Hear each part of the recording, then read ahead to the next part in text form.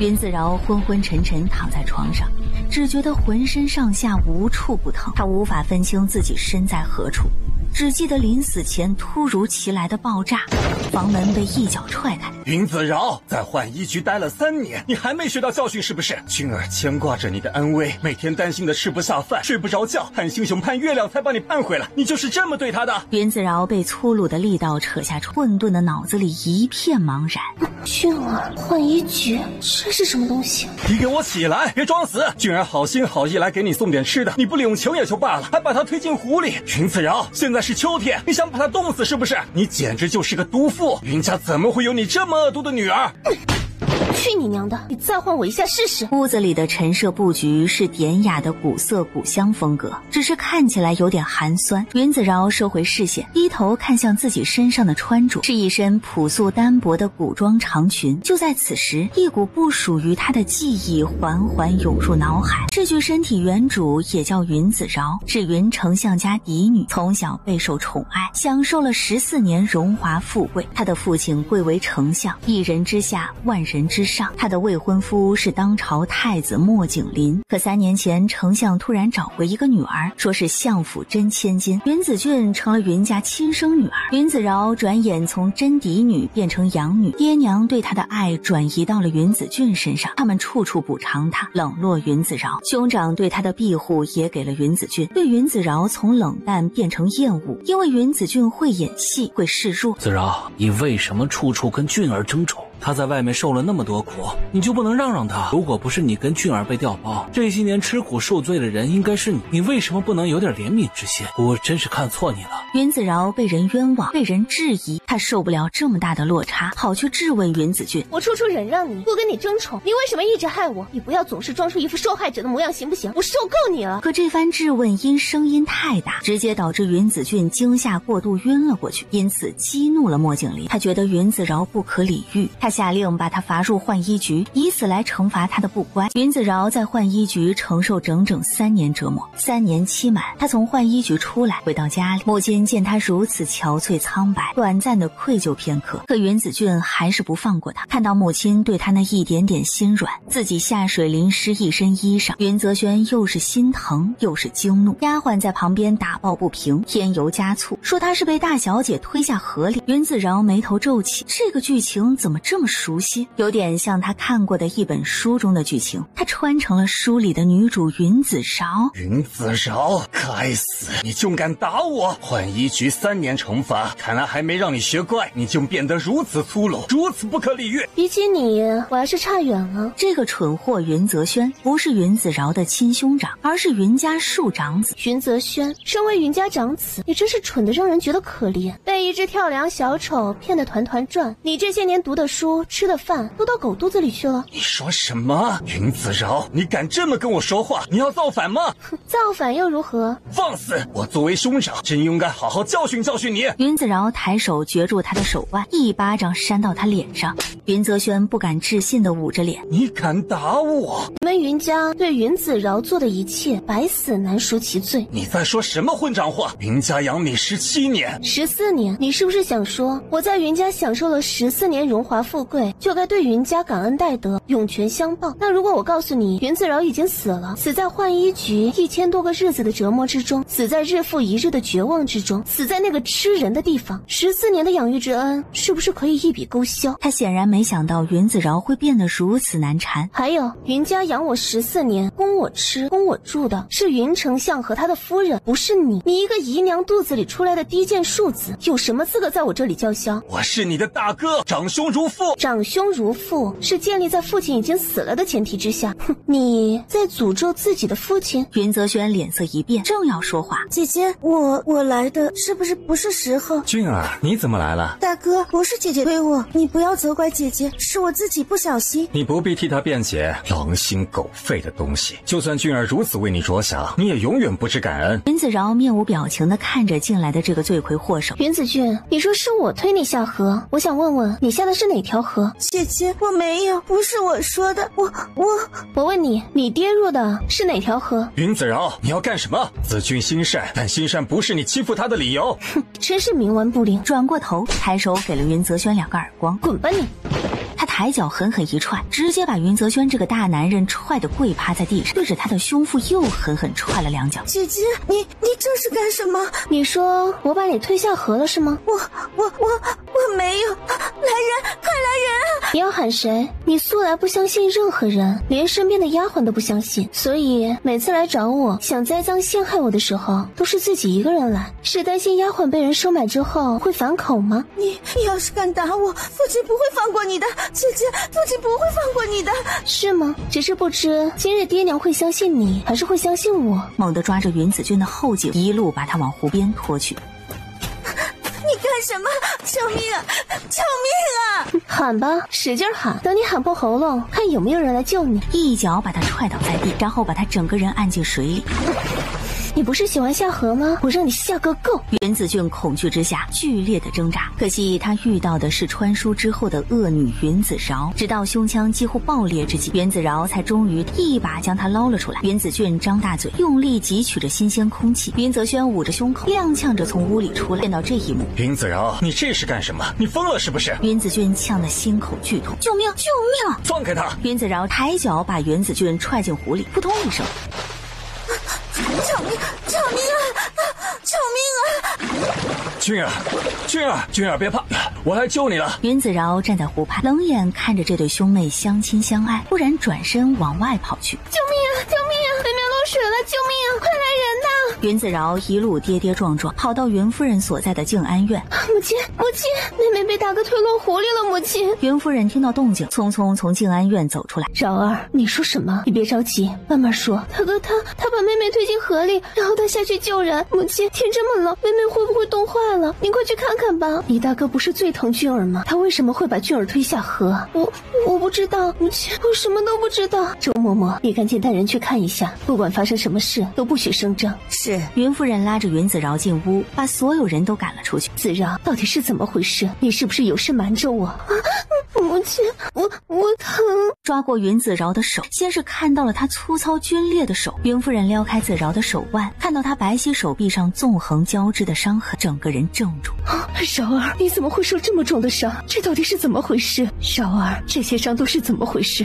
你这3年在浣衣局都是遭这种罪吗？太子明明说只是小惩大戒，他会暗中保护你，怎么会这样？怎么会这样？母亲，我没事的，是我任性，受什么罚都是应该的。我不怪您和父亲，也不怪妹妹，就算他叮嘱浣衣局的嬷嬷让他们好好的惩罚我，也是我应该受的。我以后不会跟妹妹争宠，家里的一切我都不会跟她争，我会很乖的，母亲，我会很乖的。饶儿，我的饶儿，你不要这么害怕，你是我的女儿，我以后还是会把你当亲生女儿疼爱，你不要说这些好不好？母亲，我的事情不重要，当务之急是千万不能让父亲知道大哥对妹妹有非分之想。我什么都没说，我什么都不知道。子饶，你在说什么？你刚才说什么？什么非分之想？是我胡说八道，我该死，我看错了，听错了。大哥没有对妹妹说那些话，他也没有故意把妹妹推下河，不是故意制造救妹妹的机会，我说错了。云子饶说着，忽然眼前发黑，整个人毫无预警的晕了过去。饶儿，快来人呐！去请大夫，请大夫过来。外面2个侍女闻声匆匆进来，把饶儿放到我的床上去请个医术好一点的大夫来。丫鬟匆匆离去。云夫人走到床边，不要打我，我知道错了，不要打我，不要打我。云夫人捂着嘴，心脏被人揪住似的疼。她这3年在浣衣局到底遭了多大的罪啊？大哥，别打我，我没有伤害妹妹，不是我，母亲不要丢下我不跟妹妹争宠，不要丢下我好不好？云夫人紧紧握着她的手，哭得无法自抑。饶儿，我的饶儿，从今以后没人欺负你，不会有人欺负你了。夫人，大公子把二小姐从水里救了起来，但是他看起来很愤怒，不断的咒骂着大小姐，说大小姐恶毒，把兄长和妹妹都推下河，还说大小姐在浣衣局3年还没学乖，应该把她再送进去，好好受一番惩罚。他放屁！周嬷嬷，你来看看饶儿这些年遭的罪。太子明明承诺过，只是给饶儿一点小小的教训，你看看，这是小小的教训吗？饶儿身上到处都是伤。他这3年不知是怎么熬过来的，身体虚弱成这个样子，他能把云泽轩那么高大强壮的男子推下河，他是在骗鬼吗？二小姐也是说大小姐把她踹下去的，大小姐还把她按在水里，试图淹死她。有人看到吗？大小姐昨晚刚从浣衣局回来，吃完饭就睡着了。以前伺候过她的丫鬟被调去了厨房，身边暂时还没有服侍的人。二小姐去找大小姐的时候，身边没有带丫鬟，大小姐的院子又有点偏僻，所以周嬷嬷，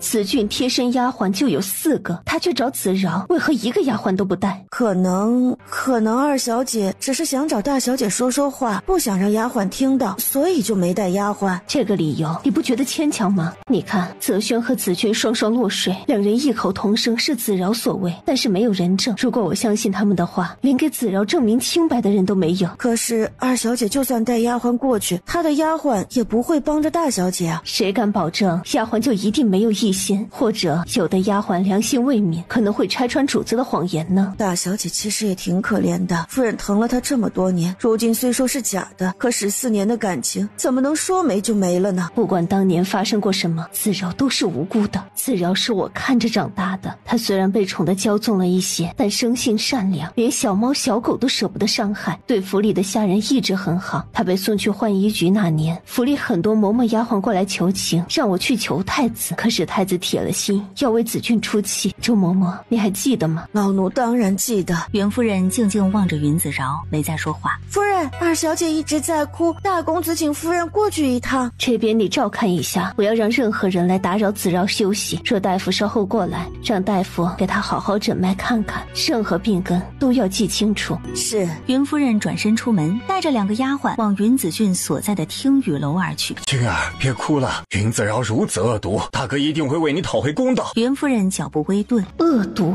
他跟子饶多年兄妹，对子饶性情不了解，还是14年没有一点兄妹感情。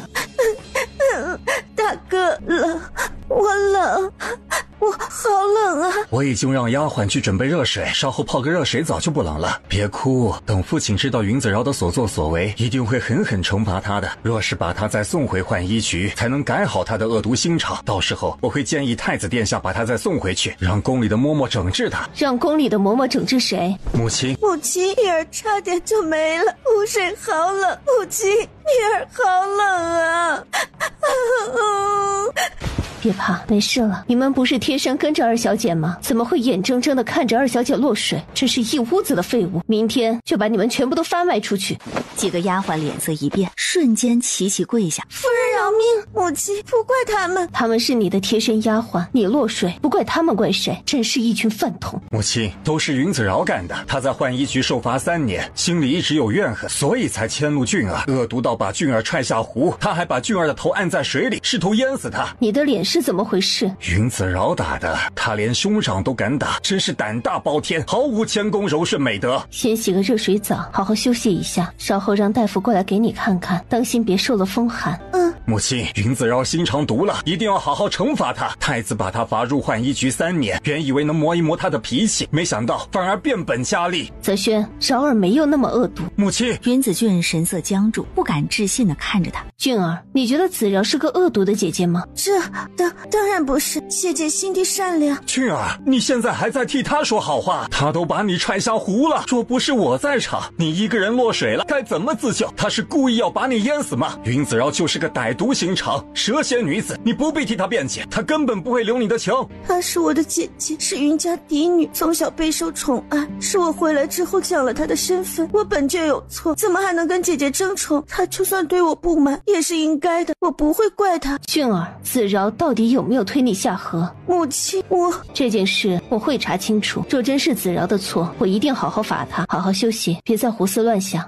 云夫人起身走了出去，她转头看向云泽轩。泽轩，俊儿这里有丫鬟照顾，稍后大夫也会过来，你先回去读书，别把功课落下了。是，母亲。袁夫人转身离开。大哥，母亲这是怎么了？我怎么觉得母亲今天有点反常？你也觉得反常？母亲好像不太高兴。是不是云子饶是跟母亲说了什么？一定是他恶人先告状。你先去休息，我去跟母亲解释清楚。绝不能让母亲冤枉了我们。云子俊轻轻点头，云泽轩吩咐侍女好好照顾二小姐，然后就转身走了出去。抵达静安院，远远看到周嬷嬷送一个大夫从屋子里走出来。大少爷，母亲请了大夫。大小姐受刺激晕了过去，夫人请大夫来给大小姐号脉，夫人吩咐老奴带大夫去看看二小姐。她根本就是装的。匆匆抬脚往屋子里走去。母亲，云子饶根本没受刺激，她晕过去是装的。刚才在她的院子里，她明明生龙活虎，不但把妹妹揣进湖里，连我都不是她的对手。云夫人听到云泽轩的声音，面色愠怒。母亲，你怎么了？你妹妹现在就躺在床上，她身上伤痕累累，已经被搓磨得不成样子。你这个兄长不但没有丝毫怜悯之心，还口口声声骂她恶毒。泽轩，你对自己的妹妹就如此仇视吗？可是母亲，我说的都是真的。子饶她，子饶在浣衣局3年，几乎把所有的苦楚都受了一遍。方才大夫来把脉，说她身体孱弱，营养不足，身上遍布的伤痕都是看得见的外伤，看不见的内伤更严重。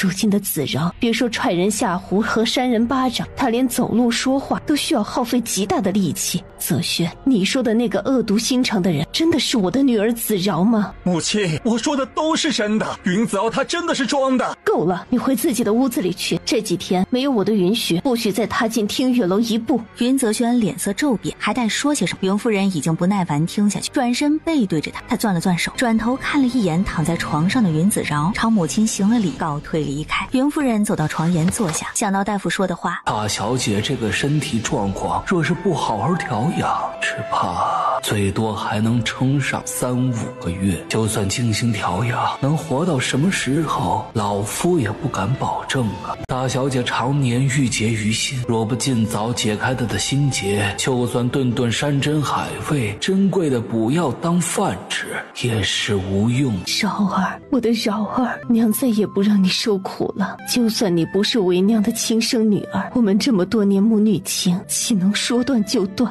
夫人，大夫给二小姐号过脉了，说二小姐落水受了凉，叮嘱下人熬一碗姜汤喝下，再注意保暖，好好睡一觉，出汗就行。大夫有没有说别的？大夫出门之后，老奴悄悄问了大夫，二小姐身体状况如何？以前受苦遭罪，会不会落下病根？大夫说二小姐身体很强健，不像是遭过罪的身体。有没有可能是这3年调养把她的身体调好了？大夫说，常年遭罪的身体跟养尊处优的身体是不一样的，就算用心调养，也会留下一些痕迹。但二小姐身体健康得很，从小到大应该没吃过什么苦。怎么可能？大夫是这么说的。大夫还说他没必要蒙骗我，说二小姐身体好就是好，大夫不能撒谎，不会说昧良心的话。这么说来，倒是我这个做母亲的太过小心翼翼，错把君儿当成易碎的珍宝。周嬷嬷垂眸不语。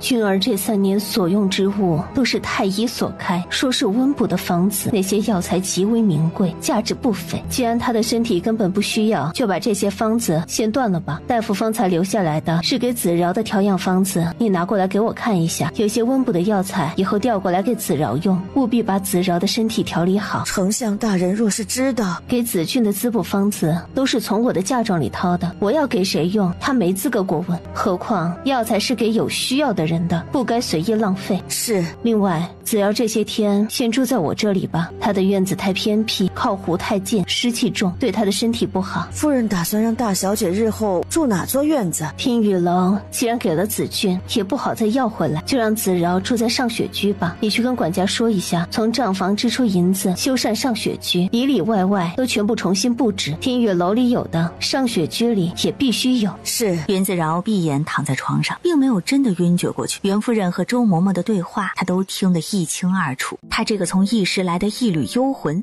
天生的恶女圣体，就是要在活着的时候好好报复他们。悠悠睁开眼，小二，你醒了，怎么样？有没有觉得哪里疼或者哪里不舒服？母亲，我这是在哪儿？在我的屋里，我让周嬷嬷给你炖了参汤，你等会儿少喝一点，补补身子。不用，母亲，不用的，参汤留着给妹妹喝，我不需要。傻孩子，你身体太弱，需要进补。真的不用，母亲，我1日3餐，不，1日2餐有米饭有蔬菜就很好了，我不贪心。母亲，我不是您的亲生女儿，不配享受云家的这一切。14年是我夺走了妹妹的荣华富贵，我应该还给她，我应该还给给他的。饶儿，我的饶儿，母亲多希望你还像以前那样明媚开朗，就算刁蛮任性一些也没什么。我们宠着你，就是想让你开心如意，想让你幸福快乐呀。饶儿，是母亲错了，母亲不该答应让你去浣衣局，不该冷落你，不该由着他们欺负你。饶儿，是母亲对不起你。他好想问问云夫人，你知道云子饶在浣衣局的3年是怎么过的吗？你知道他每一个日夜都在期盼着你能接他出来吗？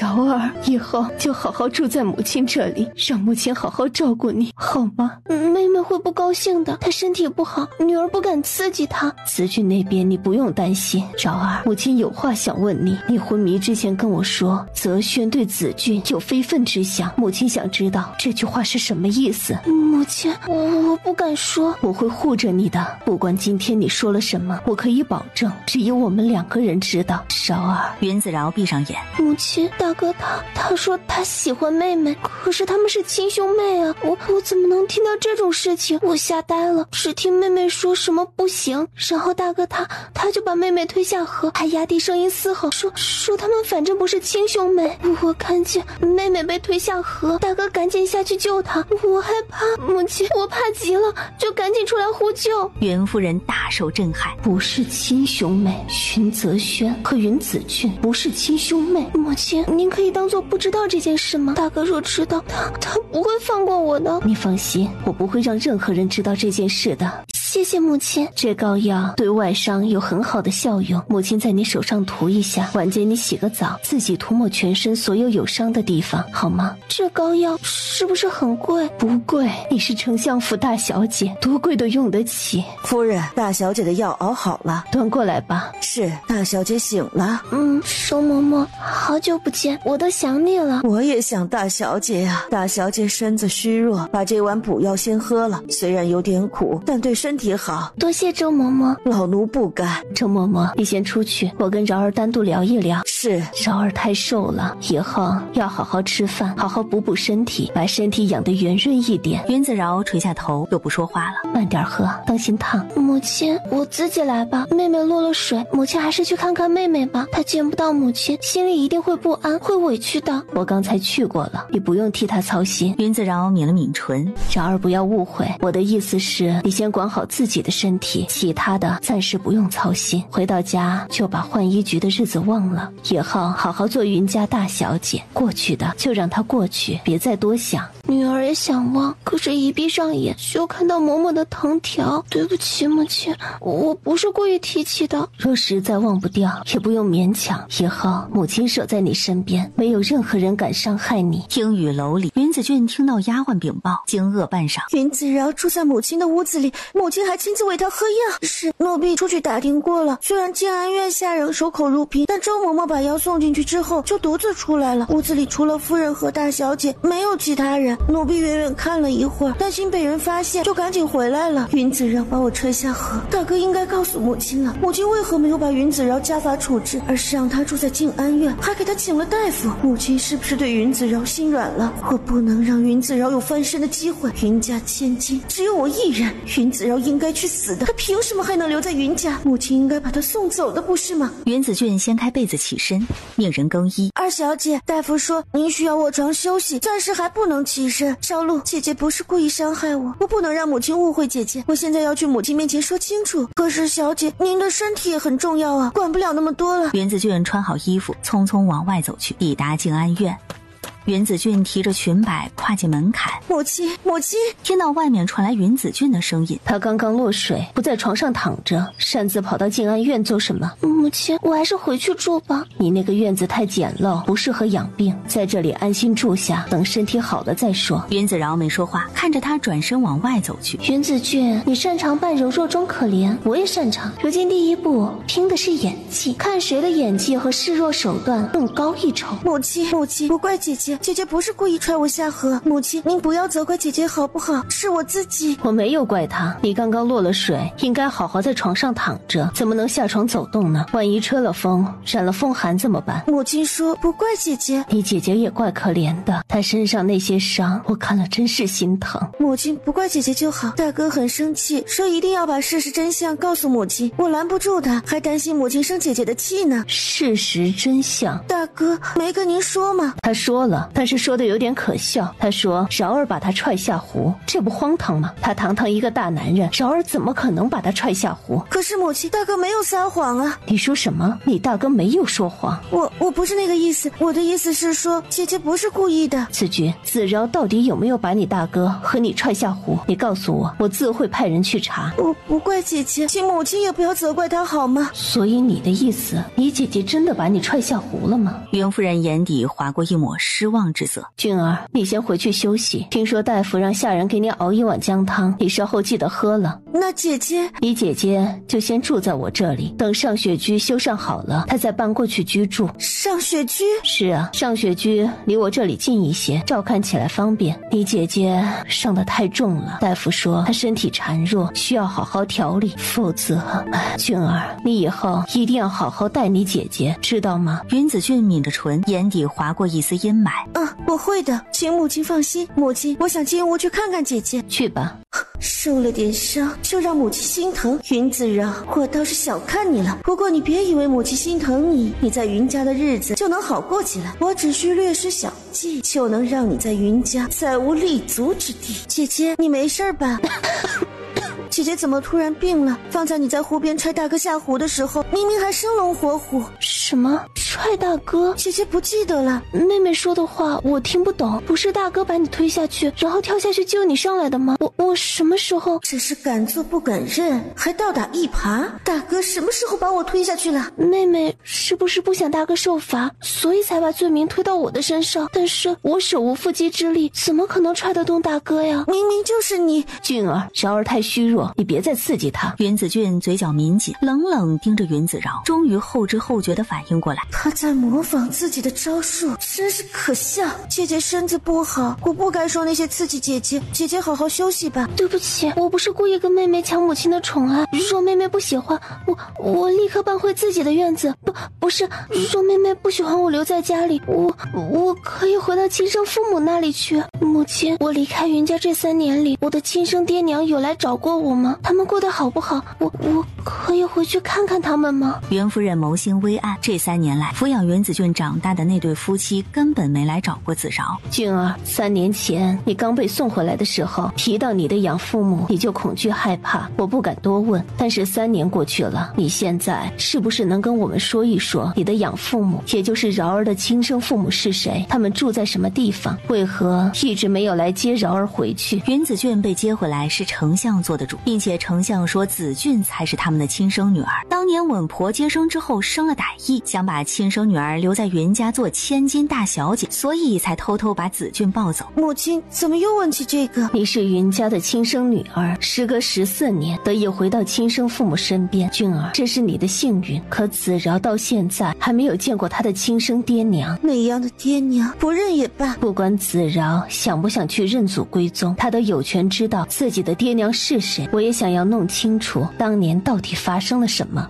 稳婆这样的行为是错的，应该得到应有的惩罚。我跟亲生女儿分别14年，都是因为她的一念之差，我不该找她问个清楚吗？可我不想让姐姐承受那些，该承受的就要承受，躲也躲不过。我在浣衣局3年都熬过来了，自己的亲生爹娘难道比浣衣局的那些嬷嬷还可怕吗？云子俊眼神微冷，不自觉地掐紧掌心。又在使用苦肉计吗？是我亲生母亲造成的罪孽，我理应承担一部分责任。可我到底不是始作俑者，所以母亲不忍心把一切迁怒到我身上，想找始作俑者问个清楚也是应该的。该死的贱人，非要打破砂锅问到底，倒是把他送到青楼去接客算了，看他还敢不敢问那么多。妹妹，还是告诉母亲他们在哪里吧，母亲心里有恨，是该找这个罪魁祸首问清楚的。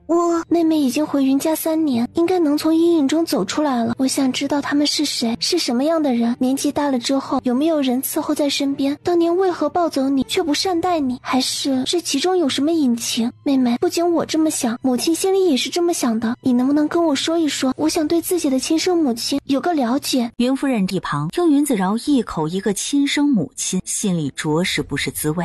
母亲她曾经有个儿子，但是后来生病没了，只剩下我一个女儿。当年抱走我是想让她的亲生女儿留在云家享福，想长大之后让她的女儿贴补她的儿子，但是因为她的儿子早夭，她受了刺激，就把怒火都发泄到我身上，说我是丧门星，说我不祥，克死她的儿子。他们现在人在何处？我想去见见他们，问问他们当初为何要这么做，他们又是怎么做到的，有没有明显的胎记或者证据可以证明我确实是他们的女儿。姐姐，这是什么意思？难道我还会骗你不成？我不是说你骗我，妹妹别误会，我只是觉得这件事情过于离奇，我只是忽然想起几年前我跟母亲一起去外祖父家，外祖母的舅舅看见我说我跟母亲小时候长得一模一样，我只是觉得奇怪，为何我突然就不是母亲的女儿了呢？该死的贱人，竟如此狡诈！而说这番话是故意想引起母亲的怀疑吗？姐姐是怀疑我的身份吗？我没想到姐姐到现在还怀疑我的身份，这个家如果容不下我早就是了。云子饶颤颤伸手将她的手握住。妹妹，我不是这个意思，我意思是有没有可能我们是双生女儿？这不可能，我怎么可能跟你……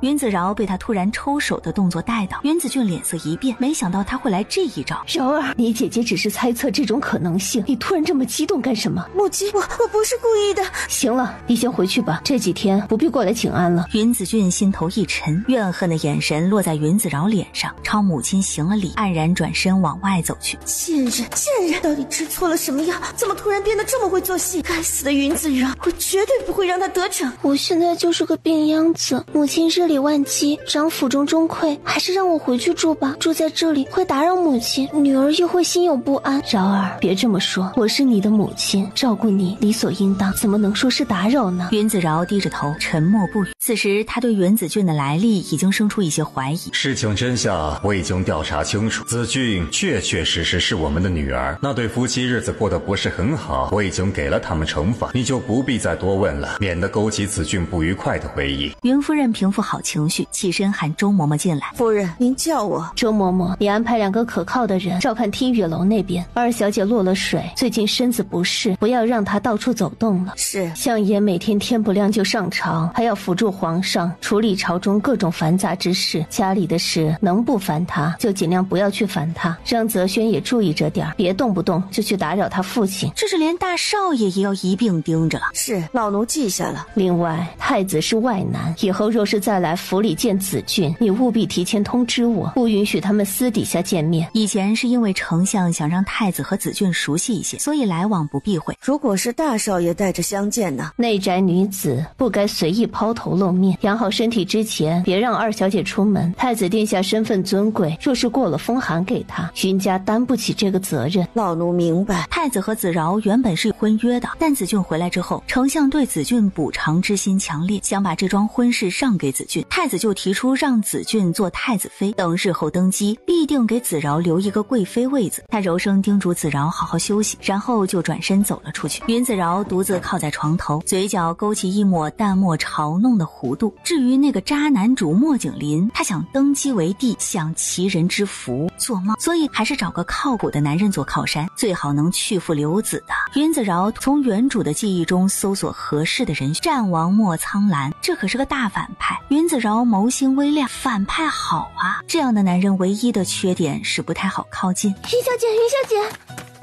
一个侍女匆匆进来。不好了，不好了！怎么了？战王爷来提亲了，太子殿下命我赶紧来通知你，请您一定不要答应。云子饶一默，这是刚瞌睡就有人递枕头，还是老天爷听到了他心里的呼唤？这个剧情还真是……你说什么？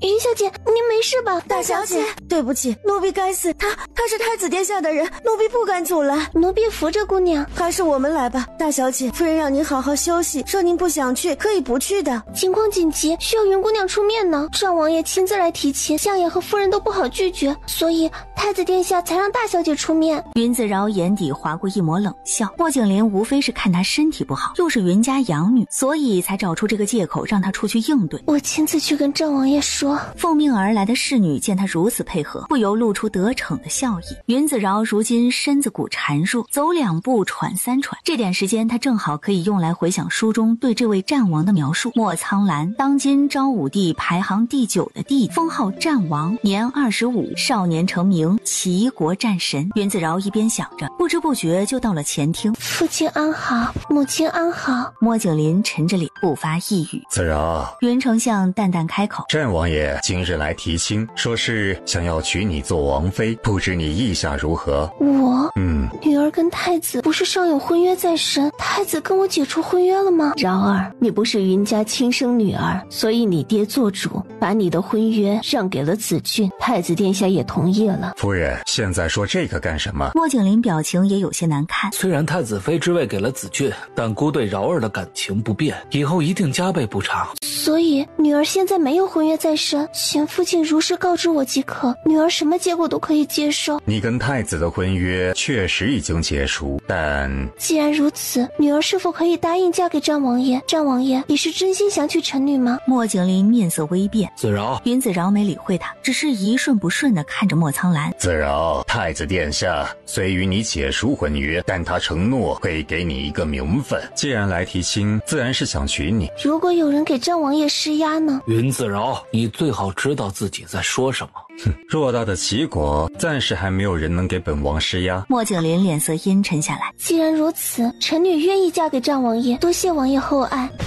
云子饶，你在说什么？还望母亲成全，女儿不是您的亲生女儿，如今身体又这般孱弱，着实不想留在府里累及母亲操心，还望母亲理解饶儿的想法，成全饶儿的决定。子饶，你以前不是最喜欢姑了吗？以前是臣女不自量力，臣女配不上太子，也不敢肖想太子。姑愿意给你一个名分。给我一个名分，是给我去浣衣局受折磨的名分吗？放肆！太子殿下的喜欢我不敢受，臣女的这双手在浣衣局洗了3年衣服，早已经不是当年养尊处优的手，配不上殿下的厚爱。臣女在浣衣局挨了3年的打，每天每夜都在想，如果这是我喜欢太子需要付出的代价，那么从此以后我只盼着能离太子越远越好。莫景林死死抿唇，云子饶跟以前不一样了，他到底哪来这般底气和胆量，敢如此同他说话？倒是有趣了。这副纤细柔弱的外表下，隐藏着狐狸似的心机。云子饶，莫苍兰起身走过去，拉着他的手臂。你是本王未过门的妻子，可不能随意将手腕掀开给别的男人看，本王不许。臣女不敢欺瞒王爷，臣女身上到处都是丑陋的伤痕，王爷不会嫌弃吗？本王常年待在战场，连脑浆迸射出来的场面都见过，你这区区一身小伤算什么？本王以后精心呵护，一定将你养得白白嫩嫩的。莫景林盯着云子饶，眼神犹如利剑。子饶，皇叔常年待在战场，怕是不懂怜香惜玉。怜香惜玉，本王确实不太懂。不过本王是个大将军，最讲究言出必行，而不是出尔反尔。本王可以给饶儿尊贵的正妻王妃身份，让她做太子的皇婶。本王可以让饶儿不再受到任何人欺负，养尊处优，十指不沾阳春水，更不用去浣衣局洗衣服。就算饶儿做错了什么事，本王也只会教他该怎么改正，绝不会用惩罚的方式教训他。若本王带兵前往边关，提前安排好足够的人手保护饶儿，绝不让他在皇城被任何人看低了去。战王府钟馗由云子饶执掌，他想亲自管就亲自管，他不想亲自管就安排可靠的人管。王府的银子随他取用。本王来日若得他国求和上贡，所得珠宝首饰、绫罗绸缎，一定挑最好的给饶儿，其他人先靠边站，因为他是本王的的妻子，本王一定把她护若珍宝。真霸气啊！云子饶低眉盯着他的手，多谢王爷厚爱，臣女身份卑微，挡不住王爷如此看重，只求嫁过去之后有口热饭吃，不用每天吃馊饭剩饭，不用天不亮就起来干活，晚上不用睡潮湿的床，不必冬天用冷水洗衣服，不用每天挨嬷嬷的打，臣女就知足了。饶儿受苦了，都是我这个做母亲的失败，没能保护好你。莫苍兰盯着云子饶苍白的脸，眼神微深。饶儿说的这是什么话？本王又不是没有人性的畜生，会让一个娇弱的女子承受如此折磨。云子饶，你是在指责过没有人性的畜生？他是在骂谁？当年明明是你太任性太骄纵，才让你进浣衣局，想要磨一磨你的脾气，做这一切都是为了谁？还不是让你闭嘴！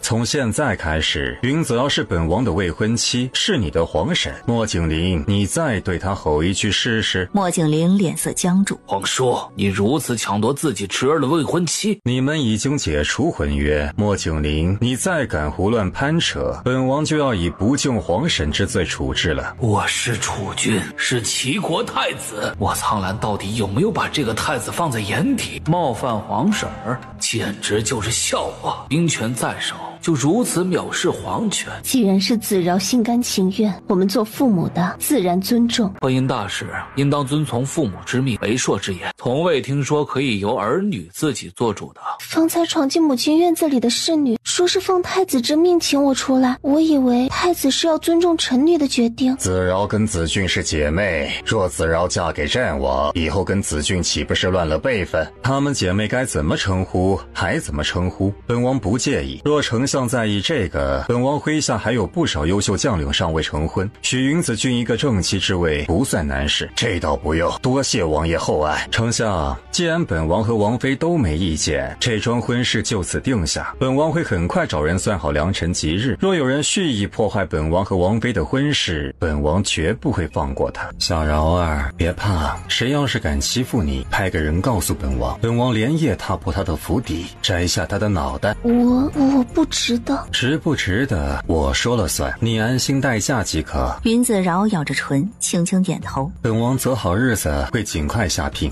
告辞。丢下这句话，他转身往外走去。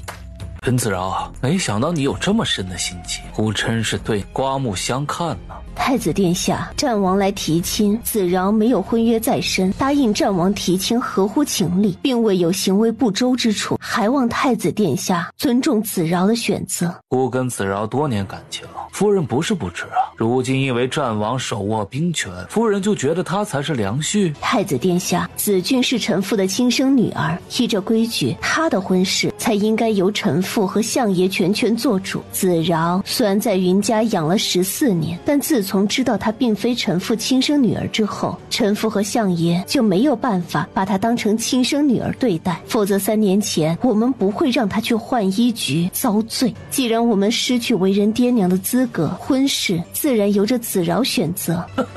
看来夫人是在责怪姑。臣父不敢。云子饶，当初是你自己骄纵任性，姑才让你去浣衣局磨磨脾气，你如今倒是敢怨恨姑了。看来3年没让你学乖，反而让你变本加厉。太子这是得不到臣女，恼羞成怒吗？此言一出，云夫人愕然。云子饶，怎么跟太子说话的？放肆！姑今天就好好给你一个教训。给谁一个教训？厅外冷不防响起懒洋洋的声音，让莫景林即将落下去的手僵在半空。明明已经离开的莫苍兰，竟又神不知鬼不觉又折了回来。皇叔还没走，本王不放心，所以半途折回来看看。本王方才说什么来着？姑！莫苍兰毫无预警地给他一个耳光，莫景林被打得一懵。朕王爷，你这是干什么？云夫人也是一惊。舒服吗？皇叔，姑是太子，你一国之君该端庄宽容，心怀天下，有容人之量。自己悔婚在先，把人送去浣衣局折磨在后，如今还想仗着身份对一个弱女子粗暴动手。莫景林，你说你是太子，你的行为哪里像个太子？莫景林面上羞怒，冷冷看着莫苍兰。依本王看，你根本没资格做这个太子，不如早点退位让贤为好。来人！外面进来2个侍女。王爷，你们俩留在云姑娘身边伺候，从今儿个起，她就是你们的女主子，不久之后还会成成为战王府当家主母，谁敢欺负她，你们就10倍反击回去。不管是谁，任何后果本王担着。是。本王的未婚妻不是谁都能打的。莫景林脸色青白僵硬，他却一个字不敢多言。天色不早了，太子还打算继续待下去？莫景林抿着唇看了云子饶一眼，转身往外走去。到了厅外，一道人影匆匆而来。不识太子殿下驾到，泽轩有失远迎。到了近前，才看到战王也在。参见太子殿下，参见战王爷。泽轩，我不是让你待在房里好好看书准备功课吗？母亲恕罪，儿子听闻太子驾到，觉得应该出来给太子殿下请安，还有妹妹落水一事。泽轩，住口！落水？俊儿怎么会落水？俊儿何时落了水？我怎么不知道？夫人，这到底是怎么回事？此事我还在查。子饶从浣衣局回来之后，对我和俊儿怀恨在心，他把俊儿按在水里，差点淹死他。后来见我来了，就直接把我和俊儿踹进湖里，害得俊儿淋成了落汤鸡。若不是我把俊儿救上来，后果简直不堪设想。你若心里有恨，应该冲着我来，朝俊儿发什么脾气？你是觉得淹死他，你就可以做云家唯一的千金大小姐？太子殿下的脑子是不是扔在太子府，忘记带出来了？皇叔，若说云子饶趁其不备把云子俊推下水，此事尚有几分可信度。可云公子发现他动手之后，还能被他踹下湖，用你的猪脑子想一想，这件事做成的可能性有多大？云泽轩身躯高大，他把云泽轩踹下湖，确实令人存疑。山王爷，我说的都是事实，云泽饶只是表面柔弱，他……够了，云泽轩，你真是太让我失望了。母亲，我没说谎。就算你护着俊儿，也不该如此离谱的栽赃子饶。他身上的伤我亲自看过，近日大夫来给子饶号脉，说他外伤严重，肺腑内伤沉疴，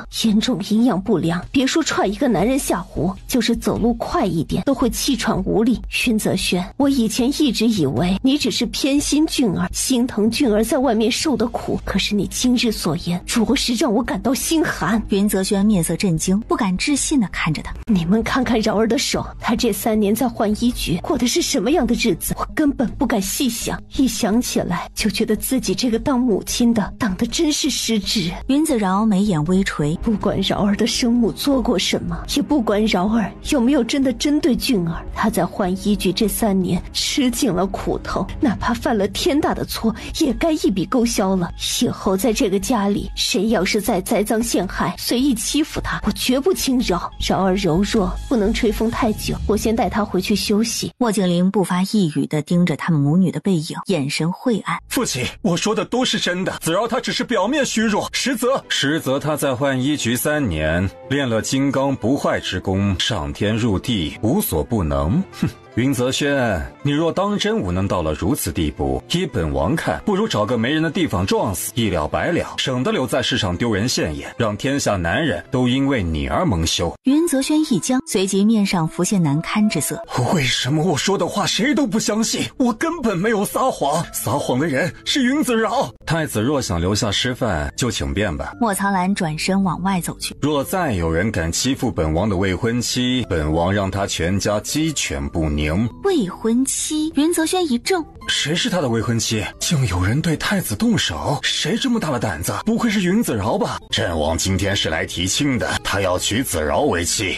云泽轩一怔回神，战王提亲，父亲答应了，是子饶自己答应的。战王态度坚决，不容反对。婚姻大事乃是父母之命，媒妁之言，哪有自己来提亲的？子饶怎么能轻易答应？不答应还能怎么样？心情糟糕透顶，转身去了书房。战王怎么会突然来云家提亲？皇叔这是故意跟我作对。那我们现在怎么办？云子饶还真是有心机，不声不响就攀上了战王这门亲事。他什么时候跟皇叔见过？没听说过呀，他这3年待在浣衣局，根本没机会出来，怎么会认识战王？过去看看俊儿。云泽轩跟在他身边。方才我说的话确实让人难以相信，但我说的都是真的。云子饶只是表面柔弱，太子殿下，你千万别被他骗了。他不但扇我耳光，还把我跟俊儿踹进湖里，害得俊儿淋成了落汤鸡。莫景林脚下微顿，忽然偏头看着他。太子殿下，以云子饶眼下的身体状况，姑也没办法相信你说的。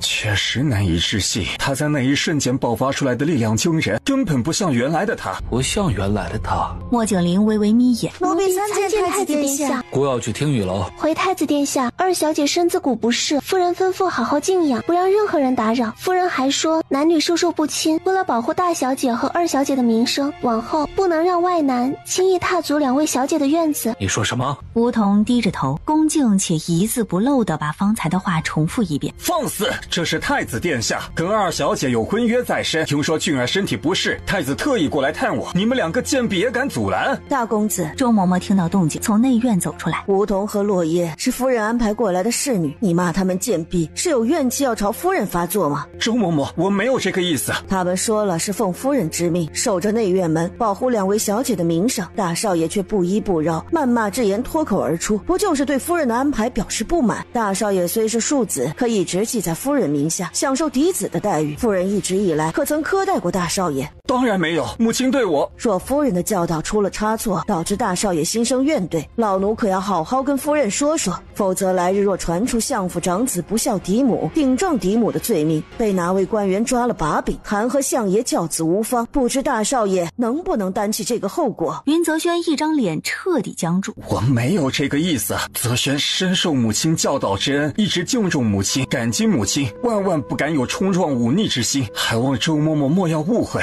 既然母亲是为了保护两位妹妹的名节，作为儿子我自当遵从，只是往日太子殿下和俊儿一直有来往，还望周嬷嬷能通融一下，让太子殿下去探望妹妹一次。将太子殿下恕罪，二小姐刚喝了姜汤睡下，衣衫不整，不便见客。莫景林冷冷看了他一眼，转身拂袖而去。云泽轩忍不住攥紧双手，面无表情地看了周嬷嬷一眼。继续看着，别让任何人随意踏进内院。是。听雨楼里一片安静，云子俊坐在床沿，手里端着姜汤。这一切都是因为云子饶，自己差点被淹死是因为云子饶，母亲对自己冷淡也是因为云子饶。云子饶是在学自己吗？这个贱人，他就应该死在浣衣局。只是他以为自己装可怜，博得母亲心疼，就能改变他现在的处境。他做梦，母亲只是掌管中馈的一宅妇人，他一时心软又能怎么样？这个家里是父亲说了算。二小姐，朝露跨进门槛，太子来了相府，你看到了太子没有？奴婢经过二门的时候，是听到周嬷嬷说话的声音，太子想来见见二小姐，大公子带着一起来的，但周嬷嬷说二小姐落了水，喝完姜汤正在休息，不便见客，太子殿下就走了。云子俊脸色一变，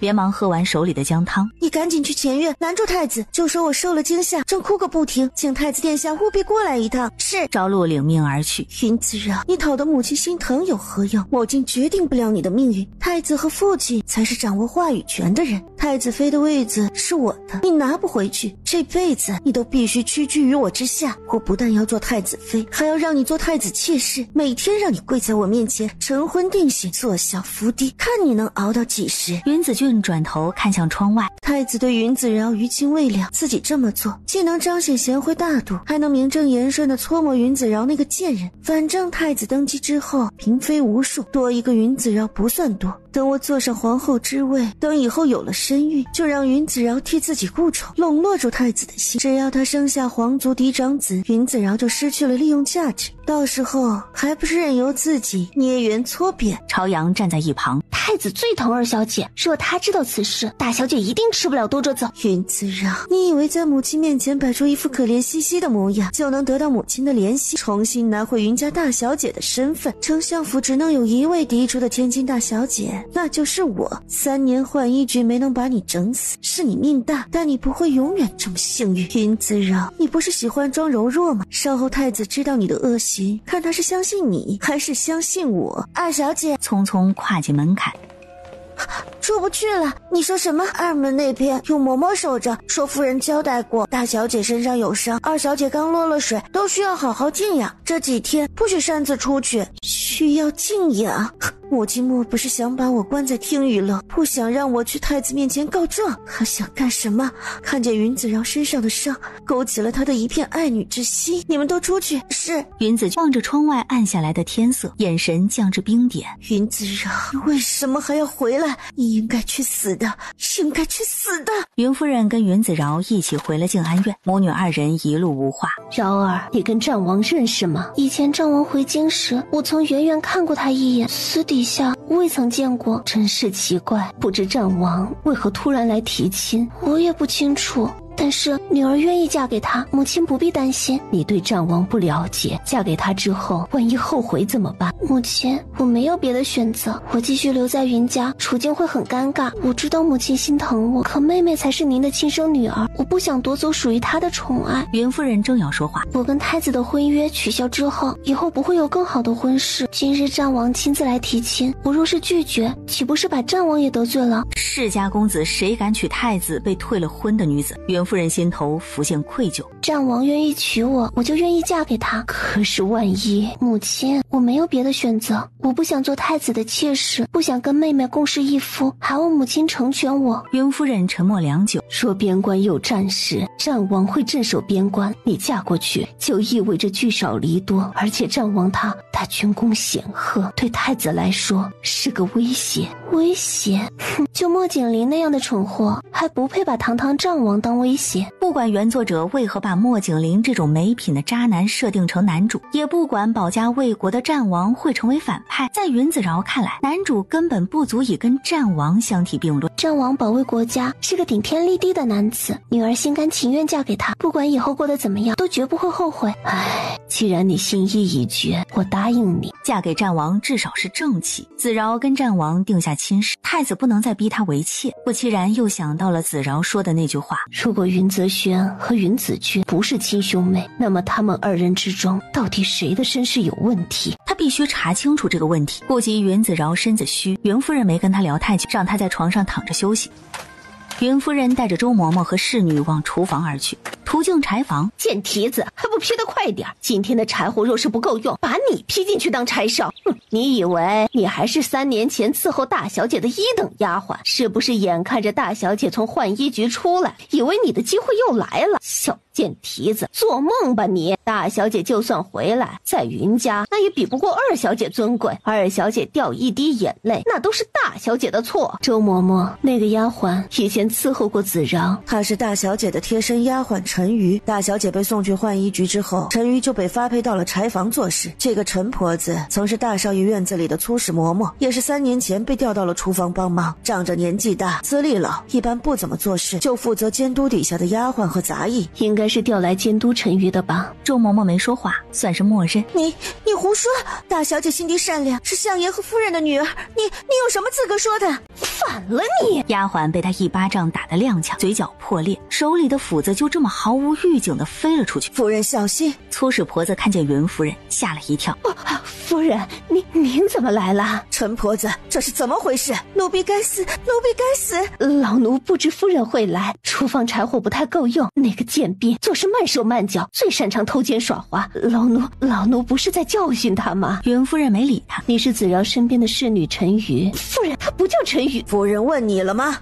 奴婢以前叫陈瑜，这是大小姐给奴婢起的名字，可眼下奴婢身份低贱，已不配这个名字。从今儿个起，你还是回到大小姐身边去，不用在这里劈柴了。夫人，这不妥吧？这个贱婢干惯了粗活，怎么还能伺候大小姐呢？不如我去给大小姐挑一个更伶俐的。不用，就陈瑜，现在就去收拾。陈瑜抬起头，有些不敢置信地看着云夫人。夫人，去吧。奴婢这就去。谢夫人，谢夫人。夫人，他走了，这些柴火，陈瑜手慢脚慢，光会偷奸耍滑，不如陈婆子手脚利索。这些柴火就由你来劈了吧。陈婆子一僵，顿时面如菜色。陈瑜回到住处，只匆匆换了件干净的外衣，就赶紧去静安院见云子饶。进去吧，我这副模样会不会吓到大小姐？不会，大小姐看到你一定会很高兴。他举步往内室走去，当看到躺在床上的云子饶时，大小姐。云子饶转头看去，大小姐，夫人让陈瑜继续回来伺候你。小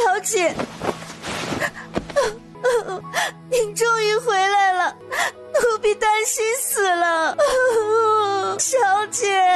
云子饶没说话，由着他哭，并示意周嬷嬷出去一下。陈瑜哭了好一阵。小姐，奴婢在柴房干了3年粗活，手都变得粗糙许多，以后是不是没资格伺候小姐了？云子饶已经从记忆中搜到了关于陈瑜的一切。他跟另一个丫鬟落雁曾经都是原主忠心耿耿的大丫鬟，2个丫鬟跟着受了不少委屈。什么资格没资格？我如今的处境又比你好到哪里去？陈瑜，是我拖累了你和落雁，我对不起你们。大小姐，你的手怎么变成这样了？以前那么白嫩无瑕的手，怎么会变成这样？大小姐，你受了多少苦啊？周嬷嬷站在院子里，拿着帕子轻拭眼角的泪花。云夫人跨进院门，周嬷嬷朝云夫人屈膝行礼。云夫人没说什么，径自抬脚朝屋子里走去。小姐，是不是有人故意陷害你？自从他来了云家，小姐受尽委屈，还被罚去浣衣局那种地方，她根本不安好心。云夫人收回跨进门槛的一只脚，安静地站着。陈瑜，不要这么说，相府是父亲当家做主，父亲说我不是他的亲生女儿，子俊才是。如果真的是我占了他14年的身份，付出一些代价也是应该的。不是这样的，小姐，不是这样的。以前舅老爷和舅夫人说过不止一次，他们都说大小姐跟夫人长得一模一样，怎么就不是夫人亲生女儿了？反观二小姐长得跟夫人根本就不一样，难道就凭相爷一面之词就认为大小姐不是大小姐吗？这也太不公平了。陈瑜，隔墙有耳，当心被人听见，你吃不了兜着走。奴婢就是替小姐委屈，好好的一个大小姐突然就成了假的，这不是糊弄人吗？我也觉得有阴谋，但我一个小小弱女子能怎么样呢？父亲说我不是他的女儿，我就只能不是他的女儿，不管是真是假，我只能认了。可是小姐，陈瑜，来，你先起来。陈瑜踉跄着站起身，我身体不太好，可能没有多久可以活了。小姐，您不要这么说，奴婢还要伺候您一辈子呢。傻丫头，这不是我想活多久就能够活多久的，我的身体出了问题。不过你放心，等我出阁，我会把你带出去，以后给你找个好去处。我哪儿都不去，就跟着小姐。行了，别动不动就哭，人不能跟天抗衡，何况只有我死了，一些人才能安心，他们不会让我活着的。小姐如此心善，上天为何这么不公？云子饶有些无奈。谁？陈瑜怔怔看着他。是二小姐吗？应该不止她一个。陈瑜，我总觉得不是云子俊一个人想要取代我，而是有只看不见的大手在背后操控着这一切。我不知道他们的目的是什么，也不知道他们为何如此处心积虑地对付我。可是我不能继续留在云家了，我想要查一个真相。夫人还是心疼小姐的，小姐不如跟夫人如实说了。不行，母亲也只是个女子，如果背后真有阴谋，她怎么跟他们抗衡？我不能把母亲拖下水。那我们该怎么办呀？陈瑜无助之下再次失声痛哭。明明是高贵的相府大小姐，突然间就成了假的，连个可以做主的人都没有。难道小姐就这么……陈瑜，别再哭了。所以子饶早就怀疑子俊的身份来历，但一直不敢声张，是想自己找证据吗？可她一个柔弱女子，去哪儿找证据呀？云夫人眸心微暗，不发一语地转身离开，并带走了周嬷嬷。抵达偏僻无人的花园里，周嬷嬷，你明日派个可靠的人送个口信给我娘家大嫂，就说我很久没有见她了，近日一直惦记着雪山的婚事，邀请她来云家说说话。好。另外这2天好好盯着子俊，别让他有机会去前院，他身边的人都看紧点，不许任何人去给相爷通风报信。夫人放心，老奴一定安排好。天色渐渐落下黑幕，云子饶吃完一碗燕窝，早早就睡下了。陈瑜不在，是因为云子饶说屋子里有人，他睡不着。云子饶怕黑，所以云夫人吩咐下人给他留了一盏灯。云子饶躺在床上，眼底一片冷厉。他起身披上衣服，走到后窗前，将一跃而出。此时的听雨楼里依然一片灯火通明。我的燕窝呢？超露，我的燕窝呢？我每晚睡觉前要吃的燕窝呢？二小姐，方才奴婢去厨房问了，他们说府里的燕窝供应有限，大小姐最近身体不太好，夫人要把燕窝和补品都让给大小姐。我知道了，你先出去。云子俊面色苍白，走远点，让我一个人安静一会儿。是。朝露行礼告退，转身走了出去。云子饶站在大树后，面无表情地盯着朝露走出院子。每次云子俊情绪不好的时候，都会让朝露、朝阳远离。云子饶才悄无声息走到门前，静静听着里面的动静。云子俊抄起桌上的茶盏砸出去。该死的贱人！我才是相府千金，凭什么夺走属于我的东西？贱人，怎么不去死？你为什么不去死啊？云子饶推门而入，我不是让你离开。他不敢置信地看着推门而入的云子饶。你来干什么？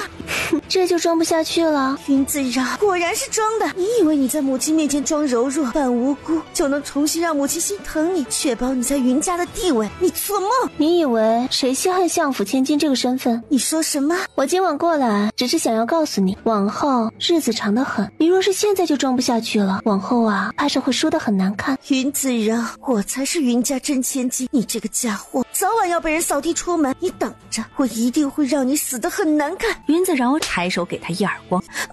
云子饶，干什么？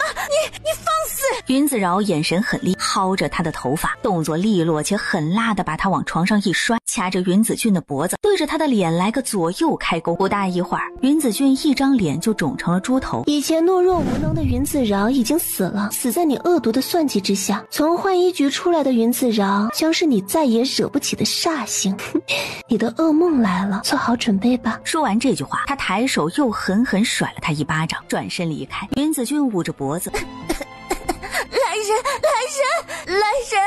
云子俊从床上起身，跌跌撞撞去拉开房门。来人，快来人呐！朝露走得远，匆匆赶来。二小姐，进屋就看见云子俊红肿的脸和破裂的嘴角。二小姐，您这是怎么了？谁打的？这是谁打的？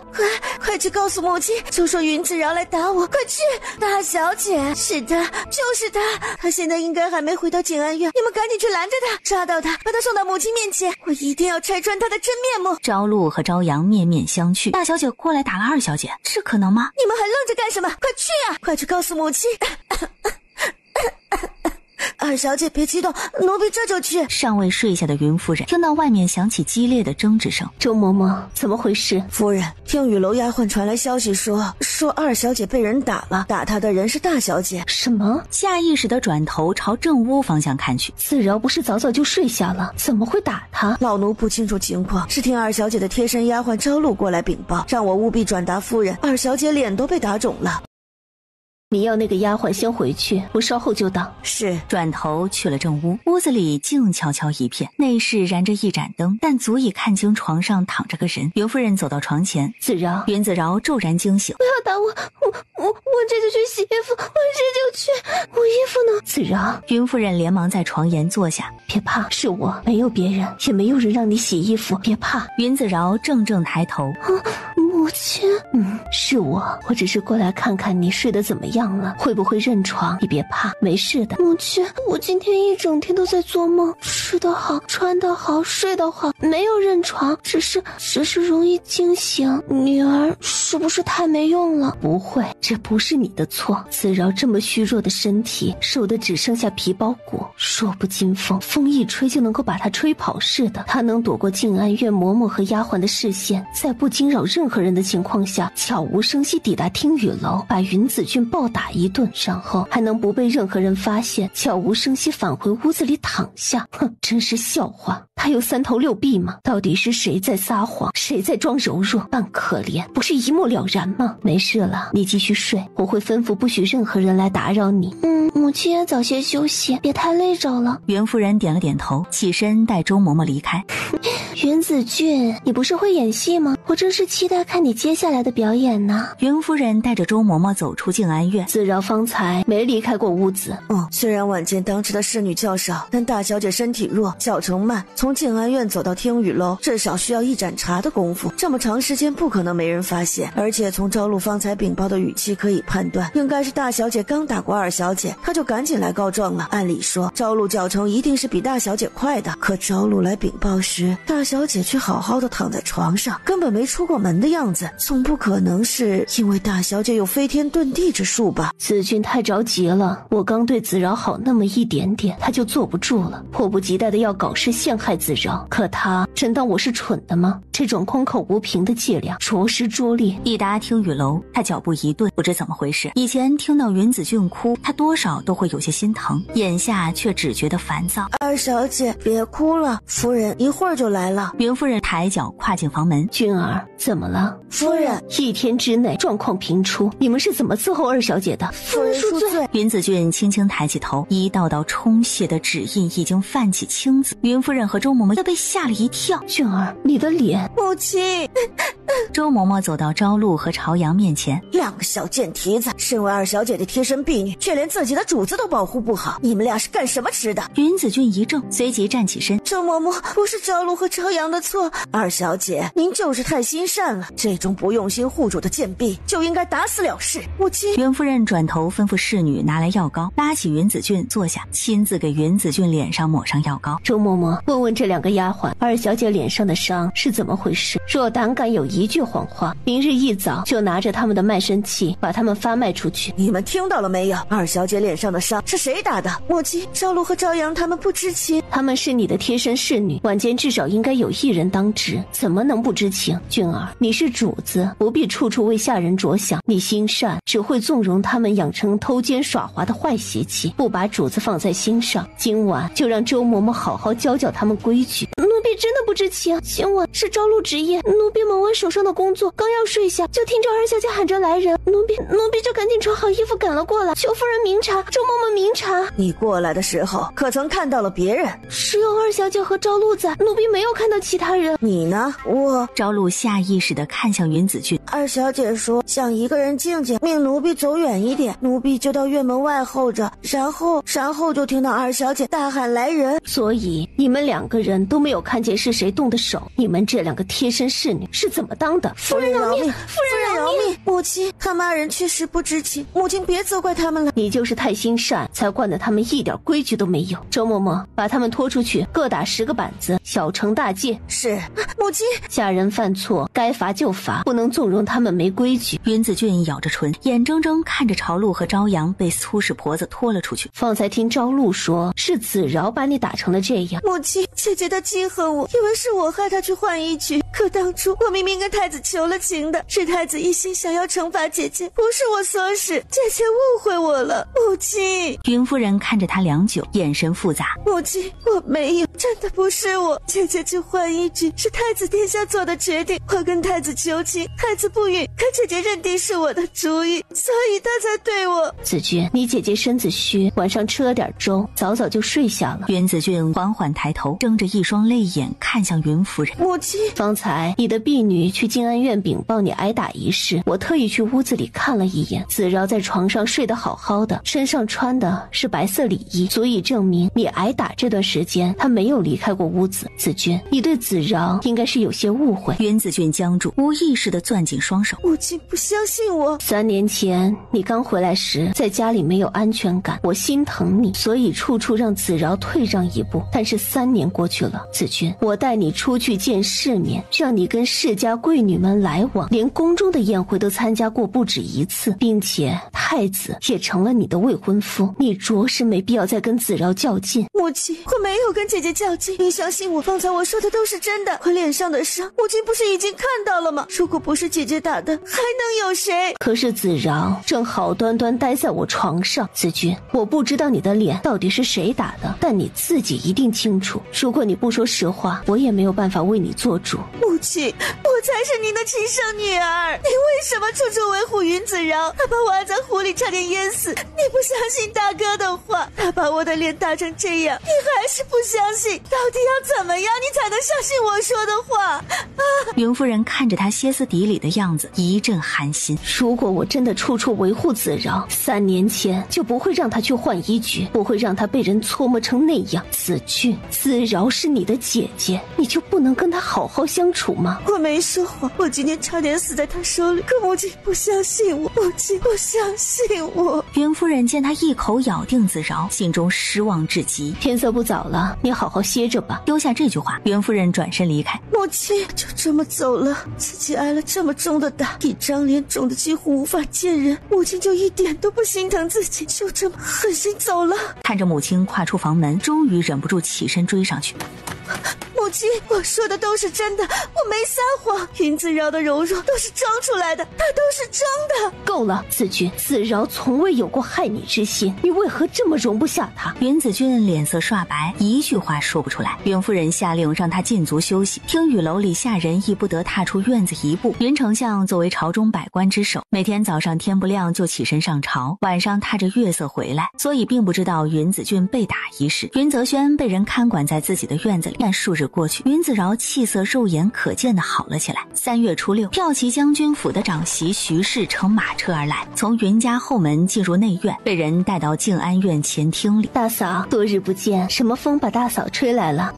这不是有事相求吗？侍女恭敬地奉了茶。周嬷嬷，你把他们都带下去，我单独跟嫂嫂聊一聊。是。周嬷嬷领着众人下去。大嫂，我有一事想求大哥帮忙，但云家人多眼杂，我担心打草惊蛇，只能求助大嫂。都是一家人，妹妹有话直说就好，我一定帮你把话带到。我怀疑子俊不是我的女儿。你说什么？子俊应该不是我的女儿，子饶才是我的亲生女儿。陈夫人眉头皱起，神色凝重。3年前相爷把子俊接回来时，只说子俊当年被稳婆抱走，是为了让他的亲生女儿留在云家享福。可是至今我都不知道稳婆抱走孩子的过程是什么样的。在云家那么多眼线之下，一个稳婆如何做到不让人发现，悄无声息地带走云家千金？还有证明子俊身份的记号，居然是脚底的一颗红痣。那个稳婆如今在哪？相爷给我的答案模棱两可。我询问子俊关于他养父母的消息，他的回答也遮遮掩掩。我不得不怀疑这其中是否存在着什么阴谋。当年子君回府时，我们就觉得事情大有蹊跷，毕竟子饶长得跟你很像，不像是被抱错的女儿。当初母亲提醒你时，你说因为子饶在你身边长大，跟你容貌相似也是正常，再加上云丞相位高权重，没理由故意弄错自己的血脉，我们就没有多加怀疑。3年前是我太过单纯，轻易就相信了他的话，以至于子饶平白受了3年苦楚。可如今我想找到真相，还子饶一个公道。若子饶是他的女儿，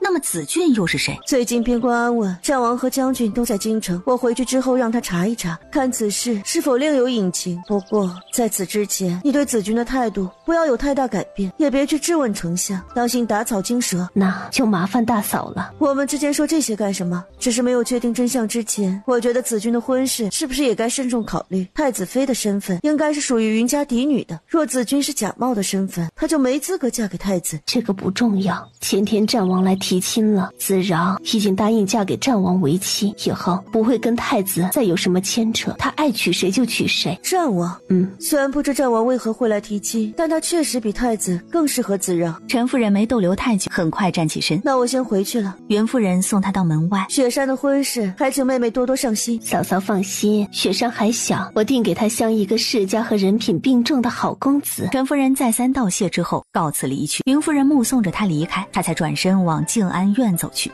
夫人，管家沿着长廊匆匆而来。宫里送来2份帖子，皇后娘娘邀请2位小姐后天进宫参加赏花宴。我知道了。走进静安院，子饶正坐在院子里晒太阳。今天精神看起来不错，怎么不在屋子里躺着？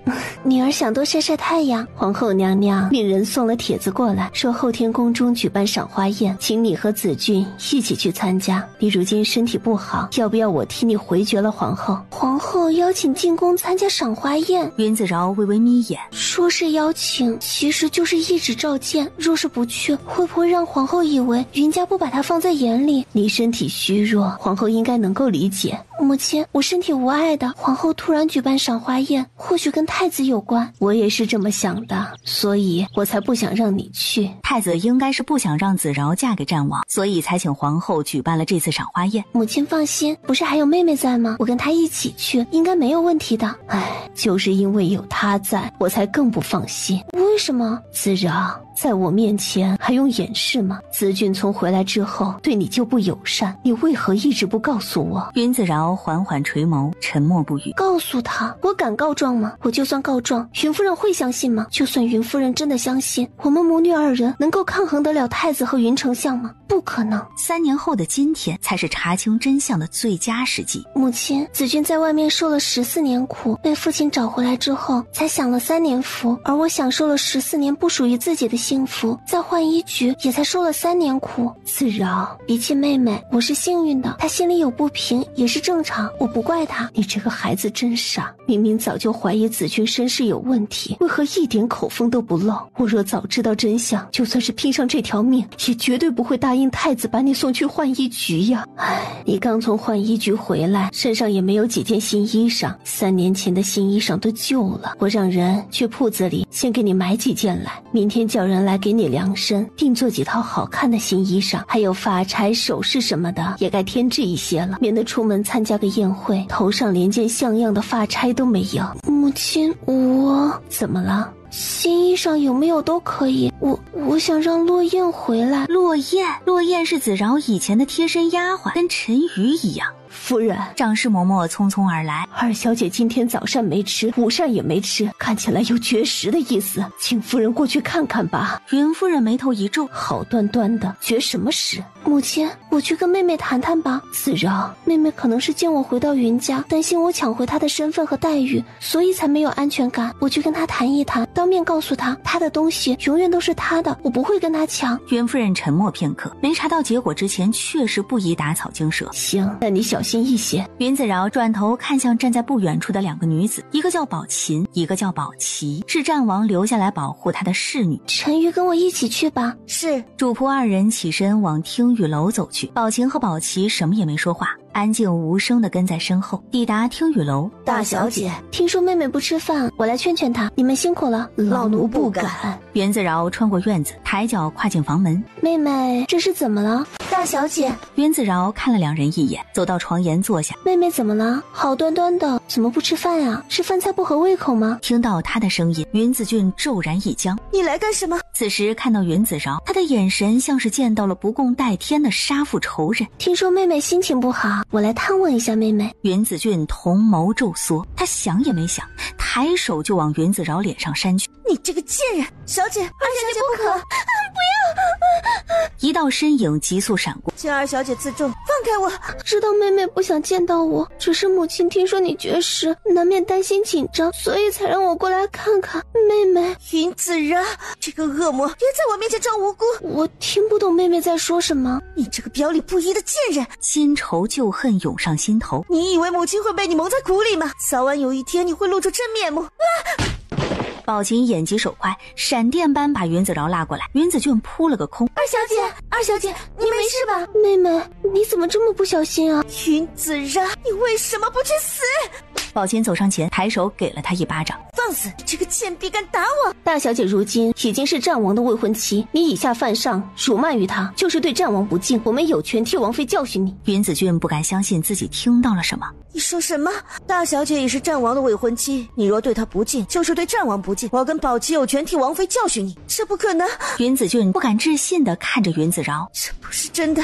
云子饶，你喜欢的人明明是太子，不可能嫁给战王，他在撒谎是不是？他一定是真的。2日前战王前来提亲，我已经答应嫁给他。妹妹，太子心里只有你，我不跟你争，以后你是不是就不会对我心存敌意啊？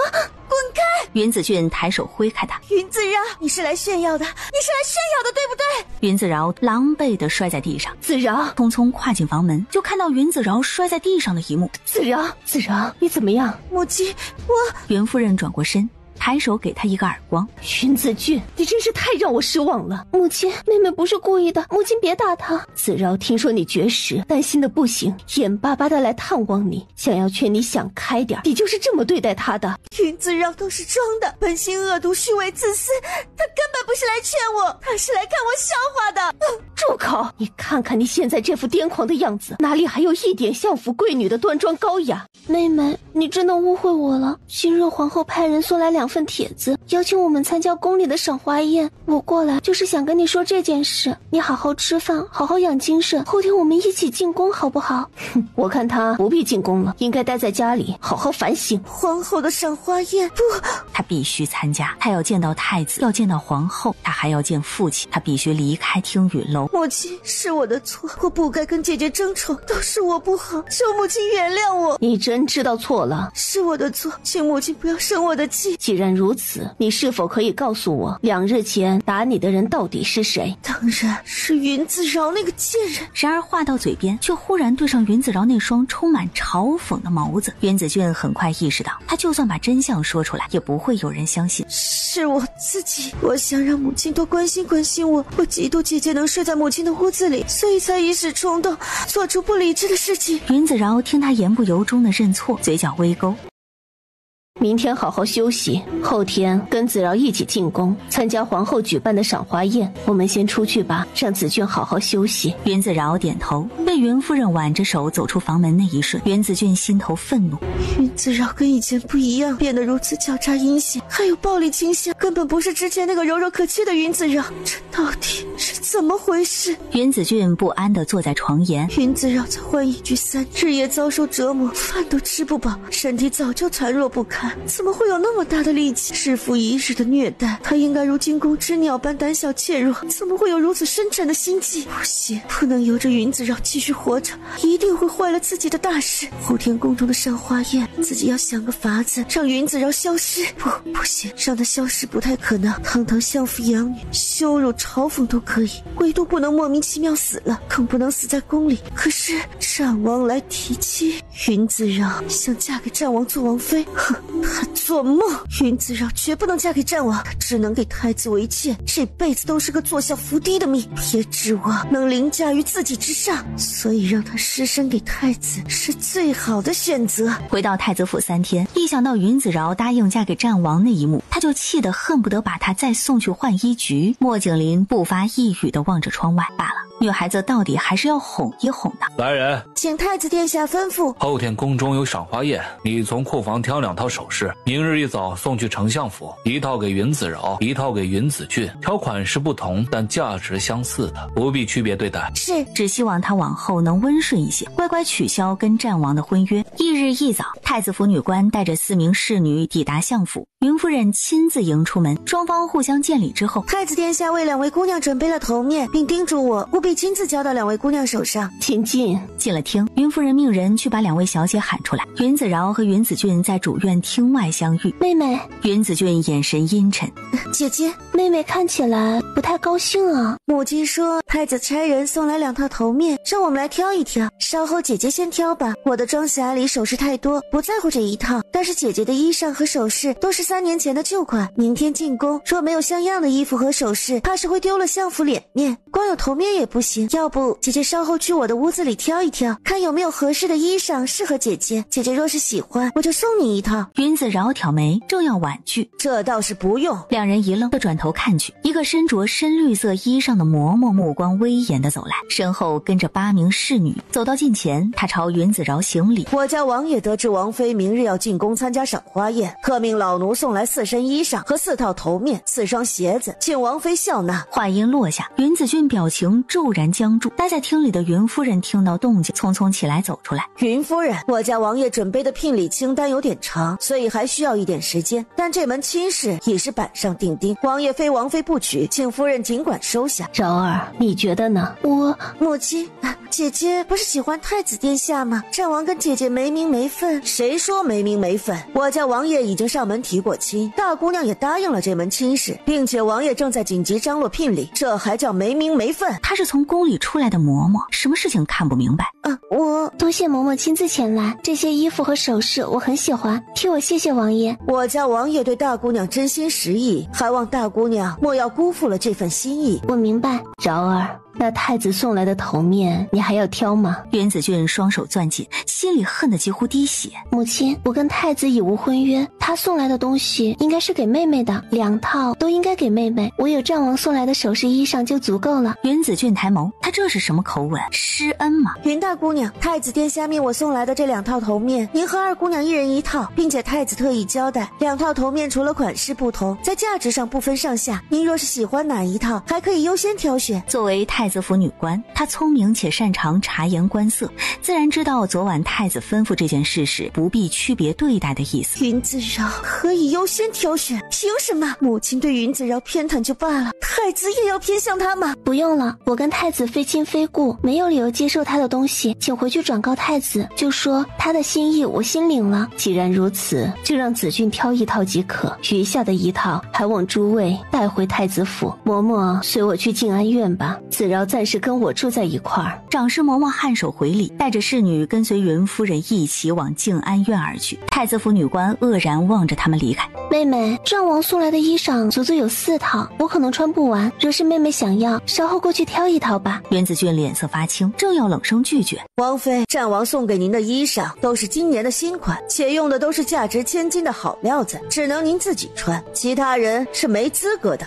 嬷嬷说的对，既然是战王送给姐姐的衣裳首饰，我怎么能要？多谢姐姐一片心意，我妹妹心领了。既然王爷不让送别人，那我只好遵命照办。不过幸好有太子送来的首饰，妹妹快去看看，若是喜欢可以都留着，太子应该不会说什么的。说完这句话，他转身跟上云夫人。云子俊死死攥着双手，贱人一定是故意的，故意在这么多人面前羞辱我，想激怒我，逼我失控发脾气是不是？哼，做梦！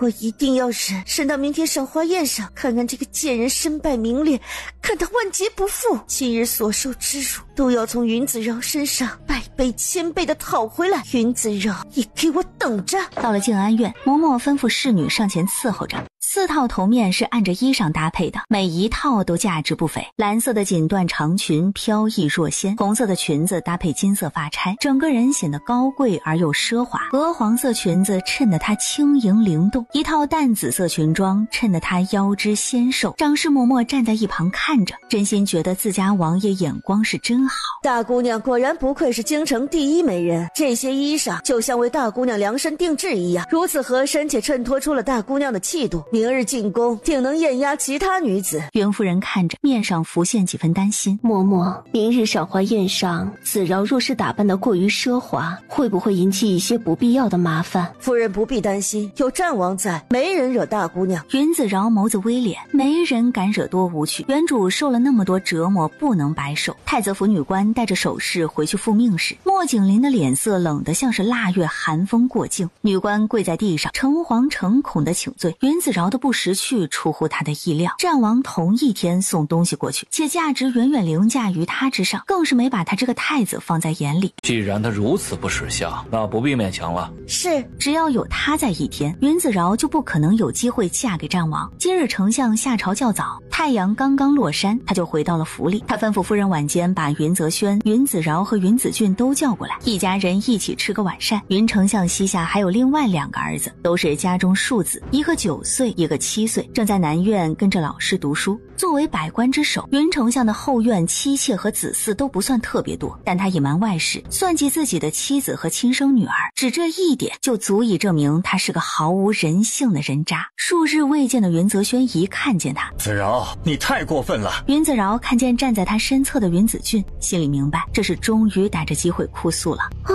我不明白大哥的意思。你装什么装？那天你扇我巴掌踹我下湖的时候，泽轩，你又要开始冤枉你妹妹了吗？母亲，我没有冤枉她，云子饶她就是伪装，都吵什么吵？云丞相的声音从屋内传出来，一点规矩都没有。云丞相主位上坐下，看了云子饶一眼，表情不变喜怒。听说战王今日送来了4套衣裳和首饰，子饶，明日进宫参加赏花宴，我们代表的是云家的脸面，要谨言慎行，万不可失了身份。云子饶乖乖点头，心里却想，云家的脸面是该丢一丢了，免得他总以为一切都在他的掌控之中。战王送来的衣服和首饰，你分2套给你妹妹，你们姐妹要同心，不可互生嫌隙。相爷有所不知，战王府长侍嬷嬷送来衣服和首饰时，特意叮嘱这些都是给子饶一个人的，其他人没有资格穿。子饶跟子俊都是自家姐妹，还分你我吗？相爷的意思是要让子饶和子俊一同嫁去战王府，共侍一夫。虽为姐妹，可两人将来所嫁之人不同，怎么就不分你我了？何况战王既然叮嘱了，我们照做就行，何至于为了件衣裳首饰就要冒着惹怒战王的风险？母亲，子俊到底是不是你的亲生女儿？云子饶黯然垂眸，子俊是不是我的亲生女儿，跟战王送的衣裳有关系吗？战王府嬷嬷既然这么说了，我们照做就是。为什么要为了件衣服得罪战王？说明日子俊真的穿着战王送来的衣服，佩戴战王送的首饰进宫，被战王认出来了，这件事情责任在谁？战王若是要怪罪，该怪罪谁？你相府已经穷到只能打别人衣服主意了吗？云丞相脸色一青，瞬间无言以对。父亲，我没有要姐姐衣裳的意思。子俊是太子的未婚妻，子饶本该也是嫁给太子的。战王突然横刀夺爱，算是怎么回事？子饶，你是不是私底下见过战王？云泽轩，你闭嘴！母亲，不是我怀疑子饶，而是战王来提亲太过蹊跷，我不得不有所怀疑啊。听说战王一直待在边关，数日前才回来。大哥的意思是，我在浣衣局那种地方，早上天不亮就起床干活，晚上深更半夜才睡，每天在管教嬷嬷眼皮子底下看着，还能有机会见到战王。云泽轩一噎，随即无言以对。母亲真是被云子饶蛊惑住了，以为他装的孱弱无辜，就真的是一个受尽委屈的小可怜，实则他根本就是个虚伪恶妇。泽轩，你妹妹待在浣衣局3年，哪来的机会见战王？女子家的名声比性命还要重要，你休得胡言乱语。云泽轩显然也明白这一点，自知理亏，垂眸没再说话。一顿饭吃得各怀心思。云丞相因为还有许多事情要处理，然后直接去了书房。云泽轩走出房门，眼看着母亲要带着云子饶回静安院。母亲，云夫人转过头，面无表情地看着他。俊儿身体不好，这2年吃惯了各种补品，好不容易把身体养好一些，听说这2天补品忽然被断了，还望母亲公平对待2个女儿。大哥，姐姐身体不好，她比我更需要补品。她身体不好又不是你造成的，何况谁知道她是不是装的？云夫人不发一语地看着云泽轩。母亲不必听大哥的话，我不会跟姐姐争这点补品。云泽轩，虽然你消息灵通的程度让我感到诧异，不过我还是要提醒你，这个家里暂时还轮不到你来做主。母亲，我不是那个意思。第一，子俊身体大为好转，已经不再需要进补。第二，子饶身体孱弱，比子俊更需要那些补品。第三，作为云家当家主母，我不需要你这个儿子来教我如何做事。第四，府里补品供应有限，如果你实在心疼子俊，可以自掏腰包补贴子俊，我绝不会干涉。母亲，我不需要。儿子每月月钱有限，偶尔添置些笔墨书籍都捉襟见肘，哪有余钱买补品？你是在指责我这个嫡母对你苛刻？儿子不敢，儿子绝对没有这个意思。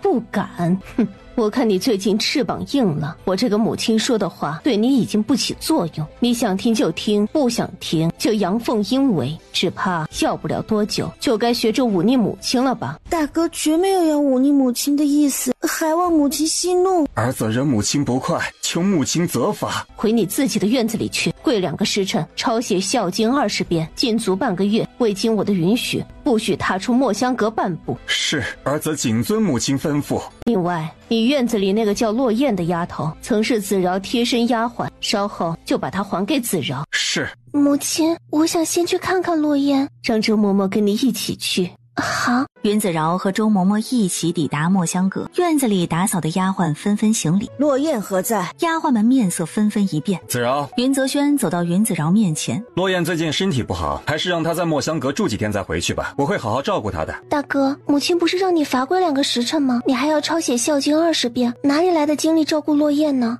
大哥，难道是要忤逆母亲？放肆！大公子眼疾手快地抓着他的手腕。你干什么？云子饶退后一步，嘴角扬起一个得逞的弧度。你死死期到了。你这个贱人果然！大公子，你到底想干什么？夫人说的话，你全当成耳旁风吗？云泽轩恶狠狠地盯着云子饶。大哥，让人把落雁叫出来吧，我只要落雁。请大公子把落雁交出来。云泽轩面色清白，僵持了好一会儿，去把落雁叫出来。接到命令的丫鬟忐忑转身往西偏房而去。云子饶眯了眯眼，举步跟了过去。你干什么？我去看看落雁，大哥应该不会阻拦吧？云泽轩眯了眯眼，落雁正躺在床上，他住的地方不错，干净整洁，但落雁脸色苍白，躺在床上奄奄一息。他身上只穿着一件单薄的里衣，裸露在外的脖到处都是青紫印记，整个人有种破碎的绝望感。周嬷嬷，我有些私密话想跟落雁单独谈谈，你把其他人带出去好吗？周嬷嬷点头。云泽轩想跟着出去，却又担心落雁说了什么不该说的，站在一旁，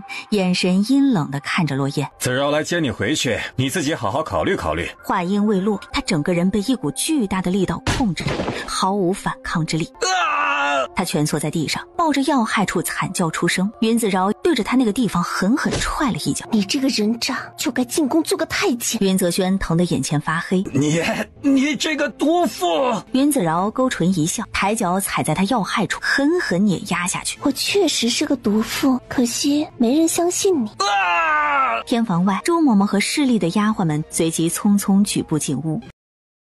大哥，你怎么了？来人，快来人呐！周嬷嬷看了一眼云泽轩，极度痛苦的样子不像是装的。大小姐，你这是怎么了？大哥突然发病了，不知道怎么回事，赶紧让人去请个大夫吧。万一是什么不好的病，千万别耽误了。大小姐说的对，我这就让人去请大夫，然后禀报夫人。云子饶喊来陈瑜，落雁身体不适，不便走路，你把她抱着，先送回静安院。是，大小姐。你们过来扶着大公子，赶紧把他送回屋子里，等大夫来了，仔细给他瞧瞧。是。墨香阁里一团乱。周嬷嬷，你先回去禀报母亲，就说大哥突然发病，不知症状，要等稍后大夫来看过才知道，请母亲先不要担心。周嬷嬷领命而去。云泽轩已经被放到床上，云子饶走到内室，对上云泽轩痛苦且充满恨意的双眼。大哥，你可千万不能有事啊！你是云家的长子，万一生了什么大病，影响到云家血脉延续，可怎么办啊？你不是云子饶，你到底是什么人？我是索命的地神，从地狱来的，专门取你们这些渣子的狗命。云泽轩死死盯着他，像是要用眼神杀死他。若大哥从此不能人道了，你猜会有什么后果？看大哥疼得这么厉害，不知道伤得重不重，不如我去跟父亲说说，看能不能把宫里的大夫请来。云子饶，你这个毒妇，我跟你有什么深仇大恨？你要下这么狠的手？我在浣衣局3年都熬过来了，大哥是个男子，没道理这点疼都受不住啊，这才是开胃菜呢。让你去浣衣局的是太子。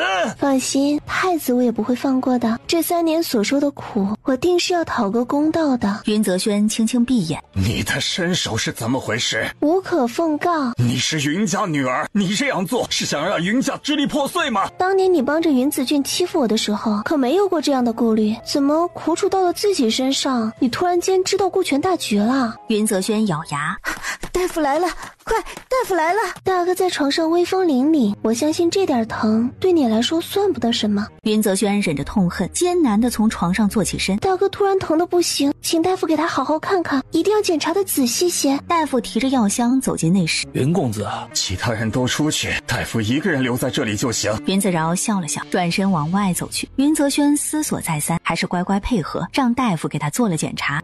姐姐，听说大哥身体不适。云子俊带着侍女匆匆而来。怎么回事？刚才不是还好好的吗？大哥方才在前院还好好的，怎么刚回来就病了？姐姐又对大哥做了什么？妹妹这是空口冤枉我。大哥身为云家长子，7尺男儿，浑身的力气都用来欺负女子了，我觉得老天会狠狠惩罚他这种渣子。云子俊神色一紧，不敢置信地看着他。姐姐，你在说什么？是你？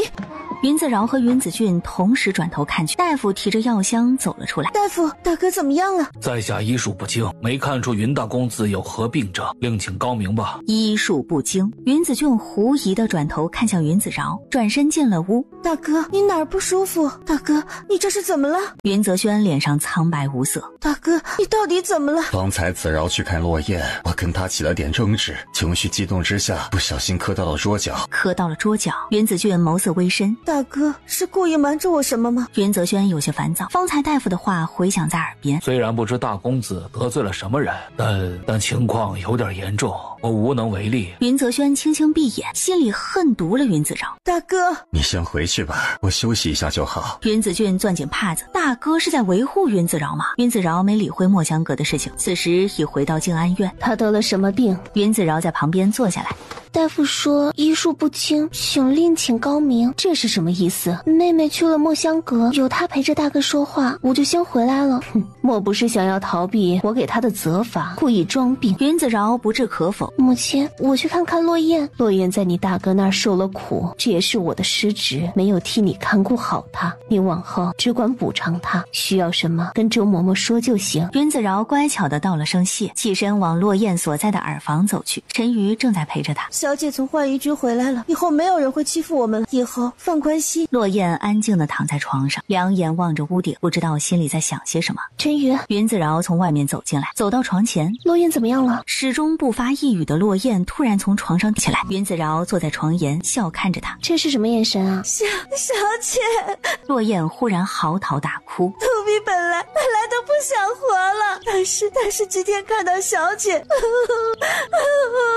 云子饶失笑，转头朝陈瑜使了个眼色。陈瑜低眉告退。看来我为你报仇的方式你很喜欢，但是是不是太粗暴了一些？他是云家大公子，是小姐的兄长，万一没有万一，云家子嗣又不止他一个。小姐，万一被丞相知道，如果他真的不要自己的脸面和尊严，宁愿把这种事宣扬的人尽皆知，那我不介意让他永远闭嘴，不用担心。云泽轩心里比谁都明白，只是云子饶今日如此对他，他心里必定有恨。云泽轩受伤的事到底没有声张。翌日早，云子饶早早起身梳洗打扮，换上那一袭蓝色织锦长裙，坐在梳妆台前。小姐美丽绝伦，今日进了宫，一定会把其他小姐全部碾压下去。云子饶笑了笑，没说话。走出静安院之际，正好遇上精心打扮的云子俊。云子俊今日穿着一身紫色长裙，头饰点缀得多，看见云子饶一袭织锦长裙在阳光下散发出熠熠光辉，云子俊眼底划过一抹嫉妒之色。姐姐这身裙子真好看，在太阳下会发光似的，一看即知价值不菲。战王送的。他不知道是战王送的吗？装什么装？云子俊勉强扬起一抹笑意，跟他一起往外走去。大哥昨晚状态看起来很差，听说他出状况的时候，姐姐就在旁边，应该知道发生了什么事吧？说了你也不会相信。姐姐不说，怎么知道我不相信？我去探望落雁时，大哥不知是心虚还是怎么回事，突然倒在地上惨叫，不知情的人还以为是我对他做了什么。就算大哥不喜欢我，也不该如此陷害我吧？我一个弱女子能对他做什么？云子俊咬着牙，柔弱女子，谁家柔弱女子能毫不留情地把人踹下湖？谁家柔弱女子能扇自己大哥巴掌，还往他胸口猛踹？我就知道妹妹不会相信，不过无所谓了，反正我也没指望你相信。陈瑜安静地跟在云子饶身侧，主仆身后跟着宝琴和宝琪，他们其实是训练有素的暗卫。云子饶做的事情能瞒得过别人，却瞒不住他们二人的眼睛。很快走到相府大门外，一辆奢华宽阔的马车由远及近而来，马车后跟着浩浩荡荡的护卫。马车在大门外停下，上车。云子俊面上绽开一抹笑意，率先走过去，在丫鬟搀扶下上了马车。云子饶则站在庭前石阶上继续等待。莫景林见他没动，云子饶上车。走进车厢里的云子俊神色一暗，男女授受不亲，我坐云家的马车进宫。姑再说一遍，上车。姐姐别跟太子殿下犟了，快上车吧。这对渣男贱女是听不懂人话吗？能不能不要这么自以为是啊？云子饶，现在上车，姑可以原谅你的不敬。云子饶心头思忖，稍后进了宫，是否该找个没人的地方，把莫景林这个自大傲慢的蠢猪好好教训一顿，最好打得他爹妈都不认识他。不过眼下应该先解决马车的问题。云子饶正要询问管家，忽然一阵马蹄声响起，他转头看去，织锦袍服的男人如天神般降临。战王来了，太子殿下不用管我，你跟妹妹先走吧。他这是什么花痴表情？战王就那么好？云子饶，你如此明目张胆违抗姑的命令，是不是真以为姑对你无可奈何？怎么会呢？太子不是把我送去浣衣局待了3年吗？莫景林脸色一僵，表情冷得可怖。饶儿，上来，本王带你进宫。你是本王的未婚妻，以后不许跟外面的男人离得太近。云子饶被他带上马，在他前面坐好。我没没有主动靠近任何男子。本王知道。战王低头，在他脸上亲了一口。谁叫本王这么喜欢你呢？看到你跟男人说话，都会忍不住吃醋生气。云子饶一阵恶寒，战王身后的2个护卫面面相觑。他们家王爷确实肉麻。今天是母后举办的赏花宴，皇叔也打算去凑个热闹。本王进宫跟皇上商讨战事，得知本王的小王妃今天要进宫参加宫宴，顺道接她一起走。太子觉得不妥。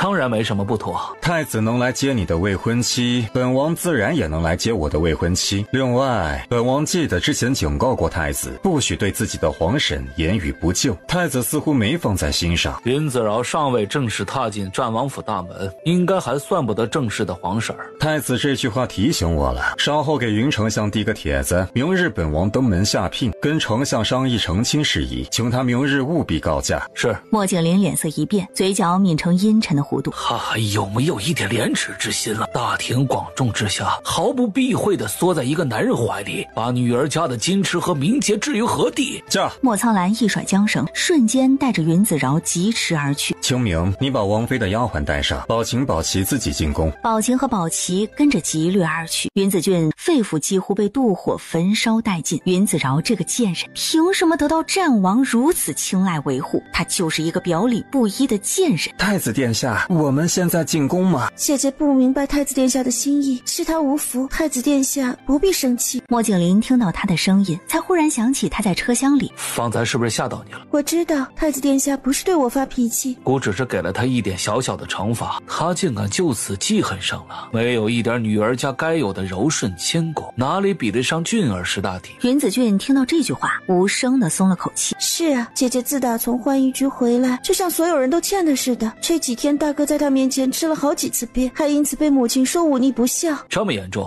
我觉得姐姐有点邪门。她一个如弱女流，肩不能挑，手不能提，在云家又是一个养女身份，还能翻出天不成？她回来第一天就把我和大哥揣进湖里，还扇了大哥好几个耳光，而且她像是练过武，力气大的不可思议。子俊，姑不会让云子饶做太子妃。云子俊一怔，不解地抬头看着他。太子殿下，姑喜欢的人是你，做太子妃的人也只会是你，所以你不必把云子饶说的那么夸张。太子殿下不相信我。莫景林听到这句话，莫名感到烦躁，是因为3年前云子饶也问过他这个问题。太子不信我，不是我做的，我没有欺负他，为什么连你也不信我？不是我不信你，而是云子饶不会有那么大的力气，我比你了解他。他真的了解他吗？可是我说的都是真的。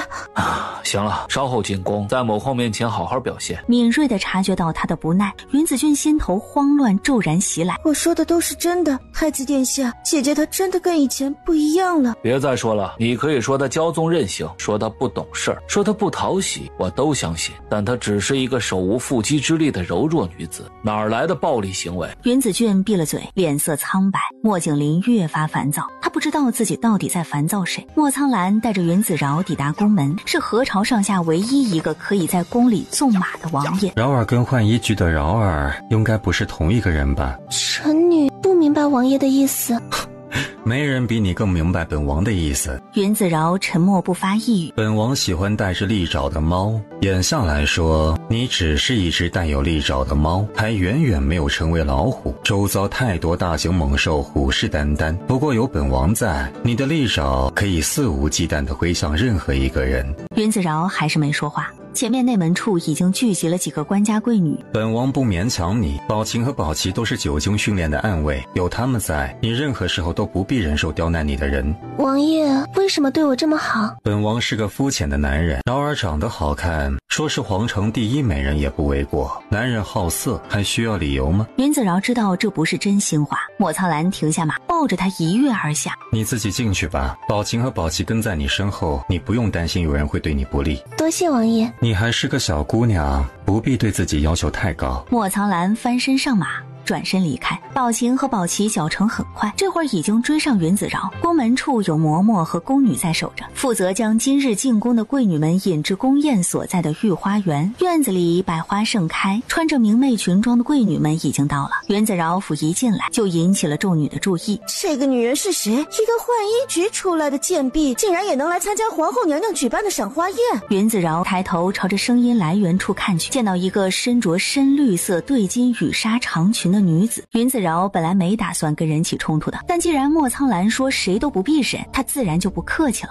一记响亮的巴掌声响起，惊得周遭一静。你干什么？放肆！你是什么人？竟敢对芳华郡主动手，还你违了！简直胆大包天！被打的美艳女子正是芳华郡主。你这个贱婢，敢打我！郡主身份尊贵，奴婢本没资格教训，可今日奴婢奉战王之命保护云大姑娘，不许任何人对她无礼，所以只能冒犯了。你放屁！皇叔跟云子饶非亲非故，怎么会派人保护这个洗衣婢？你这个贱婢简直是一派胡言！来人，把她拖出去乱棍打死！他身边的两个婢女闻言就要动手。我是战王府护卫，谁敢动一下试试？长廊上众女围了过来，一个个狐疑地看着宝琪手里的令牌。护卫？战王府什么时候有了女护卫？不管你是什么身份，打了本郡主就是以下犯上，罪该万死！来人，把他们拖下去！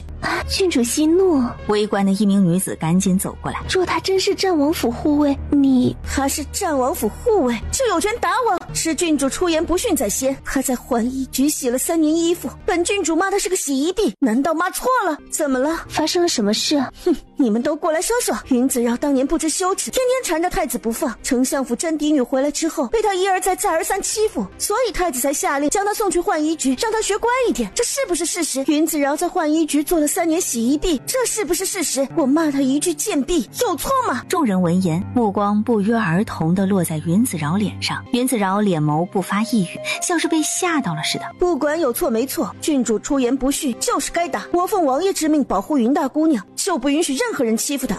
不但如此，我家王爷已经去丞相府提过亲，云姑娘即将成为战王妃。若日后还有谁想要欺负我们姑娘，请掂量掂量是否惹得起战王府。此言一出，在场之人纷纷变色，简直一派胡言！哼，皇叔是什么人？齐国天皇贵胄，位高权重，手握40万兵马大权，战神之名天下皆知。皇城哪个官家女儿不想嫁给他？他会看上一个鸠占鹊巢的假千金？哼，真是笑话！云姑娘之前不是喜欢太子吗？这么快又攀上战王，是因为在相府受到冷落，急于攀一个高枝？云子饶转头看向说话的女子，是武阳侯之女宁妙婵，也是齐国战王莫苍兰的头号爱慕者。云子饶脸眸无声啧了一声。原书中大多剧情都在描写原女主所受的委屈，而对于莫苍兰和宁妙婵的笔墨少之又少。战王去相府提亲一事，我事先并不知情。云姑娘的意思是，战王放着满京城的世家贵女不要，唯独看上你这个在浣衣局洗了3年衣服的假千金。战王是常年在外，身边没个趁手的洗衣婢，所以才看上你了吗？这句话一出，周遭爆出轰然大笑。就是战王爷是缺个洗衣婢，还是缺个洗脚婢呀？你们别说，像云姑娘这样难得一见的美人，放在身边做个洗脚婢也挺养眼的。你们说呢？确实养眼。战王爷是齐国战神，战功赫赫，人又长得好看，就算给他做个洗脚婢，我也是愿意的。贵女们的嘲笑瞬间僵在脸上。战王那样的男子，难道不值得女子为他洗脚吗？众女不知该如何回答这个问题，只能讪讪对视。云子饶刚抵达御花园，就听到这句话的莫景林疾步而来。你就这么贱吗？为了嫁给战王，不惜自贬为洗脚婢。参见太子殿下。莫景林没理会其他人，一双眼紧紧落在云子饶脸上。你记恨过，所以迫不及待地想要逃离过，不惜自降身份，想给战王做洗脚婢。云子饶眉头微皱，垂眸不语。你知不知道洗脚婢的身份有多低贱？连通房侍妾都不如，更别提3媒6聘风光大举。莫景林抓着他的手。云子饶，你就这么怨恨过？怨恨到不惜作践自己？请太子殿下自重。滚开！请太子殿下放开云姑娘。作践的人明明是太子殿下，若不是太子把我送去浣衣局，我今日怎么会面对这些？他们一口一个洗衣婢来羞辱我，不都是拜太子殿下所赐？你这是在控诉姑？姐姐，你误误会太子殿下了。云子俊上前一步，紧紧抓着云子饶的手。太子殿下心里是有你的，他亲口跟我说过，等我们成亲之后，会留一个侧妃的位子给你。虽然你是云家养女，但太子殿下跟姐姐多年感情，绝对不会舍弃姐姐。还望姐姐明白太子殿下的一片苦心，不要再误会他了。误会什么？当年下令把我送去浣衣局的人，难道不是太子？我不是这个意思。云子饶，你别太过分。今日这些人之所以羞辱我，难道不是因为我去过浣衣局？这太子，你快跟姐姐说一下，我不是这个意思。那妹妹是什么意思？你想让我摒弃前嫌，忘记在浣衣局吃过的苦，受过的罪，欢欢喜喜嫁给太子殿下做妾，然后还要感恩戴德，谢谢太子殿下对我所做的一切。姐姐，我不是这个意思。可是妹妹明明跟我说过，就算我嫁给太子做妾，也永远不会得到太子殿下的宠爱，因为太子殿下心里不是有我，就不会忍心把我送去那种地方。哪个世家小姐会被送去浣衣局做奴婢？我是京城独一份，所以我相信妹妹说的是真的。太子殿下心里根本没有我，我又何必自取其辱呢？莫景林一震，不由自主地看向云子俊。我没这么说过。姐姐，你怎么会这样想呢？我什么时候说过这样的话？何况我也不想跟妹妹抢一个夫君。我知道妹妹喜欢太子殿下，所以不会跟你抢。他们说的对，我是鸠占鹊巢，我已经享受14年不属于自己的富贵，怎么还能抢妹妹的夫君？所以我宁愿去做战王的洗脚婢，也不想嫁给太子做侧妃。还望妹妹理解我的良苦用心。云子俊脸色苍白，他不知道该反驳哪一句。太子殿下，云子饶的侍女方才当众掌掴我，以下犯上，大逆不道，求太子将她拖出去，乱棍打死。侍女就是这个贱婢，是芳华郡主对云姑娘出言不逊在先。我家王爷有令，任何人敢对大姑娘无礼，我都可以动手。莫景林脸色一沉，他认出了宝琴和宝琪，就是战王那天去相府提亲时留给云子饶的2个侍女。如果不是你先对子饶无礼，宝琴也不会打你。太子殿下，够了，今日之事到此为止，以后不许谁再用洗衣婢之类的称呼羞辱云子饶，否则绝不轻饶。本郡主这一巴掌就白挨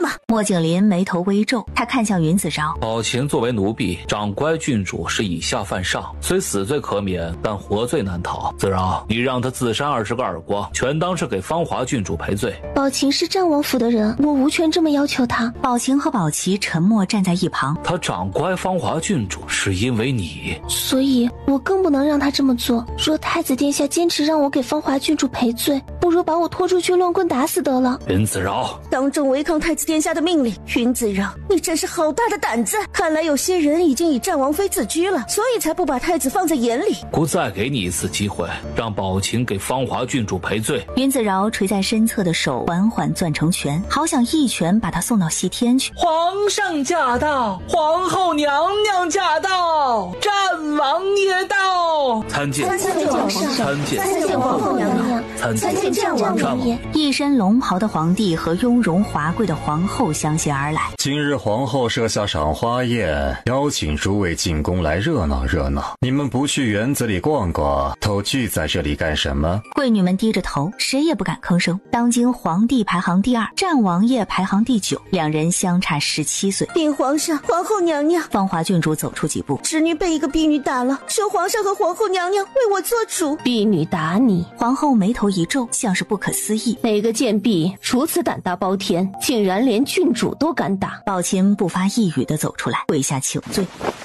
奴婢该死！是你打的郡主，你叫什么名字？皇后不先问问她为何打了芳华郡主？宁妙婵忍不住抬头看了她一眼。不管什么原因，奴婢打主子就是大逆不道，理该被乱棍打死。她是本王府上的人。战王爷说什么？皇帝的婢女怎么会出现在这里？回答这个问题之前，我想先弄清楚此处发生了何事。宝琴，你为何掌掴芳华郡主？芳华郡主心头一沉，不自觉地退后一步。因为芳华郡主当众辱骂云姑娘，说她是浣衣局出来的贱婢。我没有，你胡说八道！这个奴婢胡乱诬陷我，在场之人都听到了。芳华郡主辱骂姑娘是洗衣婢、贱婢，奴婢才打了她。芳华郡主骂的是哪位云姑娘？丞相府大姑娘云子饶。芳华郡主辱骂的是臣女，宝琴是为了替臣女出气，所以才冲动掌过芳华郡主，请皇上原谅她的鲁莽和冒犯，臣女愿代为受罚。皇后眯眼，心头忽然浮现一阵怪异之感。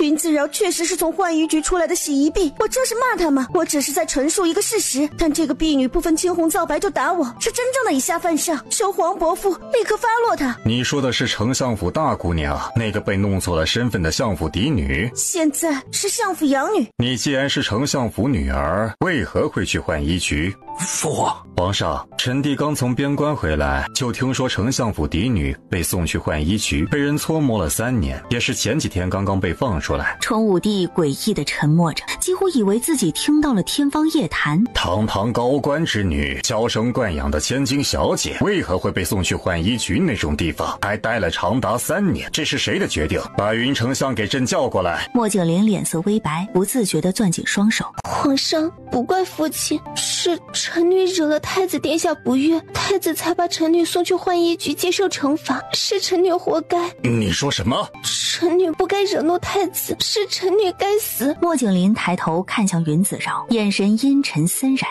云子饶，你的意思是太子把你送去浣衣局？云姑娘在浣衣局受了3年苦楚，身上到处伤痕累累。皇上您看，手腕上这些伤只是冰山一角。云姑娘回府当天，云夫人就给她请了大夫，大夫说云姑娘身体孱弱，营养不良，外伤感染，肺腑内伤也很严重，若不好好调理，根本没几日可活了。奴婢看着云姑娘一身的伤，本来就心疼不已，今日听到芳华郡主辱骂姑娘贱婢，一时愤怒至极，才忍不住对她动了手，求皇上责罚。奴婢不后悔自己的行为，只恨不能替姑娘承受了这些痛苦和屈辱。云子饶没说话，只是柔柔弱弱地站着。太子，是你把云家女儿送去了浣衣局？莫景林唇角抿紧，不发一语地跪下。说话，是不是你？是。为什么？因为云家女犯了什么十恶不赦的大罪，以至于你要把她送去那种地方？崇武帝一脚将他踹倒在地。身为一国储君，你就用如此残酷的方式对待一个喜欢你的女子，对待朝臣之女？求皇上息怒，儿臣知错。听说这3年里，浣衣局的掌事嬷嬷把云姑娘折磨得死去活来，像是跟云姑娘有什么深仇大恨似的，倒是让我不明白了，到底是谁给了一个低贱嬷嬷这么大的权柄，就让她毫无顾忌地糟践着一品官员家中女儿，连百官之首都保护不了自己的女儿，想来朝中其他官员更是无能为力了吧？不知下一次是哪个朝臣女儿被无端发配去了教坊司、青楼，或者冲入军中做军妓。宁妙婵表情正然，无法确定她是在替云子饶出气，还是单纯的看不惯一个柔弱女子被人欺负。芳华说的没错，云子饶确实做了3年洗衣婢，如果你想去，本王可以把你也送进去待几年。皇叔，我是郡主，我什么都没做错，为什么要去那种地方？那你觉得云子饶犯了什么错，要被发配到浣衣局？我不知道，我什么都不知道。既然不知道，是不是证明他是无过错之人？你羞辱他的目的是什么？只是为了满足你居高临下的癖好，还是你认为太子做的都是对的，想变相做太子的帮凶？我不是，我没有。战王爷，太子他并不是。本王若是想把你发配充军，是不是也不需要理由？莫苍兰没有理会皇后，径自看着芳华郡主。到时候你清白不保，名节俱损，整个皇城上下都看你笑话，这种百口莫辩的滋味，你是不是也体会一下？皇叔，知道错了，我知道错了。你应该跟云子饶认错。云姑娘，是我不好，我不该对你出言不逊，请你大人不计小人过，原谅我的口不择言。云子饶没说话，请皇上下旨，把浣衣局的张嬷嬷叫过来，问问她这3年里对云子饶做过什么，又是谁吩咐她如此虐待重臣之女？此言一出，位在不远处的云子俊脸色刷白。李德春，把浣衣局的张嬷嬷叫过来。气氛僵滞摄人，等待的时间就显得格外漫长。除了太子和芳华郡主，其他人可以先起来了，不必跪在地上。贵女们谢恩，低眉垂眼起身站在一旁。崇武帝走到花厅里坐下来，苍兰，你来一下。莫苍兰转身走进花厅。臣今日还有个请求，有备而来。皇上圣明，臣想求娶云家养女云子饶。原本打算明日去丞相府下聘，顺便跟丞相府商议一下成亲的日子。不过眼下既然说到了这儿，索性请皇上为我赐个婚得了。父皇，云子饶是儿臣的未婚妻。据我所知，早在3年前送云子饶去浣衣局之后，太子就跟丞相府商定更改了太子妃的人选，云子俊才是你的未婚妻。就算如此，云子饶曾经也是我的未婚妻。皇叔公然跟自己的侄子抢人吗？云子俊怔怔望着太子，一颗心仿佛坠入冰窖。他这是为云子饶争风吃醋吗？你们之间连个名分都没有，别说的那么光冕堂皇，尽惹人笑话。崇武帝无声冷笑。从方才太子的反应来说，他分明对云子饶从未死心。苍兰，你何时看上了云家女子？倒也算不得看上，只是觉得云子饶如此处境怪尴尬的，在家里爹不疼娘不爱，只因为所谓的脾气骄纵，就被曾经信任的未婚夫扔去浣衣局搓磨。臣有心不忍，想着自己也到了成亲的年纪，索性就把她娶了得了。他这个解释着实太过随意。云家子饶，你进来。云子饶抬脚走进花厅，俯身行礼。你是否愿意嫁给战王？能得战王厚爱是臣女的福分，臣女就算给战王做个洗脚婢，也是心甘情愿的。洗脚婢？谁说让你做个洗脚婢？宝琴匆匆走进花厅跪下。方才芳华郡主几人羞辱云姑娘时，奴婢和宝琪告诉他们，王爷已经去丞相府提过亲。芳华郡主说，王爷天皇贵胄，看不上云姑娘这个鸠占鹊巢的假千金。武阳侯府宁姑娘则问王爷，是不是缺个洗衣婢或者洗脚婢，所以才看上了云姑娘。云姑娘答说，就算做个洗脚婢，也愿意嫁给王爷。恰巧这句话被太子殿下听到了，太子殿下愤怒之下，怒骂云姑娘自甘下贱。在场的贵女也吓得够呛，咚咚咚又跪下去一大片。芳华和宁家女回去面壁思过半个月，朕会派教养嬷嬷去端亲王府和武阳侯府，好好教你们身为郡主贵女的规矩和言行教养。其他人不管是参与的还是没有参与的，今日出宫之后，自己想办法去丞相府跟云姑娘赔罪。众女低着头，没人敢辩解一句。皇后面色阴晴不定。皇上，张嬷嬷来了。老奴参见皇上，参见皇后娘娘。把这个老刁奴拉过去，乱棍打死。2名御林军上前，拖着张嬷嬷走到一旁。皇上，老奴不知道自己做错了什么。云子俊面色惨白，低头站在芳华郡主身后。张嬷嬷杀猪般的嚎叫，让在场女子齐害得脸色发白。相府大小姐云子饶待在浣衣局3年，张嬷嬷没少折磨她吧？老奴只是老奴是按规矩，老奴冤枉啊！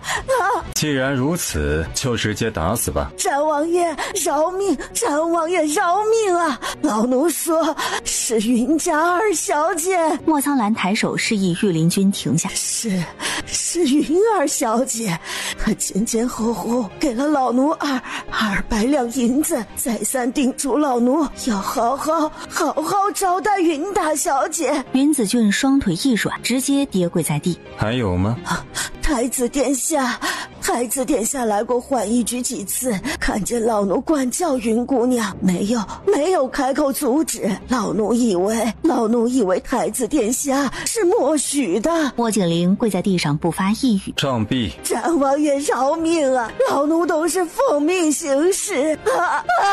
在一阵越发凄厉痛苦的惨叫之中，张嬷嬷睁大眼，终于慢慢断了气。事情已经很明了，皇上做主处置即可。臣只求一道赐婚圣旨，既然你一心求娶，朕自然答应。云家长女云子饶听旨，朕把你赐婚给战王爷为正妻，择吉日举办成婚大礼，你是否愿意？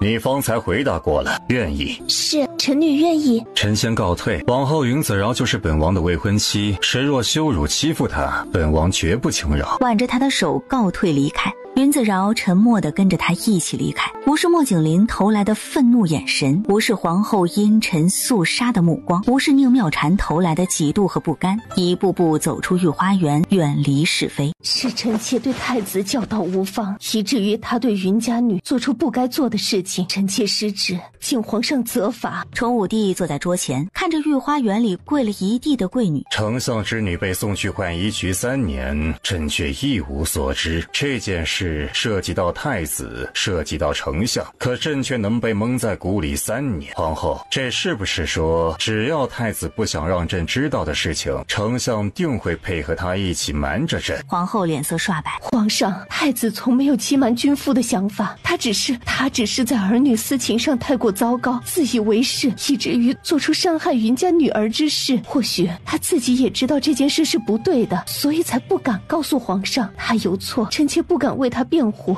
但他绝没有故意欺君的胆量，求皇上明察。崇武帝站起身，太子身为一国储君，没有怜悯宽容之心，行为有失君子之道。即日起，每日到崇明殿受30吃责，俸禄减半，罚去的银子补偿给云家长女。皇上，太子千金之躯，怎么能受得住每日吃责？云家一个娇弱的女儿都受得住3年搓磨，他一个男人为何受不住？他把人家女儿罚去浣衣局时，有想过别人能不能守得住吗？景林已经知道错了，求皇上饶了他。皇上，求您饶了他吧。云家嫡女云子俊心思阴暗恶毒，没有良善之心，不配做太子妃。这桩婚事朕不同意。云子俊身子一软，脸色煞白。其余女子芳华和宁家女的惩罚，朕说得很清楚，应该无需再重复。其余人该赔罪赔罪，再有下一次，你们不会想知道后果。丢下这番话，他冷冷拂袖而去。皇上，求皇上从轻发落太子。崇武帝头也不回地离开，望着崇武帝远去的身影，眼神里渐渐流露出阴冷愤怒之色。云子饶，你真该死！一个小小阳历受了点委屈，竟然就敢心生怨恨，报复太子。真以为你能顺顺利利嫁给战王？做梦！太子殿下起来吧，慢些。莫景林他正要转头看向云子俊，皇上命卑职过来提醒太子殿下，半个时辰以后，请太子殿下更换一身轻便衣服，去崇明殿受责。说罢，很快行礼告退。皇后脸色难看，面无表情地看着眼前这些她邀请进宫的贵女。都回去吧。众人无声松了口气。臣女告退。云子俊跪在地上没动，等众女都走了，他才缓缓抬头看向莫景林。他一步步走到莫景林身边。我没去过浣衣局，也不认识那个嬷嬷，我不知道他为何冤枉我，我真的没做过，求太子殿下信我。殿下。皇后平静地看着他。我信你。云子俊一震，不敢置信地看着他。他知道云子俊去过浣衣局，他也知道云子俊并不像面上表现出来的那么柔弱无害，可他需要云丞相的帮助。你先回去，别担心，我会处理好一切。云子俊听到这句话，他朝皇后和太子行礼，然后一步3回头地离开御花园。皇上既然不同意这桩婚事，景林，你就别在他身上多费功夫了。母子2人转身往凤仪宫方向走去。丞相战时还需要笼络着，我们是一条船上的人，所以对云子俊不能太冷淡，至少不能让他有机会嫁给别的皇子。母后不如替儿臣物色一下，朝中哪位武将可以收拢，儿臣可以把太子妃的位置留着。你能这么冷静地顾全大局，着实出乎本宫意料。儿臣知道自己要的是什么，权力面前，感情不过是可有可无的调剂品。他必须抓住一切可以抓住的筹码，这样才能得到自己想要的一切。莫苍兰和云子饶离开御花园，步行走向宫门处。皇上命太子每日去崇明殿接受斥责30，并且皇上直言，恶毒之女不能成为太子妃，他不同意太子和云子俊的婚事。云子饶面上不动声色，心头却惊于皇帝的心狠。两人沉默地走出宫门，宫门外停着一辆奢华的马车。我送你回府。待坐进车厢里，皇上是太过信任王爷，还是过于忌惮王爷？你认为呢？臣女只是一介柔弱女子，不敢擅自臆测君心。莫苍兰低低一笑，没有戳破他的伪装。那瑶儿对皇上的处置结果还满意吗？勉强满意，但远远不够。马车慢悠悠抵达相府大门外，没能亲自报复莫景林，觉得遗憾？莫苍兰像是看出了他的想法。你现在还没有强大到足以自保，过早暴露锋芒对你不利，扮猪吃老虎挺好。云子饶回神，当作没听懂他这句话的意思。多谢王爷送我回来，我先进去了。莫苍兰没说话，只是饶有兴味地盯着他转换自如的演技。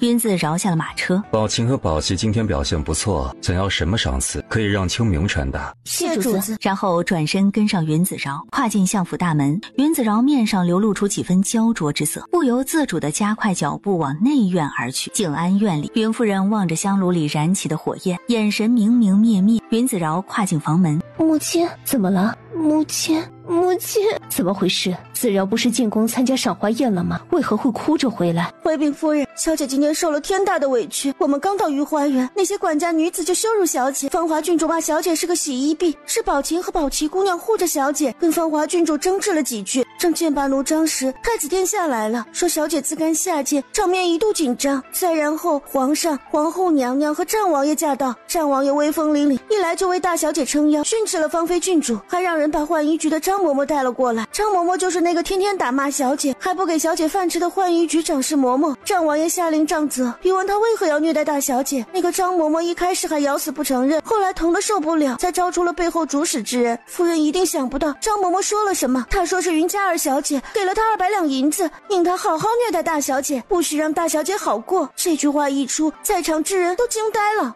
你说什么？陈瑜，你说的都是真的？奴婢只挑了重点，还有很多细节没说呢。母亲，重点不是这个，重点是皇上当着皇后、太子和众多贵女的面说妹妹是恶毒女子，不配做太子妃，他不同意这门婚事。母亲该怎么办呀？皇上会不会赐死妹妹？会不会认为父亲和母亲教女无方，以此来迁怒相府？饶儿，都什么时候了，你还担心这些？就在云子饶回来之前的半个时辰里，他收到了娘家嫂子派人送来的信，但几乎可以确定云丞相境外面养着一个外室，至少已有10年之久。先回屋坐下，然后再慢慢说。云子饶轻轻点头，跟他一起进屋。我知道你在宫里肯定没吃什么东西，先吃点垫垫肚子。云子饶坐在桌前，眼泪毫无预警地滚落下来。饶儿，我知道你心里苦。母亲，我没想到妹妹这么容不下我从未想过要跟她争什么。今天战王在皇上面前求一道圣旨，说要娶我，皇上已经同意了，我什么都不跟他争，他为什么要这么对我？我知道，我都知道，你不嫁给太子才是幸运的，他不是良人，不嫁了才好。好一会儿，云子饶擦干眼泪。刚听完张嬷嬷说的话之后，我其实很震惊，甚至不愿意相信张嬷嬷说的是真的。但张嬷嬷当着皇上和皇后娘娘的面亲口承认，容不得我不信。我最痛心的是妹妹没有反驳，她默认了这一切。都过去了，子饶，子俊跟你注定不是亲姐妹，你不必奢望她对你有多少姐妹亲情。我知道，我只是……母亲，我没事，母亲不用担心。说着，他低头开始吃起燕窝羹，心里却想着，皇上会不会把父亲叫过去训斥一顿？就算不训斥他，丞相在朝中当值也会很快知道这件事。今晚回来之后，家里有的热闹了。下人过来禀报说二小姐回来了，现在正在大门外，是太子殿下亲自送回来的。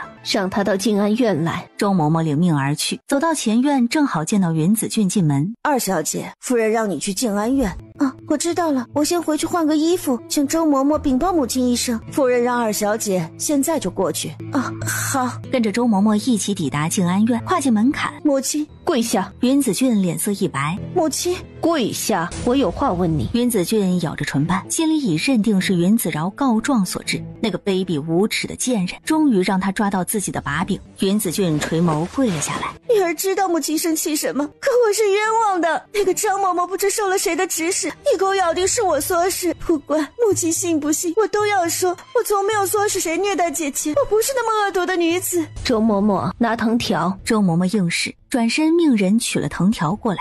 母亲要打我。云夫人没说话，只是面无表情地看着他。宝琴和宝琪站在门外，左右各一个。陈瑜低眉垂眼站在云子饶身侧。张嬷嬷指认你唆使她的时候，你有没有辩解？我没母亲，我冤枉，我真的是冤枉的冤枉？你既然觉得自己冤枉，为何不在皇上和皇后面前喊冤？你知不知道皇上一句恶毒之女给相府带来怎样的影响？你毁掉的是相府的名声。云子君一定是外室之女，她是云康背叛我的罪孽，她根本不是我的女儿。真正鸠占鹊巢的人是云子俊，妄图以假乱真的是云子俊，自私狭隘、冷酷歹毒的人更是云子俊。他从来到云家之后，就处处刁难子饶，让子饶遭了很多不该遭的罪，他才是那个该死之人。藤条如风，直打得云子俊惨叫连连。母亲，我冤枉，我是冤枉的，我真的冤枉，母亲饶了我吧，女儿冤枉啊！云夫人深深吸了一口气，转身走到椅子上坐下来。不管浣衣局的嬷嬷为何攀咬你，近日皇上和皇后都在，你为什么不为自己辩解？那么好的机会，你跟哑巴似的，现在来喊冤了。张王爷用刑拷问张嬷嬷，当着那么多贵女的面，就对张嬷嬷实施杖责。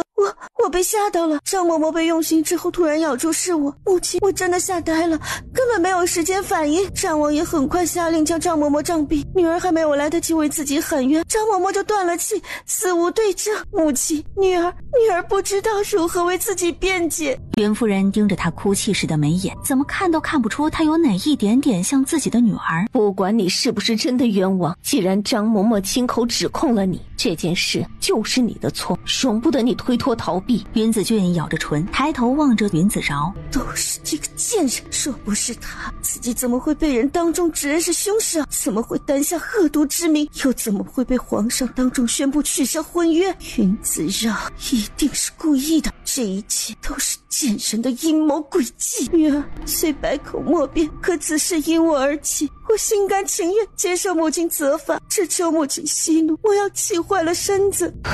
俊儿，如果张嬷嬷说的都是真的，真是太让我失望了。你虽然才回到云家3年，可这3年我们对你怎么样，你自己心里清楚。你父亲每天忙于朝务，不常在家，我这个母亲带着你出去见世面，让优秀的世家公子贵女都认识你。你大哥对你视若珍宝，生怕你在云家里没有安全感，不惜一次次委屈子饶。母亲，我真的没有，真的不是我。不管是不是你，这件事云家必须有个态度。你父亲身居相位，百官之首，皇城多少人盯着他，云家家风不能因你而蒙羞。周嬷嬷，把二小姐带去祠堂跪着，等晚上相爷回来再说。是，以女儿惹下的祸事，女儿愿意承担，只愿女儿胆小懦弱，没能及时为自己辩解。母亲消消气，女儿这就去祠堂反省。云夫人盯着她的背影，一时心乱如麻。母亲，3年前把我送去浣衣局一事，是太子一人决定，皇上今天才知情。听到这个消息之后，皇上极为震怒，下令太子每日去崇明殿受30吃责。30吃责，每天？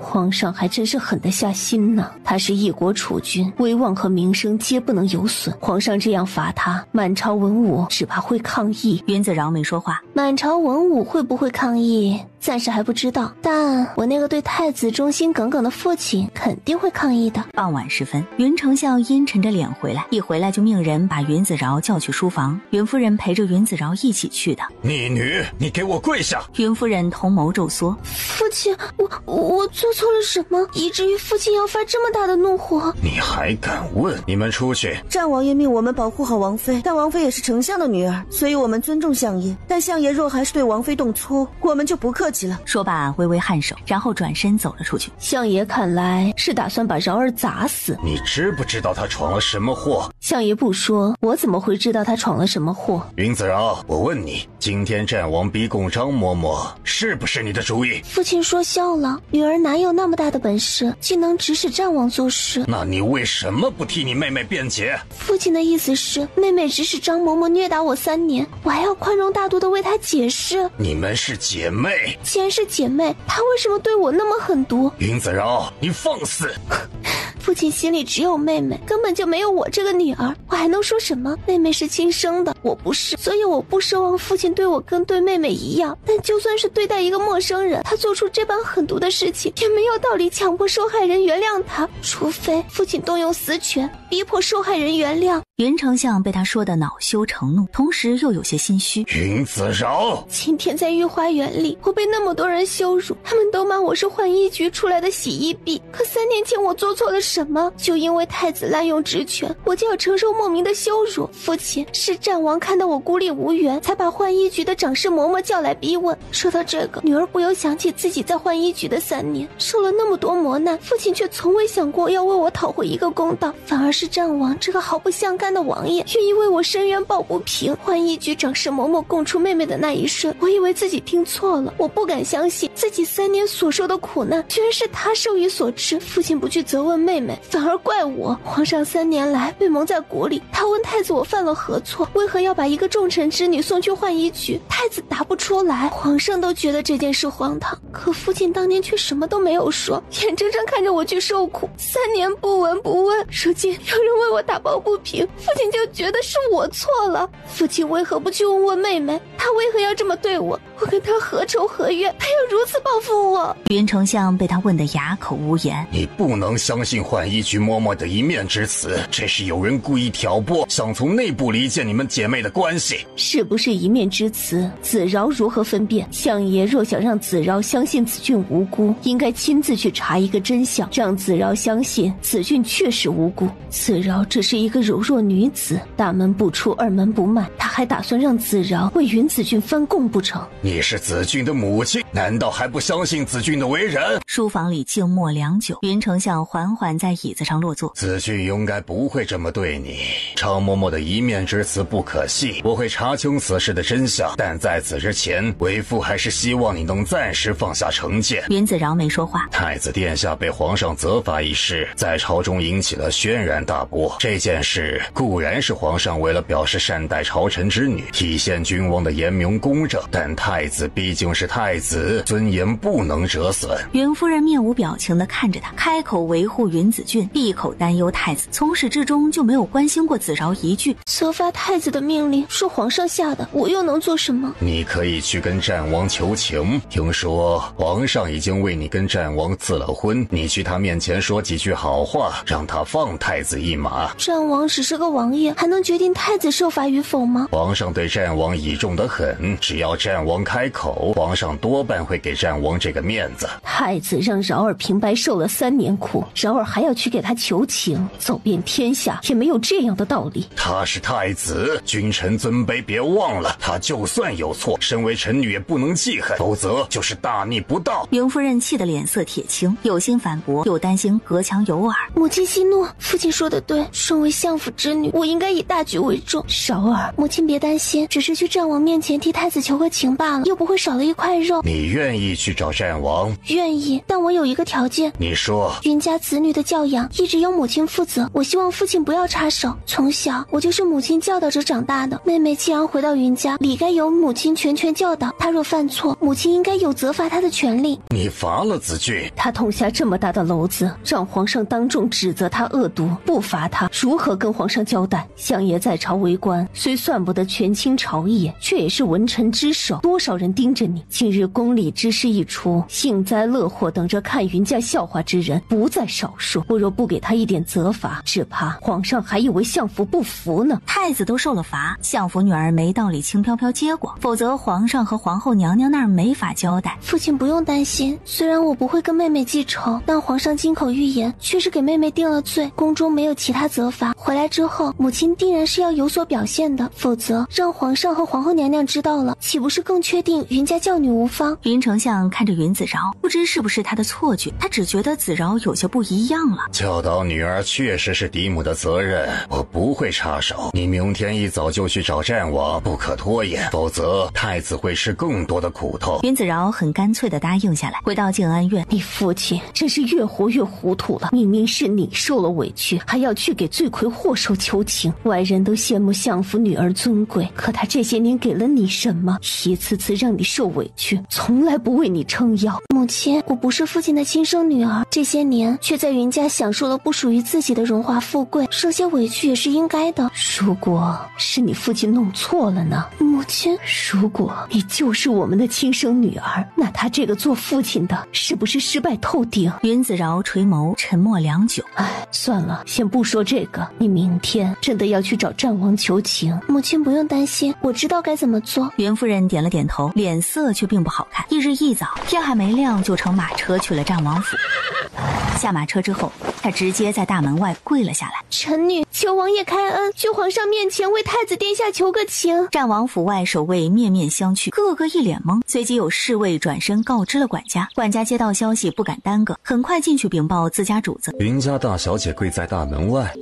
是王爷，是否要把云姑娘请进来？不，王爷。莫苍兰没解释太多。清明，属下在。派几个人去通知诸位苍狼军将领，就说本王今日有事在身，不便去军营，让他们到王府来议事。是。清明转身离去。侍卫传达消息的速度很快，不到半个时辰，苍兰军的将领们就一一抵达战王府。当他们翻身下马，看到跪在王府外的云子饶时，这位是？我们小姐是相府大姑娘，相爷得知太子受罚一事，命小姐来求战王爷，想让战王爷去皇上面前替太子殿下说个情。诸位将军，求你们去战王爷面前说说好话，见我们小姐一面吧。听说太子殿下昨日受罚，是因为无缘无故把云姑娘送去浣衣局，娇滴滴的一个大姑娘在浣衣局受了3年搓磨，这跟滥用私刑有什么区别？她身为太子，没有一点担当，受罚不是理所当然吗？云丞相还好意思让受害者替太子求情，天下哪有这样的道理？严将军说的对，皇子犯法与庶民同罪，太子身为一国储君，应该严于律己，宽以待人，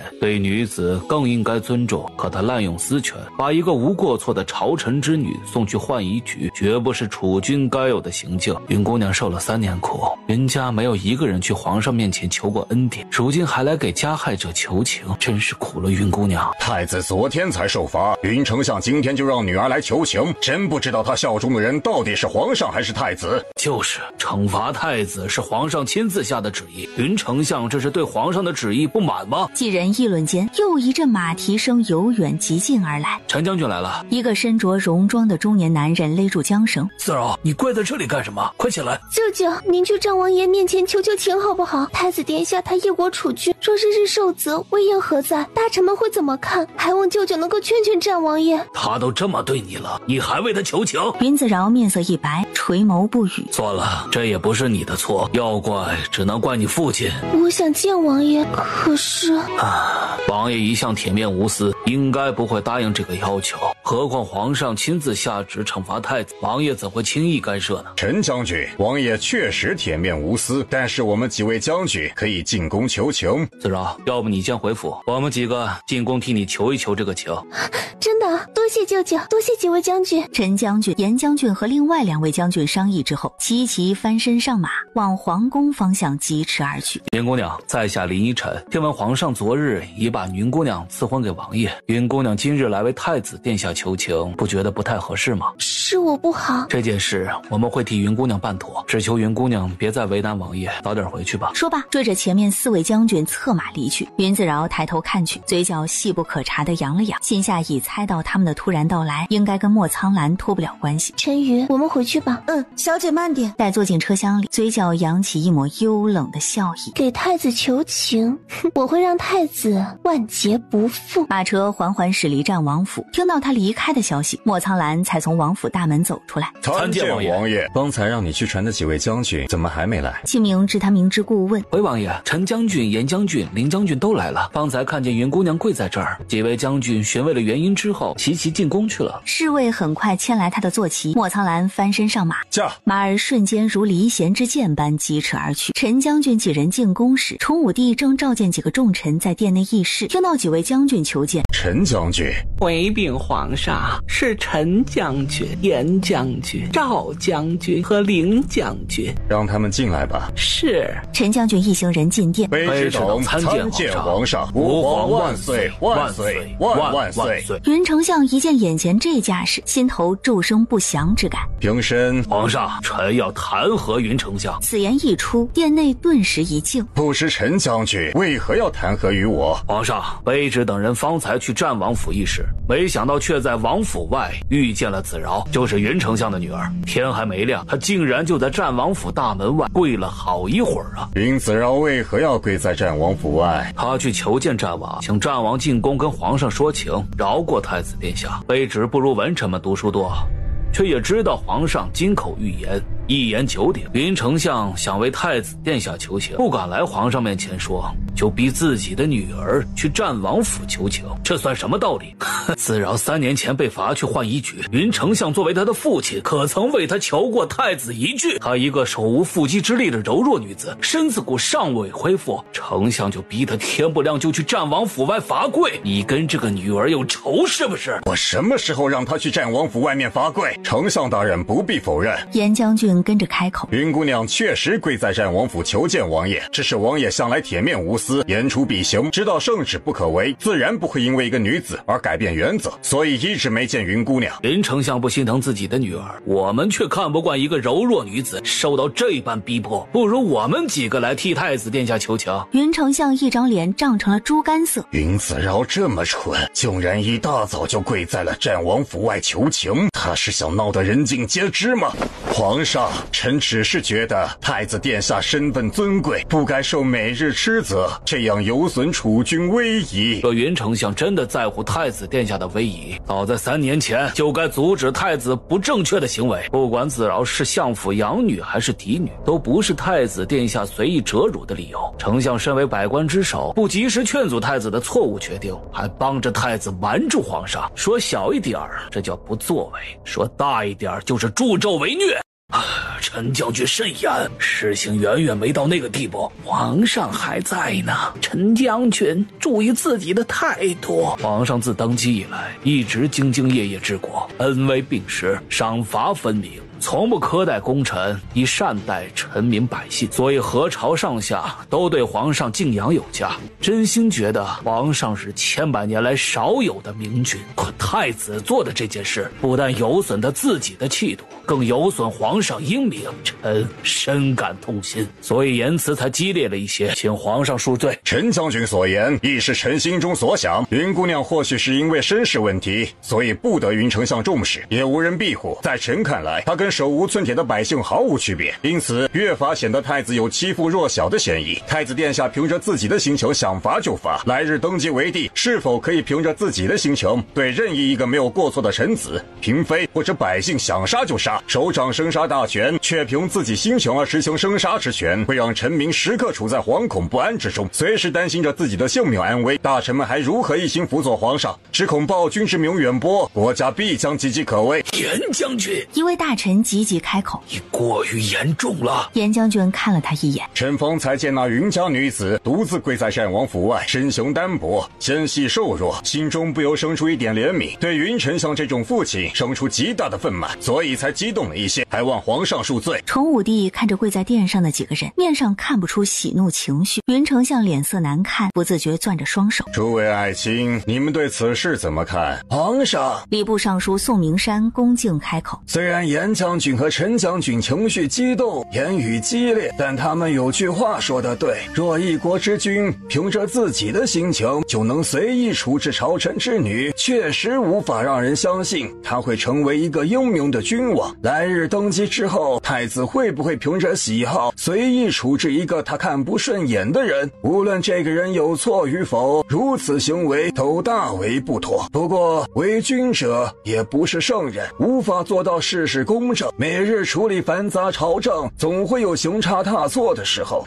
所以才需要臣子及时劝谏。3年前，丞相大人明知太子做错事而不劝阻，视为不忠，眼睁睁看着女儿被罚去浣衣局而不救，视为不慈。今日明知太子殿下有错，而逼迫其女为其求情，更是明知故犯，有抗旨之嫌，还请皇上公正决断，以正朝纲。礼部和吏部尚书一直以来都是丞相的储备人选，从这2个位子晋升丞相的先例最多，所以注定他们跟丞相有着天然的竞争关系。崇武帝听到他的回答，眼神微沉。皇上，战王爷来了，让他进来。是。身姿高大挺拔，眉目冷峻疏离，朝皇上浅浅施了一礼。你们进宫来做什么？请王爷恕罪，子饶跪求王爷替太子殿下说情。王爷铁面无情，不理会他的请求，可卑职着实见不得他一个娇弱女子跪在那里，所以才自作主张。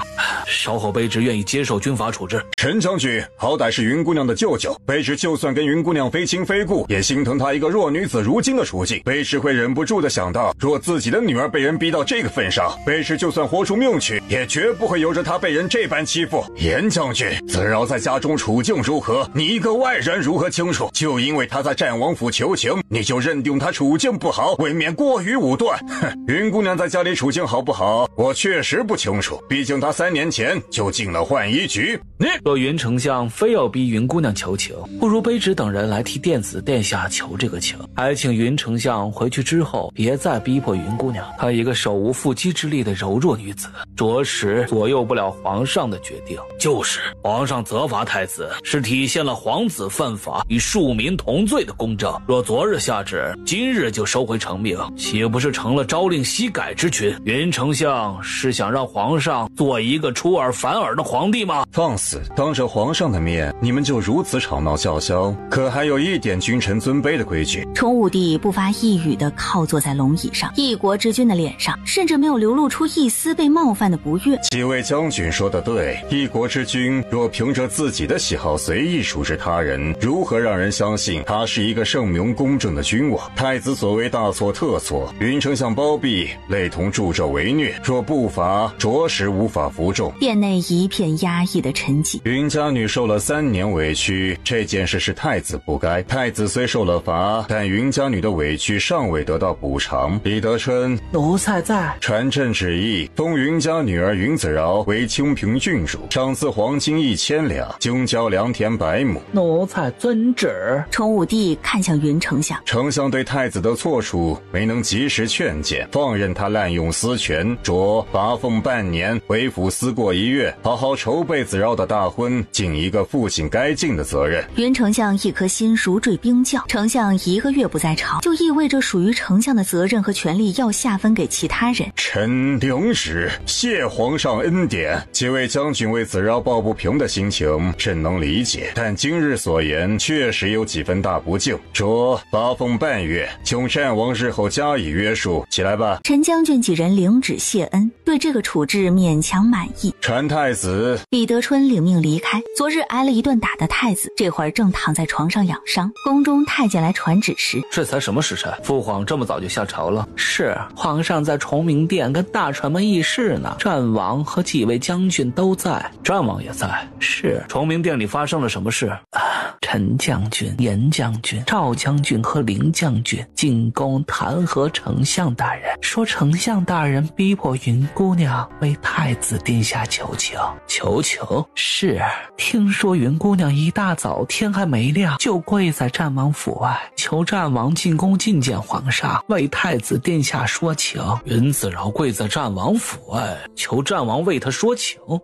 这怎么可能？难道云子饶心里还有我？云子饶根本就不是真心想嫁给战王，只是为了欲擒故纵，想激我吃醋罢了。他真正想嫁的人还是自己。昨日在宫里大概是被吓到了，回去惶惶不安一夜，担心我受责之后不会再原谅他，所以一早就迫不及待地去求战王。莫景林越想越觉得理该如此，不由生出几分冷笑。他换好衣服，很快往宫里而去。身上的伤有些疼，但不影响他行动自如。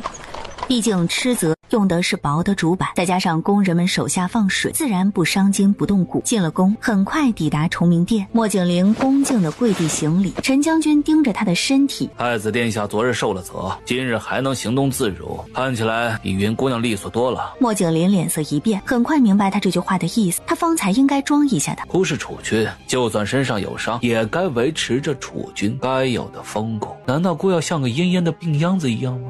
这倒不是，卑职只是觉得太子殿下的身子骨比练武之人还好，受责之后毫无受伤的迹象。臣这是夸太子殿下。莫景林脸色阴沉，陈将军到底是仗着谁的势，才敢在这里大放厥词？李德春，奴才在。昨日给太子上刑的几个太监，每人杖责20。是。今日当着朕和战王以及诸位将军的面，谁要是再敢对太子放水，即刻拖出去杖毙。来人，上春凳。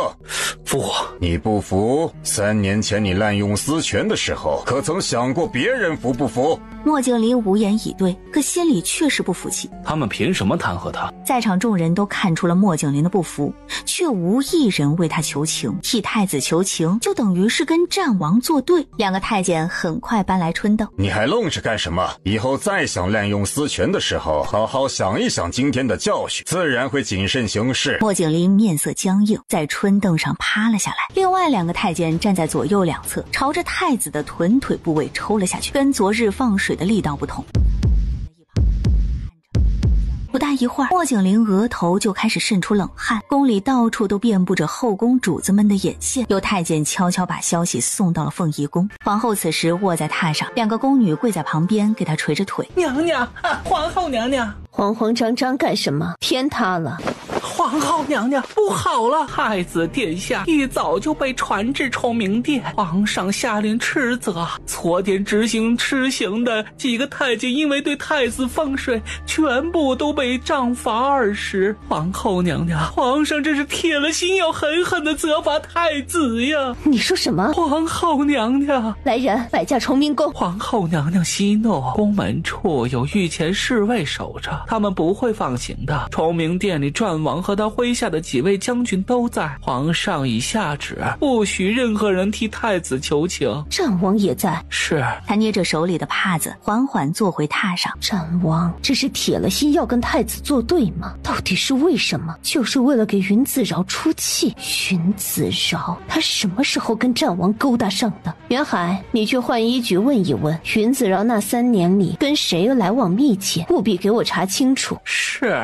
袁海领命离去。只要景林不犯大错，谁也无法动摇他太子之位。至于云子饶那个扫把星，他想嫁给战王，哼，做梦。崇明殿里一片安静，只有板子落在身上的声音清晰入耳。崇武帝沉默地坐在龙椅上，安静地看着。陈将军冷眼看着他，脸色苍白，很想问他一句：太子殿下的风骨还能继续保持吗？2个太监惶恐退下。莫景林轻轻闭眼，忍着剧痛跪倒在地。儿臣谢父皇上责。明日5更天进宫，到崇明殿跪后，跪到朕下朝，朕和诸位大臣亲自看你受责。若有人放水，放水之人跟太子一起受罚。这句话是说给战王和诸位将军听的。皇上圣明，只是太子身份尊贵，若是每日受责，伤上加伤，怕会对太子的身体造成太大的戕害，所以还请皇上定个时限，莫要罚得过重。嘴上是为了太子考虑，实则是逼皇帝定下一个具体的责罚期限，免得过几天不了了之。战王觉得罚多少天合适？半个月吧，不能再多了，否则太子的身体受不住。好，那就半个月。太子，你听见了？儿臣听到了，多谢父皇恩典，谢皇叔宽宥。云子饶跟本王求情，本王原不想搭理他，一个女子竟然敢干涉皇上的决定，就算她是本王的准王妃，此番也是越矩了，本王不会给她这个特权。不过既然她愿意为太子求情，证明她心胸宽容，善良心软。今日看在云子饶的面子上，本王愿意为太子求这个情，无需日日受责，只半个月即可。还望太子殿下日后引以为戒，切莫再滥用职权，肆意伤害手无寸铁之人。莫景林气得肺腑生疼，他认定云子饶求情一举引起了战王不满，他这是故意报复自己。臣还有军务在身，先行告退。你们几个不得本王允许擅自进宫闹腾，立刻回军营加练2个时辰。今天午饭就别吃了。卑职遵命。几位将军跟着告退，大臣们表情微妙，闹出这么大动静，几位罪魁祸首就只被加练2个时辰，外加中午不吃饭。送太子回府，安排2个太医跟着。是。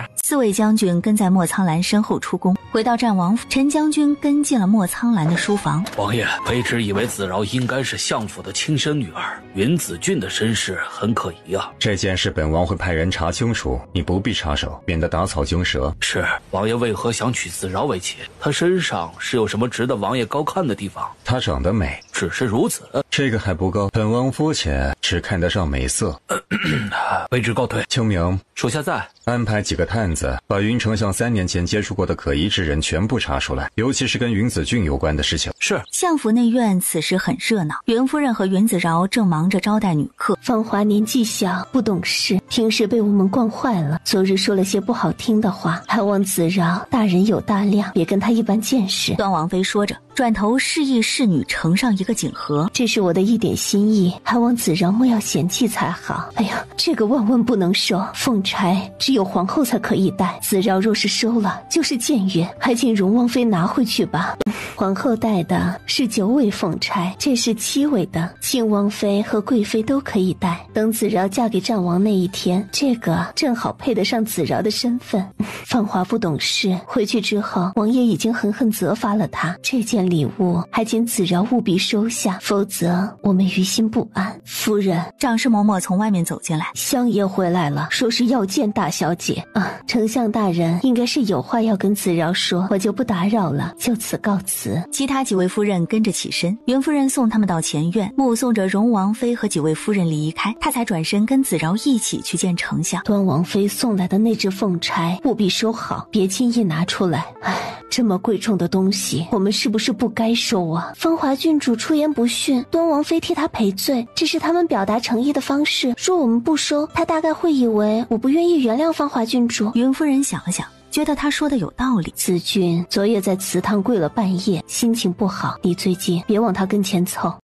云家最近心情不好的不止云子俊，云泽轩亦是处在阴霾之中。云夫人抬脚跨进房门，就看见云丞相背负着双手踱着步子。逆女！相爷这是想干什么？云丞相一只手僵在半空。你干的好事闹得满朝皆知，不但太子挨了重罚，连我也遭到牵连，被停职1个月，你满意了？匆匆赶来的云泽轩和云子俊刚抵达主屋，就听到这句话。父亲，这是怎么回事？好端端的，父亲为何会被停职？还没等云丞相说明原因，云子饶，你心思恶毒，一次次打伤我也就罢了，如今竟然连父亲都记恨吗？身为相府养女，从小到大父亲供你吃，供你穿，供你荣华富贵，你就是这么报答父亲的？我不知道大哥说的是什么意思，我什么时候记恨父亲了？你还装？姐姐，我知道你怨我夺了属于你的身份，可这不是我可以选择的。父亲只是找回他自己的亲生女儿，这有什么错？你何至于？你们都闭嘴！你们俩什么事都没有弄清楚，就迫不及待的指责子饶。你们是亲眼看到他做什么了吗？母亲，云子饶根本就是个毒妇，他心狠手辣，毫无廉耻之心，他眼中没有亲人，他为了报复我们，什么事情都做得出来。大哥，我对你做了什么，以至于你如此歇斯底里的恨我，像是恨不得把我撕成碎片？你对我做了什么？你自己心里清楚。毒妇，他毁了他的命根子，他从未见过如此心思毒辣的女子。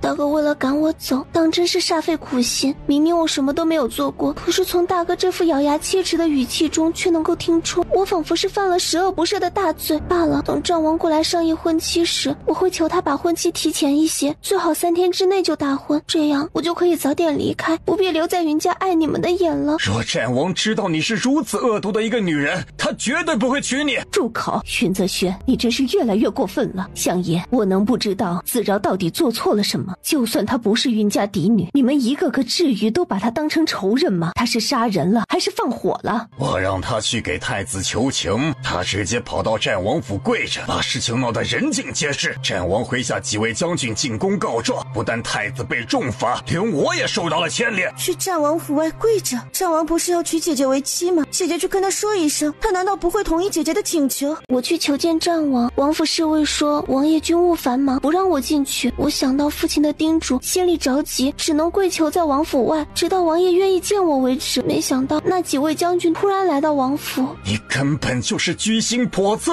你以为即将嫁给战王以后可以无所畏惧，所以不择手段想要报复父亲和太子。因为这3年被罚去浣衣局所受的委屈，你觉得是父亲和太子的错？云泽轩，到底是子饶恶毒，还是你把他想得太恶毒？母亲，就算你说的都是真的，子饶受了3年委屈是不是真的？他想为自己讨回一个公道，难道不是情有可原？你不是受害者，就不该做出一副高高在上的姿态，毫无怜悯之心的指责你的妹妹。你还有一点身为兄长的样子吗？反正我做什么事情父亲都不满满意。既然如此，又何必让我去做？放肆！姐姐怎么能跟父亲顶嘴？我昨晚蒙受不白之冤，回来之后被母亲责罚，还被关在祠堂跪了半夜，我都未曾跟母亲争辩，父亲只是骂了你2句，姐姐就这么顶嘴吗？什么？随即云丞相看向云夫人，你是子俊的母亲，怎么对女儿下那么狠的手？有你这么做母亲的吗？母亲管教女儿天经地义，如果相爷觉得不妥，可以给她重新找个母亲，我不介意。母亲，我没有责怪您的意思，我女儿知错，求母亲责罚。母亲，方才那番话折煞女儿了，我真的没有那个意思，求母亲明鉴。云夫人看都没看他一眼。相爷觉得我没有资格管教她吗？我何曾有过这个意思，只是你下手未免太过。子饶去浣衣局3年，相爷心安理得的装聋作哑，子俊才被罚这么1次你就受不了了。虽然子俊是相爷的亲生女儿，但子饶在云家养了14年，我不信父女间一点感情都没有。相爷不必拿亲生和非亲生当借口，何况谁是亲生，谁是非亲生，他自己心里清楚。这不能相提并论。确实不能相提并论，毕竟我管教女儿天经地义，而太子滥用私权已经得到了惩罚，可见皇上还是英明的，没有被你和太子蒙蔽。陈氏，你放肆！云泽轩看向罪魁祸首，心里清楚云子饶的表里不一已经完全把母亲蒙蔽住了。如果相爷觉得我偏心，可以给子俊另外找个母亲，我不会阻拦，或者你可以亲自带，上朝带着，出门带着，处理公务时都带着，我没资格过问，以后也不会过问。我从未说过你没资格做一个母亲，我只是想让你对子俊公平一点。我对他何时不公平了？子俊吃了3年的燕窝补品，为何都给了子饶？因为现在身体最弱的人是子饶，需要补品的人是子饶，而且那些补品都是从我自己私库里出的钱，我爱给谁给谁，谁要是不买，可以自己拿钱去买。云子俊脸色煞白，垂在身侧的手缓缓攥进了衣角。母亲，是我的错，还求母亲息怒，不要跟父亲争吵。你的错？我怎么敢说是你的错呢？你姐姐在浣衣局3年，你花钱买通张嬷嬷虐打她，不给她吃饭，让她每天有洗不完的衣服。如今东窗事发，我只是小小的惩罚你一顿，你就迫不及待的到你父亲面前告状。你怎么会有错？应该说都是我的错，我管不了你这样的女儿。从此以后，你别喊我母亲，我担待不起。转头拉着云子饶就得离开。陈氏，你到底想干什么？我明天去见朝中各位御史，托他们进宫问问皇上，我惩罚自己犯了错的女儿到底对不对？百官之首的丞相大人对受了委屈的女儿不闻不问，严厉指责，反而庇护犯了错的女儿，我倒要看看诸位御史怎么看。你疯了！陈氏，你到底知不知道自己在干什么？母亲，万万不可！母亲息怒，孤身打人罚还不行吗？求母亲以家族大局为重。圣旨到！房里微微一静，云丞相敛了敛面上表情，转身往外走去。虽然姐姐行事鲁莽一些，可那些将军不是多管闲事吗？战王既然要娶姐姐，这么点小小的请求都答应不了，还纵容手下的将军进宫告御状。战王难道不知道，他娶了姐姐之后，父亲就是他的岳父了吗？云子饶讽刺的笑笑。一家人抵达前院，丞相大人请接旨。云丞相跪下，身后云家人跟着跪下。奉天承运，皇帝诏曰：云家长女云自饶，慧智兰心，谦恭忍让，特封为清平郡主，赐黄金1000两，良田100亩，钦此。云子俊一震，公公，你没传错吗？为什么云子饶封为郡主？云家的嫡女是我，云子饶只是个假的冒牌货，为什么皇上要封她为郡主？云夫人转头看他一眼，眼神带着警告。云姑娘说笑了，皇上的旨意怎么能传错呢？这是要掉脑袋的。说着，他不慌不忙地把手里的圣旨交给云子饶。皇上还有一份口谕是给相爷的。皇上说，丞相对太子之错未尽到劝谏之责，对次女云子俊疏于管教，罚俸半年，为府闭门思过。这1个月里，除了需要多操心清平郡主的大婚之外，也要加强对次女的管教，还望相爷别忘了。此言一出，云泽轩和云子俊齐齐变色。公公辛辛苦了。哎呀，不辛苦，不辛苦，咱家在此恭喜云姑娘啊，不，恭喜清平郡主，您跟战王爷可真是天造地设的一对儿啊！战王爷有眼光。云子俊气得脸都青了，一个低贱的养女，凭什么被封为郡主？传旨太监离开之后，看来连皇上都知道我这个母亲管教不好自己的女儿，所以才命相爷好好管教，以后子俊的教导责任就交给相爷了，希望相爷别让皇上失望才好。他握着云子饶的手转身离开。母亲，女儿知错了，我没有怨怪母亲的意思。母亲，子俊，虽然你是我的亲生女儿，可我们母女之间似乎没有什么缘分，我这3年的真心都当喂了狗，以后你有任何事直接找你父亲负责就行。云子俊僵立原地，母亲为何会如此偏心云子饶？明明俊儿才是母亲的亲生女儿。云子俊心头咯噔一下，突然怀疑母亲是不是知道了什么。父亲，你母亲正在气头上，说的只是气话，你不必往心里去。云子俊抿唇，轻轻点头。哪有母亲不爱自己的女儿的？这几天忍一忍，常去你母亲面前尽尽孝。等这阵风头过去了，我会解开皇上对你的误会，挽回你跟太子的婚事。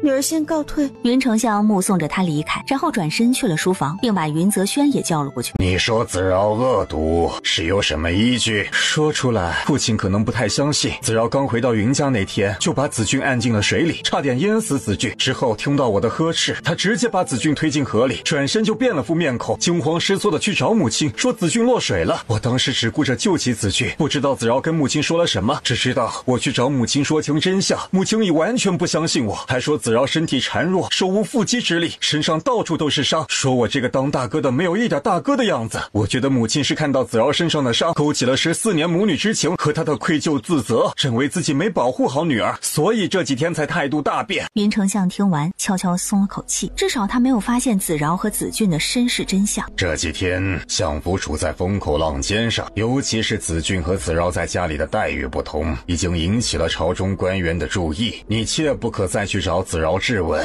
不管心里如何不满，表面上装也要装出兄妹情深来。我知道，请父亲放心，云子饶毁了我一辈子，不会放过他的。啊，相爷，管家进来禀报，战王来了。快请。是。云丞相跟云泽轩一起迎了出去。见过战王爷。本王冒昧登门，没有打扰到丞相吧？不敢。王爷请。本王来跟丞相商议大婚。莫苍兰抬脚跨进书房。本王找人算了日子，这个月28下聘，下个月初8迎娶，不知丞相是否有什么不同的想法？都听王爷的。他根本未曾关心过这桩婚事，子饶早日嫁出去，相府就能早些清静。既然丞相没什么意见，本王就不多言了。我想跟自己的未婚妻见个面，丞相应该不会拒绝。云丞相还没开口，母亲定下规矩，男女授受不亲，子饶成婚之前不便跟外男见面。莫苍兰漫不经心一笑，若本王非要见呢？云泽轩面色微变。王爷跟小女即将成婚夫妻，见一面当然可以。来人，把大小姐。罢了。莫苍兰站起身，本王28来下聘，不急于这一面。说完，他转身往外走去。云泽轩面色青白交错，低头恭送他离去。接下来的几天，府里风平浪静，尚雪轩已修缮妥当。云子饶搬进尚雪轩这天，正逢莫苍兰来下聘。下聘的阵仗很大，一路吹吹打打，沿街看热闹的人很多，多少女子都在羡慕着云子饶的好运气。站在人群中的宁家女宁妙婵面色难看。还真的那么喜欢云子饶吗？为什么喜欢他？喜欢他哪里啊？喜欢他在浣衣局3年学的一身洗衣服的本事吗？他不会让云子饶这么轻易就嫁去战王府的。一只只崭新的红木箱子在前院和中院整理摆放，看起来喜气十足。李官扯着嗓子将聘礼一一念出来，听得云丞相的脸色比往日都好看了许多。云子俊一方面嫉妒战王爷如此用心，一方面又窃喜于这些聘礼早晚会用到他身上。我会为子饶准备好丰厚的嫁妆，嫁去战王府之后，吃穿用度都会事无巨细的准备好，包括王爷清单上的这些聘礼都会给子饶带回去，作为他大婚后的私产。还望王爷真心对待子饶，切莫辜负了他。母亲，云丞相眉头微皱，亦是不满地看着他。这些聘礼本来就是为了娶子饶才给的，相爷位高权重，云家又不指望这点聘礼过日子。以后子俊出阁时，聘礼我也一件不会留，跟嫁妆一起给他带回去。本王既然把聘礼送过来了，夫人想要怎么处置都随夫人。子饶嫁过去之后，嫁妆永远只由她一人做主，本王绝不染指。多谢王爷厚爱。云子俊嫉妒的眼睛都要红了。凭什么云子饶命这么好？凭什么好运气都是他的？莫苍兰很快带人告辞。为何决定把聘礼给子饶带去？子饶身体孱弱，嫁过去之后依旧需要名贵的补品补身体，这不是1天2天的事情。还有战王随时会出征，府里上上下下都需要子饶打点，手里银钱多一些，他能尽快收拢好府里的下人归他所用，往后跟王妃命妇们相处，出手若太寒酸，未免让人看不起。所以嫁妆越丰厚，以后越有底气。就算如此，相府不穷，没有这点聘礼，相府不会就揭不开锅，反而给了子饶，才能够提供最好的帮助。随你的便。拂袖而去。3日后，战王府送来一套凤冠霞帔，送来嫁衣的女官亲自服侍云子饶试穿。穿着嫁衣的云子饶，容颜少了几分娇弱，而多了几分艳丽。云姑娘真美，这套嫁衣就是为你量身定制的。云子俊眼底的羡慕和嫉恨几乎溢出眼眶。这套嫁衣真好看，战王爷对姐姐太用心了。云子饶望着镜子里的自己，一时没有言语。确实不错，原本待嫁的嫁衣应该是自己绣的，但子饶14岁去了浣衣局，没有来得及绣自己的嫁衣。王爷能够想到这一点，确实是有心了。嫁衣还要自己绣吗？母亲，你怎么了？没人告诉我要自己绣嫁衣。你可以去问问你父亲，让他给你找个绣娘，现在开始学着绣，什么时候绣出来，什么时候考虑嫁人的问题。云子俊脸色刷白，双手攥紧衣服。夫人。周嬷嬷匆匆进来，看见云子俊站在云夫人身边，忽然停足不前。云夫人心下了然，示意他等会儿再说。云子饶换下嫁衣，你负责收好这套嫁衣，万不可出了差错。女官大人放心，我们先告退了。云夫人送走女官，返回屋子里。周嬷嬷留下，其他人都出去。云子俊看着周嬷嬷神秘兮兮的表情，心下不安，却见云子饶已经往外走去，他没办法，只能跟着出去。周嬷嬷把一封信递给云夫人，惊叫无名别院。云夫人盯着这6个字看了半天，眸色微深。周嬷嬷，你悄悄盯着相爷，以前他每天上朝，公务繁忙，我这个夫人只管打理内宅，对他在外面的事务一无所知。眼下他被皇上下令禁足，我不信他能熬得住1个月。是。接下来的日子，相府一片风平浪静，母亲把所有私产都给了子饶。他以后成亲的时候怎么办？就凭父亲的那点俸禄吗？云子俊想去质问母亲，为什么要给云子饶这么多家长？到底谁才是他的亲生女儿？母亲会不会知道了什么？他怒气冲冲就去了云子饶新搬的小院。云子饶正在看书，还有3天就到了婚期。妹妹这是有了前车之鉴，来找我的时候知道要带丫鬟了。今天人证皆在，我不信你还敢对我动手。云子饶很想说你错了，我真的敢。你来找我干什么？母亲给你准备的嫁妆几乎动用了她全部的私产，你若把这些嫁妆都带走，相府以后吃什么喝什么？大哥成亲的聘礼怎么办？我出阁的嫁妆怎么办？父亲对外应酬和官场上的打点怎么办？云子饶，你能不能不要这么自私？母亲是长辈，还要给我嫁妆，我这个做女儿的还要推辞不成？这岂不是忤逆不孝？我才是相府嫡女，母亲的亲生女儿。我从小在母亲身边长大，感情深厚，你就算是母亲的亲生女儿，也比不过我跟母亲10几年的感情。你觉得母亲真的把你当成她的亲生女儿？云子饶，你这个贱人，你去死吧！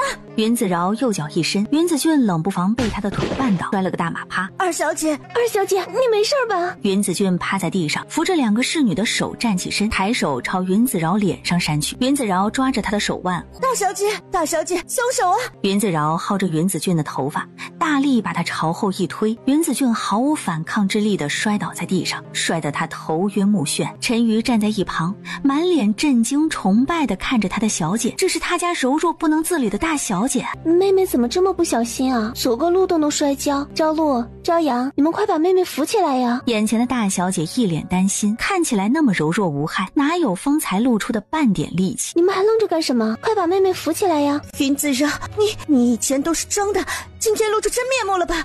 朝阳和朝露都看到了，你的侍女也亲眼看到了，你就是个残暴的恶魔。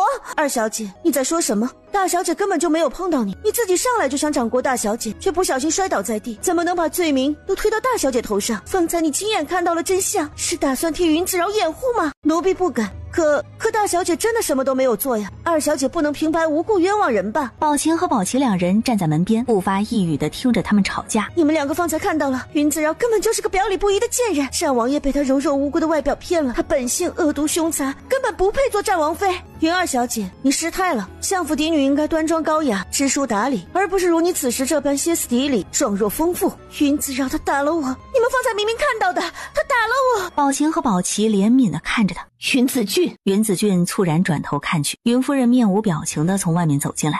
你闹够了没有？夫人息怒，母亲，方才是大姐打我。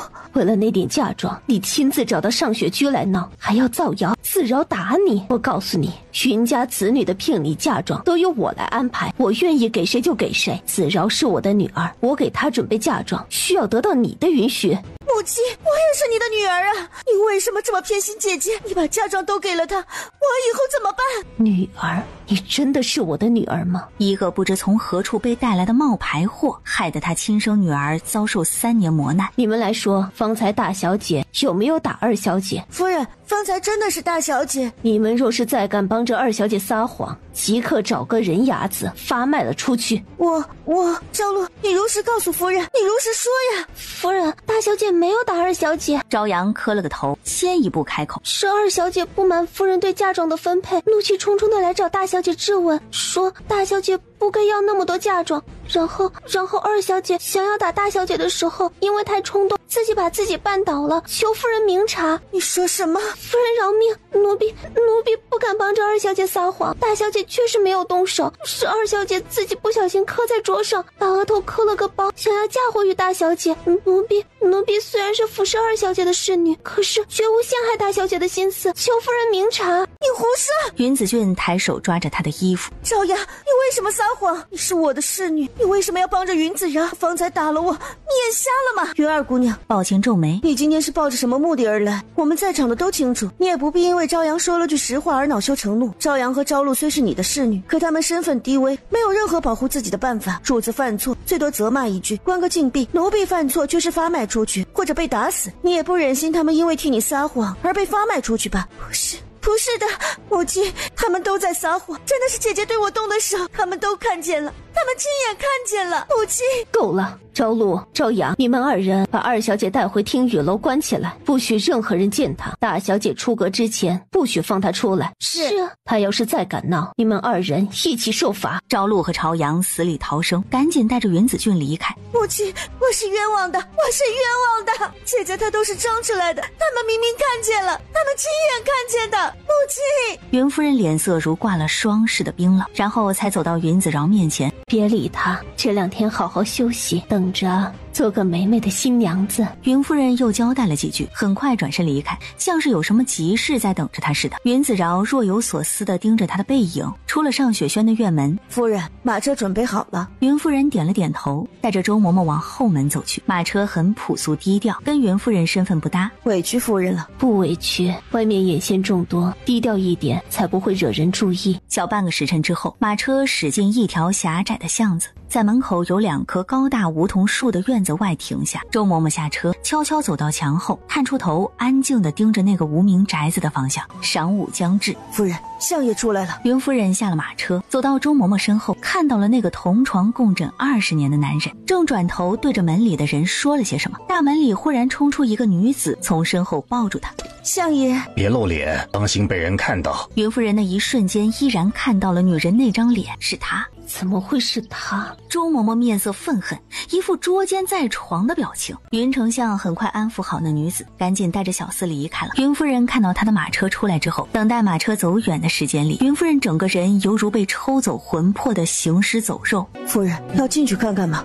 不用，去战王府。战王府？对，我们把这份嫁妆单子送到战王府，云康他想后悔都来不及。低调朴素的马车绕着道去往战王府。王府外已经挂起红灯笼，大门两旁和前院到处都贴上了大红喜字。云夫人求见的消息有些突兀，莫苍兰听到云夫人来，似乎一点都不惊讶，令人把云夫人接到花厅奉茶。臣妇冒昧，还望王爷恕罪。岳母大人请坐。这是我给子饶你的嫁妆清单，请王爷先收下。夫人这是把全部家当都给了子饶？没有，还剩一点儿。剩的应该不多了。夫人这是做好了跟云丞相和离的打算？王爷怎么会这么想？夫人今日过来，应该不仅仅是为了嫁妆的事情。抽出一份密函，递到云夫人面前。京郊无名别院里的那个女子，夫人方才见过了，是不是很熟悉？但她的真实身份，夫人应该还不太清楚。云夫人盯着面前密函，真实身份，因为那是云泽轩的生母，云康曾经的青梅竹马，也是生了云泽轩之后难产过世的妾室严氏。密函上只有寥寥数语：南昭皇帝私生女，崇武元年入齐，成为齐国吏部尚书云康之妾。崇武3年冬再次入齐，4年生下女儿子俊。王爷还知道些什么？太子也知道云子俊的身份有假。他知道云子俊是假的，知道子饶是相府嫡女，还故意把子饶送去浣衣局受搓磨。让子饶受搓磨，只是为了哄云子俊开心。他真正的目的是利用云子俊背后的势力，巩固他储君的地位。云子俊的母亲只是一个私生女，流落在外多年。不对，严氏当年难产之后就假死回去认祖归宗。这些年，如果南昭皇帝疼她，她已经是名正言顺的南昭公主。可一个公主背后能有什么势力？说起严氏的身份，就不得不提起南诏皇帝一桩风流韵事。不过这暂时来说不太重要，夫人只要知道严氏现在是南诏的公主，很得南诏皇帝的宠爱，宠爱到可以随时为他发兵的程度就行。云夫人沉默，面色惊疑不定，不知该作何反应。他为什么会选择成为云康的外室？当年没有认祖归宗之前，严氏跟云丞相确实是青梅竹马。云康事先知不知道他的身份，暂时无从查证，但严氏对云康是有感情的，何况他有个孩子在云家。夫人应该清楚，这个世道不管多尊贵的身份，女子一旦有过丈夫，有过孩子，再想重新嫁人都很难。所以严氏回南诏之后没多久，就跟云丞相重新联系上了。待生下云子俊之后，他就决定死心塌地地留在齐国，计划着等太子登基之后就娶夫人而代之。但他不想让女儿跟着他受苦，遂要求云康把云子俊带回相府，且必须以云家嫡女的身份带回去，所以就有了3年前真假嫡女的戏码。原来如此。夫人若打算跟云丞相和离，这是最正确的一个决定，但在和离之前，不要让他对你有所怀疑。莫苍兰给他支招，越是巨浪滔天时，越要冷静下来。外室可以成为你们撕破脸和离的关键，但敌国公主这个身份暂时不能戳破。我明白王爷的意思，王爷放心，我知道该怎么做。臣妇先告退了。夫人想做什么，可以放心大胆地去做。本王娶了子饶，以后就会爱惜她，庇护她，不会让任何人随意欺负她。夫人不必顾及子饶的立场。多谢王爷，臣妇告退。出了战王府，云夫人坐上马车，她在想，如果那天不是子饶哭哭啼啼找到自己，她是不是会继续宠爱子俊？马车来回一耽搁，回到相府时已经过了晌午。云夫人一回来就遇到了云丞相，他站在后门处，显然是特意在等他。夫人去了何处？为何要乘坐这么小的马车？我刚从战王府回来，我把嫁妆单子给战王送了过去。子饶出阁那天，让他派人清点嫁妆单子上的嫁妆，若少一件，务必派人来相府讨回。听子俊说，你把家中一大半的产业都给了子饶做嫁妆，你这样做，以后泽轩和子俊怎么办？他们一个要嫁人，一个要娶妻。相爷，我给子饶准备的嫁妆一半出自我自己的私库，也就是我当年嫁进相府带来的嫁妆，我没有用相爷1两银子，另外一半是战王府送来的聘礼。如果战王没有求娶子饶，没有送来聘礼，泽轩是不是就不娶妻？子俊是不是就不嫁人了？这根本就不是一回事儿。我倒是忘了，以子饶在浣衣局3年的经历，京中人人都骂子饶是洗衣婢的名声。若非战王执意要娶子饶，想要嫁一个如意郎君，只怕比登天还难。相爷可曾想过他的后半生该怎么活？就算不嫁给战王爷，也可以嫁给太子。对，嫁给太子做妾。你是巴不得子饶嫁给太子做妾？云丞相恼羞成怒，放肆！云康，你今天敢打我一下，不出半个时辰，我就让陈家的人来接我回去，并且闹得相府鸡犬不宁。倒是别说子俊和泽轩的婚婚事，就是子饶的婚事，我也不管了，你自己跟外人解释吧。云丞相气得浑身颤抖。你最近真是变了个人。我确实变了个人，若不是你偏心过火，子饶至于受这么大的苦楚。一想到在我身边养了14年，我疼得跟眼珠子似的女儿，去浣衣局被人当奴才使唤虐打3年，我心里就疼得不行。云康，你真是丧良心！丢下这句话，他头也不回地转身离开。来人，一个黑衣男子悄无声息现身，去查一下今天夫人都到过何处。是。黑衣人转身离开。云夫人回到静安院，屏退左右，一个人安静在屋子里坐了良久。夫人，周嬷嬷急匆匆进了静安院，宫里来了旨意，皇后娘娘请大小姐进宫一趟。云夫人回神，脸色微变。来的是皇后宫里的人。奴婢虽不认识这个传旨太监，但他确实拿着凤仪宫的令牌。周嬷嬷，我不想让子饶进宫，你觉得找个什么样的借口比较合适？皇后一直无法违抗，直接不去肯定不行。要不问问大小姐的意思？云夫人蹙眉，母亲，有人通知了我，子饶，我应该去一趟，母亲不用担心，我会保护好自己。那你一定要小心些，在宫里不要跟皇后顶嘴，能示弱就示弱，示不了弱就装晕。好。夫人放心，我已经通知了王爷，稍后王爷会在宫门口等着大小姐。就算皇后真要对大小姐不利，王爷也不会允许的。哎，这样就好。云子饶吃完午饭，带着陈瑜和宝琴、宝琪坐上马车往宫里而去。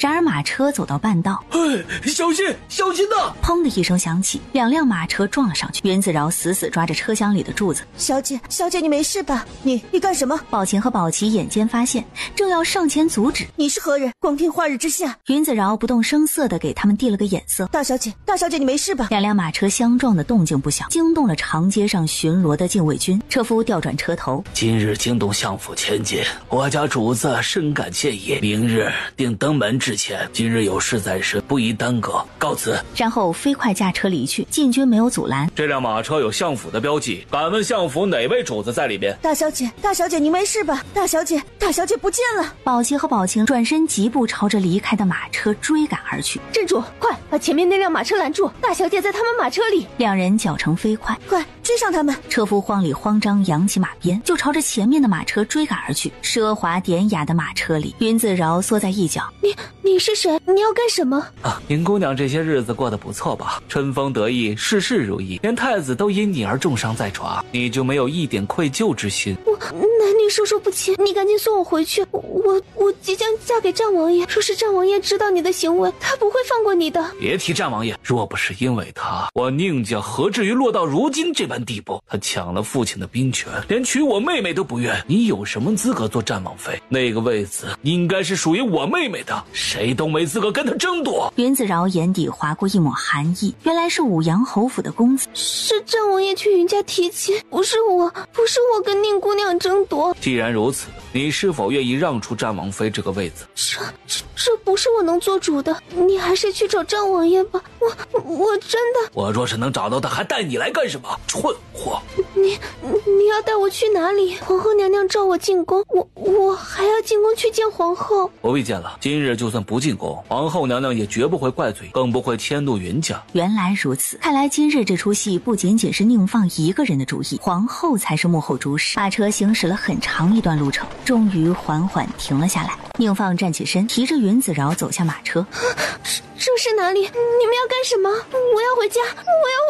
这里是郊外一处偏僻的破落院子，进了院门就看见几个男人站在不远处。不要！你们不能这么做，战王爷不会放过你们的，我父亲也不会放过你们。赏给你们了。丢下这句话，他转身往外走去。宁放刚转过身，就对上了2双森冷的眼睛。你们这么快？宝琴闪电般抬手扣住他的下巴，宁放想反抗，就被宝琴利落地摔倒在地上。宝琴大力踹开松垮的大门，就看见云子饶抬手摔倒了一个粗壮的大汉，狠狠2脚踹到他胸腹。那男人心有不甘地咽了气，还有2个人见状已经吓破胆。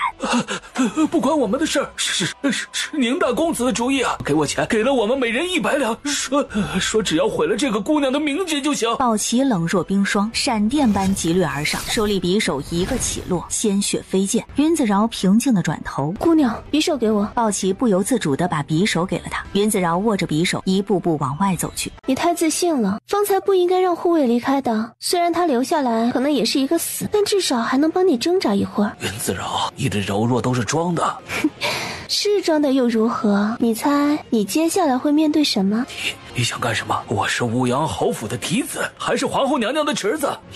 你要对我不利，皇后娘娘绝不会饶你。云子饶眼神一冷，朝着宁放手腕里狠狠扎了下去。他右手手筋断了，从此练不了武，也写不了字了。云子饶视线微转，狠狠朝着他裆部扎了进去。宁放疼得在地上打滚。你们男人想要毁掉一个女子，是不是只能找几个男人来侮辱她？一个上过战场的男子，却用如此下作的手段来对付一个柔弱女子，实在是有辱将士的形象，也辱没了你身为一个男人的担当。所以去了你的根，让你从此做不成男人，也做不成将军，这才是你应该有的下场。说完这句话，把匕首擦拭干净，然后交还给宝琪。回去之后就丢了吧，沾了贱人的血，用着膈应。宝琪默默点头。云子饶转头看了看四周，留着车夫活口，让他回去通风报信。走吧，云姑娘，方才那个阵仗太吓人了，云姑娘一定被吓坏了吧？幸亏我和宝琴及时赶到，才避免姑娘惨遭毒手。只是我们情急之下不小心打死了那几个恶棍，回去之后一定要跟王爷解释清楚才好。对，几个恶棍胆大包天，居然敢对我们未来的王妃下手，简直死有余辜。就算回去跟王爷说了，王爷也只会夸我们护主有功。云子饶没说话，宝琪和宝琴这是要把杀人和废了宁放的责任全部揽到自己身上。不，小姐，陈瑜焦急担忧的声音在远处响起。小姐，你在哪儿啊？小姐，小姐。陈瑜远远看见云子饶被扶着出来。小姐你没事吧？那个杀千刀的竟敢掳走小姐，我去杀了他。别着急，我没事了，先回去吧。好。两人把云子饶扶着上了马车，然后车夫什么都没敢问，走了一段路回战王府。云子饶没反对，毕竟他们今天做的事情有点大，确实只有战王有能力摆平。一行人很快抵达战王府，莫苍兰正站在前院等着。说一下具体情况。王爷，是武阳侯府嫡子宁放，他事先找了几个壮汉，等在郊外一处破院子里，把云姑娘带过去之后，试图让他们对云姑娘行破鬼之举。莫苍兰眉眼瞬间冷了下去。然而看起来并没有被吓到，坏人都被宝琴和宝琪解决了，否则今天凶多吉少。宝琴和宝琪的垂眸看着地砖，脑子里浮现他刀起刀落废了宁放命根子的一幕。王爷，宁家公子说我配不上王爷，没有资格嫁给王爷。他说战王妃这个身份应该属于他妹妹。原来如此，这件事你不用管了，本王去处理。带云姑娘去歇着。宝琴，命人给云姑娘准备一些茶点压压惊。宝琪，你去相府一趟，告诉云夫人今天发生的事情，并把她接来战王府安抚云姑娘。是。莫苍兰吩咐完，备马进宫。是。宁放被带回武阳侯府时，整个宁家乱成一团。武阳侯宁启明看见儿子伤得这么重，差点没晕过去。宁夫人则直接两眼一黑，直接哭得昏了过去。宁妙婵听到消息，匆匆赶到宁放的院子里。大哥，这是怎么了？是谁伤了他？属下赶过去的时候，大公子已经疼得昏了过去。废弃的别院里还有几具尸体，暂时还不知身份，可能只有大公子的车夫知道发生了什么事。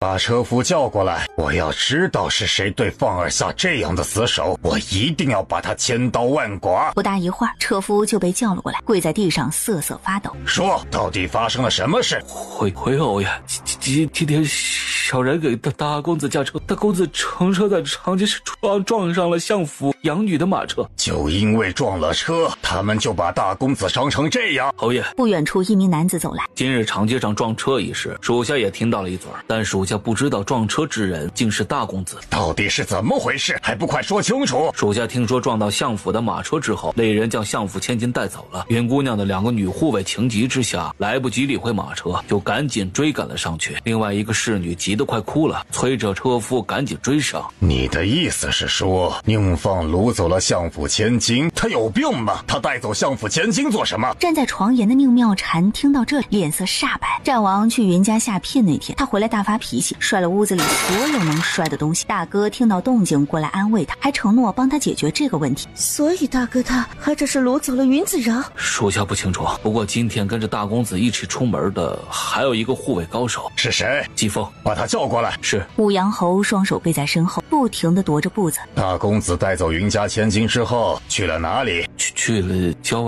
外一处废弃的院子。他把人带去废弃院子做什么？你是死人吗？为什么由着他？小人该死！恐惧的磕头求饶。小人该死！小人只是遵照大人公子的吩咐，希望侯爷饶命，侯爷饶命啊！怪不得宁放伤在那里，该死的小畜生，他是要毁了侯府。把他拉出去！侯爷饶命，侯爷饶命！车夫很快被带下去处置了。季风和拖走车夫的护卫擦肩而过。侯爷，今天是你跟着大公子出了门。是。今天在长街上发生了什么？大公子命车夫撞上相府千金的马车，命令属下把受惊的相府千金拖进马车里，然后就让属下离开了。放屁！来人，把这个信口开河的东西拖下去打死！属下所言句句属实，求侯爷明察。你的意思是宁放故意去撞云家马车，还故意掳走云家千金？他这么做的目的是什么？乌阳侯抬脚朝他踹去，说他为什么要这么做？侯爷，侯爷！一个护卫匆匆进来，战王爷来了。他深深吸了一口气。所以这么说来，是那两个女护卫杀了神，又废了宁放的一只手和命根子。莫苍兰已经带着乌压压的兵丁走了进来。战王爷驾到，还不跪下？侍女下人则扑通扑通全跪了下来。莫苍兰走进院子，看武阳侯的表情，应该已经知道了自己儿子做了什么事。武阳侯面色僵白难看。战王爷，宁妙婵从房中出来，大哥他只是一时冲动，想要吓唬吓唬云姑娘，并没有真要伤害云姑娘的意思。云姑娘却把大哥伤成这样，大哥可是侯府嫡子，以后的侯府继承人。吓唬吓唬他，既然如此，本王也吓唬吓唬你如何？来人，把宁姑娘带去郊外那个破败院子里，找几个壮汉过来，陪她待上半天。是。王爷，你不能这么做，王爷，事情经过，臣会调查清楚。若真是凤儿有错在先，臣一定给云姑娘一个交代，还望王爷手下留情。武阳侯曾是三军主帅，应当知晓男儿有所为，有所不为。宁放今日这般行为，不但有失军人担当，亦不是一个有为男儿该做之事。王爷说的是，本王要见宁放，芳儿就在屋里。王爷请。莫苍兰举步进屋，走到宁放的床沿，把他叫醒。听到声音，他睁开眼。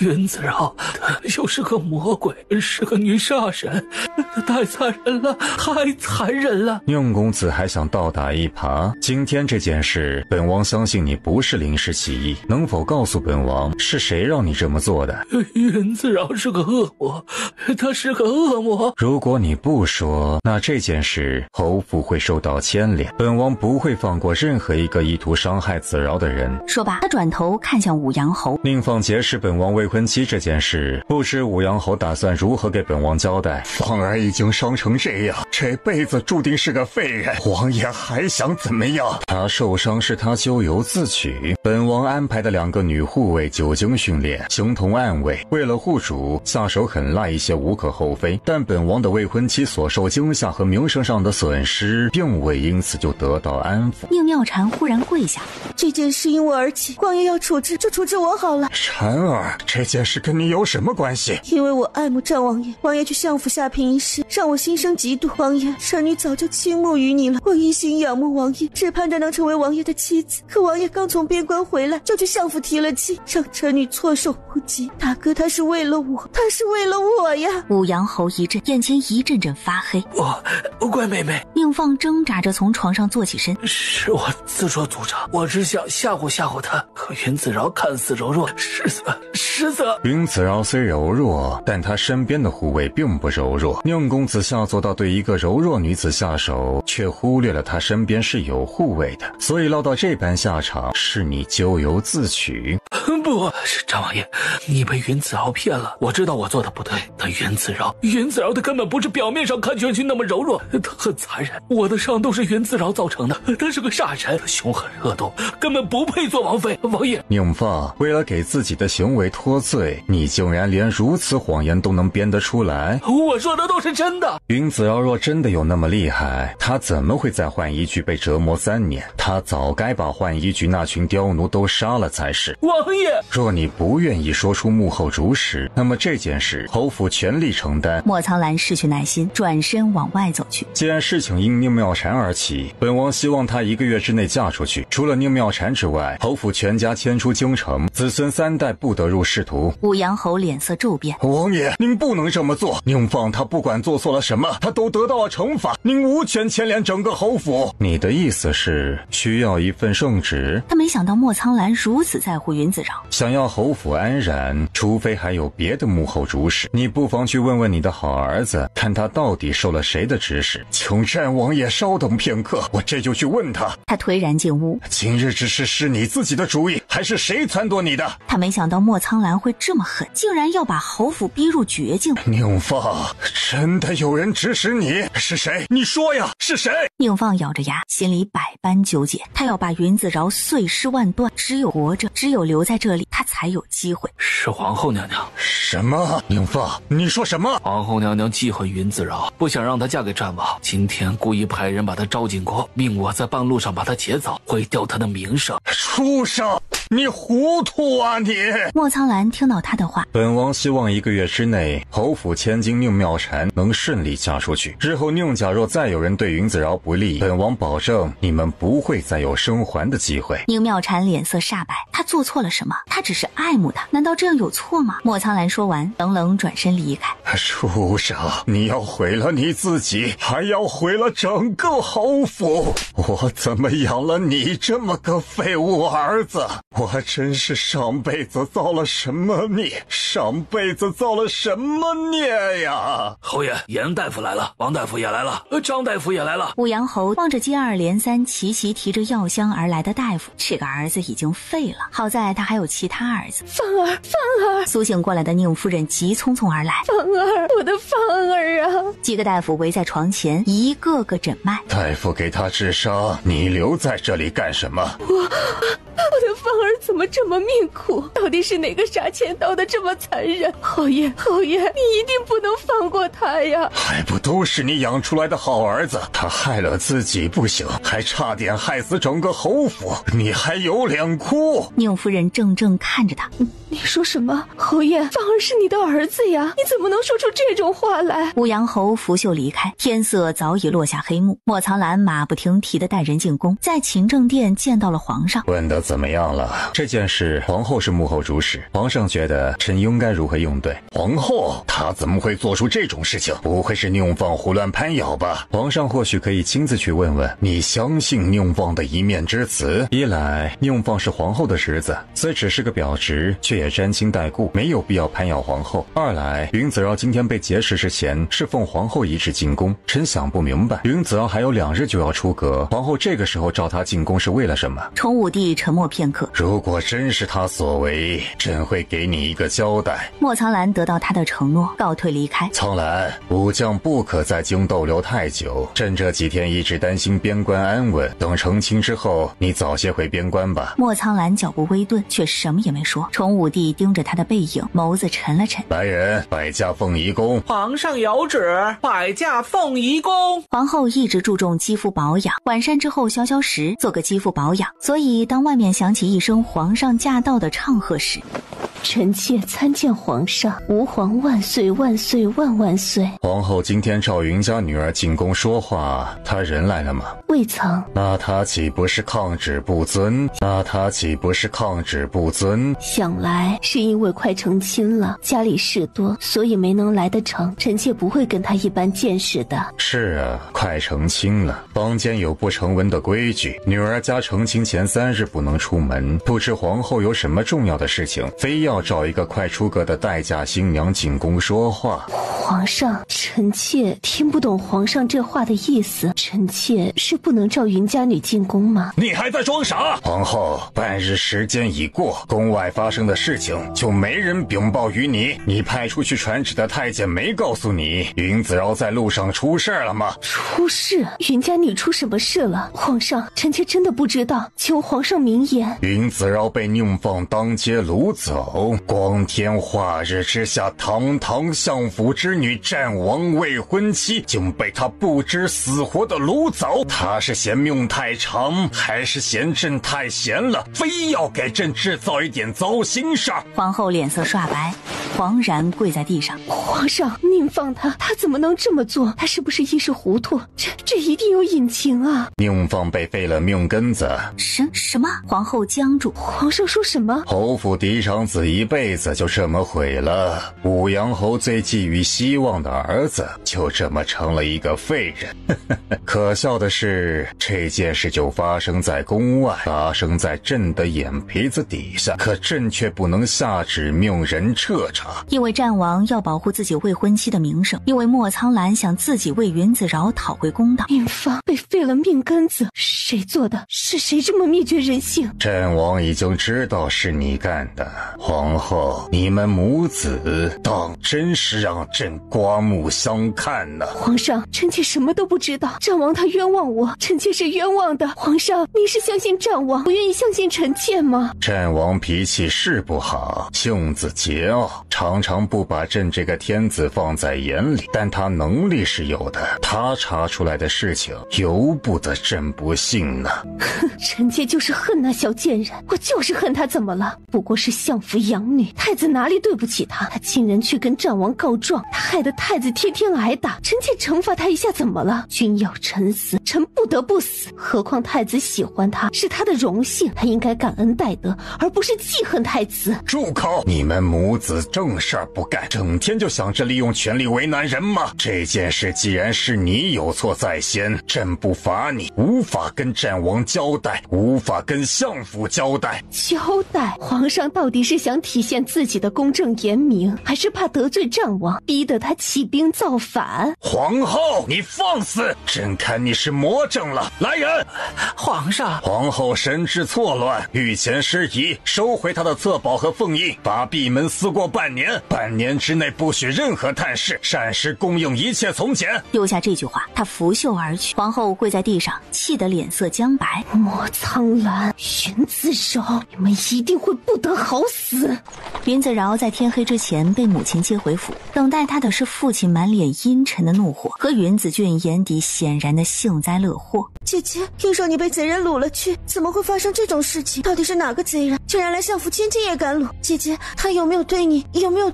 我很好，平安无事，毫发无损。贼人已经付出代价了，多谢妹妹关心。好好的，怎么会被人掳了去？平安无事？那贼人到底是谁？他怎么样了？姐姐，你是跟他有仇吗？云子俊，我不是让你待在听月楼反省吗？谁让你出来的？母亲，我只是太担心姐姐。是我让他出来的。你没看到子俊额头上的伤？你这个母亲怎么当的？要是俊儿回了容，以后还怎么嫁人？相爷这么心疼他，索性让他别嫁了，就留在家里孝顺你这个父亲，为你养老送终，不是很好？陈氏，你在胡说八道些什么？我看你最近真是魔怔了。我是魔怔了。子饶受了这么大的惊吓，你不但没有丝毫关心，反而一个劲儿的指责怒问。怎么，云子饶没有被贼人得手，你很失望是不是？你在说什么乱七八糟的？云康，子饶平安无事，你是不是很失望？这是平安不平安的事吗？她一个待嫁之女被人掳了去，名节全毁了，外面的人会怎么造谣？战王也会不会嫌弃她？云子饶，你掳你的人是谁？父亲是担心我的安危，还是担心相府的名声，又或者只是想知道经此一事之后，战王爷是不是就该嫌弃我了？我是不是只能嫁给太子做妾？父亲心里是这么想的吗？姐姐，你怎么能这么想父亲？父亲只是太过担心你，所以语气才急了些。父亲若是真的担心我，牵挂我的安危，这会儿应该派人去查清掳走我的贼人是谁，怒火应该是对着那个掳走相府千金的贼人，而不是自己的女儿。父亲归为丞相，百官之首，查这点事情轻而易举。我觉得您不至于窝里横，有脾气只敢对自己的女儿发。放肆！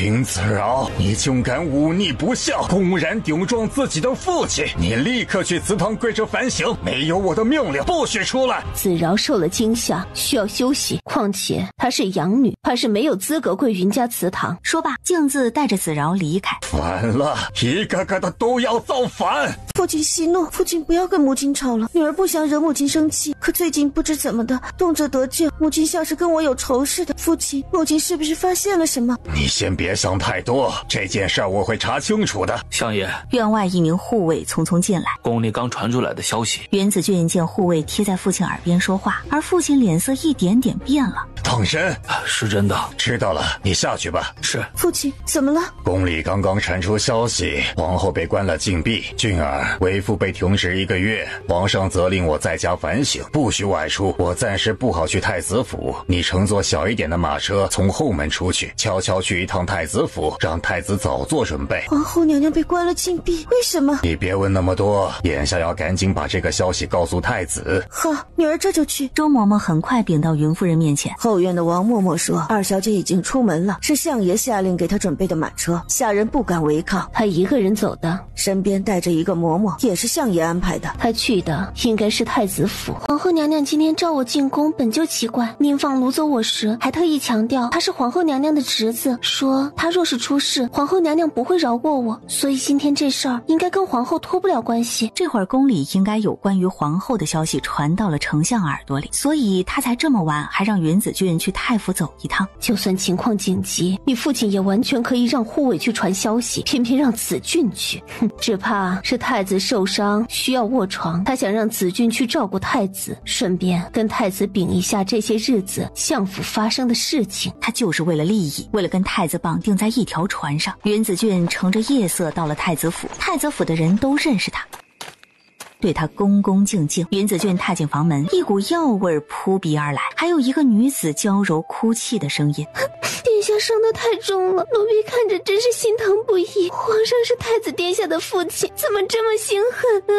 云子俊脚下一僵，半遮不遮的帐幔后，可看见一个衣衫不整的女子坐在床沿。那一瞬间，云子俊的愤怒几乎直窜头顶心。这个小贱人是谁？怎么敢趁着他不在，就对太子趁虚而入？太子殿下云姑娘，这么晚您怎么来了？俊儿，太子殿下怎么伤得这么重？太子殿下别动，太子殿下伤得这么重，怪我这些天一直被母亲关在屋子里，不能早点来看看殿下，我真是没用。太子殿下，奴婢先告退了。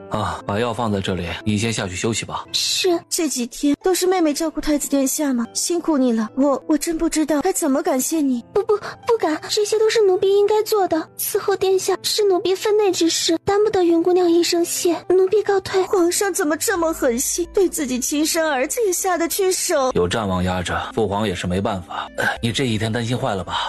之前被母亲责令关禁闭，我出门都没法。今晚好不容易央求着父亲让我过来一趟，还是瞒着母亲来的。父亲帮我安排了一辆不起眼的马车。太子殿下，你没怪我吧？怎么会？我今晚过来还有一件很重要的事情要告诉殿下。殿下听完之后，今晚沉住气。发生了什么事？皇后娘娘被收了错宝，皇上下旨禁足半年。你说什么？今天皇后娘娘召姐姐进宫，没想到姐姐在半路遇到劫持，战王把姐姐救回来之后，姐姐一口咬定是皇后娘娘主使，战王爷进宫对皇上施压，皇上就把皇后娘娘禁足了。莫景林闻言，眼底划过阴沉的色泽。这个贱人，袁子敖说什么就是什么嘛，战王就听他的一面之词。太子殿下有所不知，战王对姐姐的偏袒已经到了不讲理的地步，谁的话都不听，只听姐姐的，就像中蛊了一样。最近连母亲都被姐姐哄得团团转。姐姐出阁在即，就因为战王聘礼太过丰厚，母亲为了面上好看，竟然把她的大半私产都给姐姐做了陪嫁，甚至连战王给的聘礼也一并让姐姐带回去。父亲大怒一场，都没能让母亲改变主意。莫景林沉默片刻，轻轻闭眼。你说云子饶今天被当街劫持？劫持他的人是谁？这个我不太清楚，不过我看姐姐回到家时状态还好，没有被劫持的狼狈，不知道这件事到底是真的还是他自导自演的把戏。莫景林默然不语，不知道心里在想些什么。太子殿下，俊儿，时间不早了，你早些回去吧。太子殿下，云子俊轻咬着唇瓣，忽然俯身抱着他的肩膀。那天皇上当众下旨，说我不配做太子妃。恢复之后，我难过的吃不下饭，一直在反思自己做错了什么。我只喜欢太子一人，说不能嫁给太子，我情愿终身不嫁，出家为尼。说什么傻话？你是个善良女子，是父皇误会你了。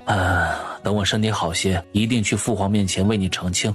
我愿意等着太子殿下，等多久都愿意。莫景林沉默间，眼底划过一抹阴鸷之色。4月初8，相府长女出阁之日，云子饶一大早就在丫鬟催促下起身梳妆打扮，换上一身凤冠霞帔。云子俊站在一旁，暗生嫉妒。姐姐今天真美，来日等妹妹出阁时，也会如此风光美丽。姐姐说的对，她一定会比云子饶更风光无限。相府宾客如云，前院设热闹不已。内院正厅里，云丞相和云夫人分坐左右主位。云子饶从闺房被簇拥着走来，朝云丞相和夫人拜别。去战王府之后，好好过日子，战王会保护好你。任何人欺负你，你都可以跟战王说。有委屈，千万别忍着，也不必过于贤惠大度。越是习惯隐忍，以后需要委屈隐忍的时候就越多。夫人，大喜的日子，你说这些干什么？女儿家本该贤惠大度，你教的都是什么？你是怕相府名声还不够糟糕是不是？这应该是口误，姐姐千万别当真。女儿家还是要贤淑一些，温柔体贴，才能换来丈夫的疼爱。夫人说的对。一身红色袍服的莫苍兰走进来。本王要娶的女子，绝不是柔弱隐忍的小可怜，而是有胆识、有脑子、有主见，并且懂得保护自己，也擅长趋利避害的妻子。她不必为了任何人委屈自己，即便在本王面前也不需要。本王会保护好子饶。她嫁到战王府之后，从此只有战王妃一个身份，谁敢对她不敬，就是对本王不敬。云子君僵了僵，他嫉妒云子饶能得到莫苍兰如此对待。我才是云家嫡女，母亲为何要云子饶如此偏心？莫苍兰挽着云子饶朝云家夫妇告别，转身带走他的新娘子。战王请留步。众人转头望去。母亲，我想知道你为什么把相府全部家当都给云子饶做嫁妆？她只是个养女，你这么做对子俊公平吗？此言一出，屋子里气氛骤然一凝。云泽轩，你闭嘴！父亲，我知道我不该选择这个日子来说这些，但是这几天儿子身体不适，一直待在屋里休息。今天才知道母亲竟然把家产都给了云子饶。我不是觉得云子饶不配得到这些，而是两个女儿应该公平对待，请父亲体谅儿子心情。母亲，子俊才是你的亲生女儿，你为何如此偏袒子饶？今日是子饶大婚的日子，有什么话等他出门了再说。出门？云泽轩怨恨地看了一眼云子饶。母亲，还望母亲给我们一个解释。当着子俊和子饶两个姐妹的面前，若是母亲的理由充分合理，儿子绝不敢继续纠缠。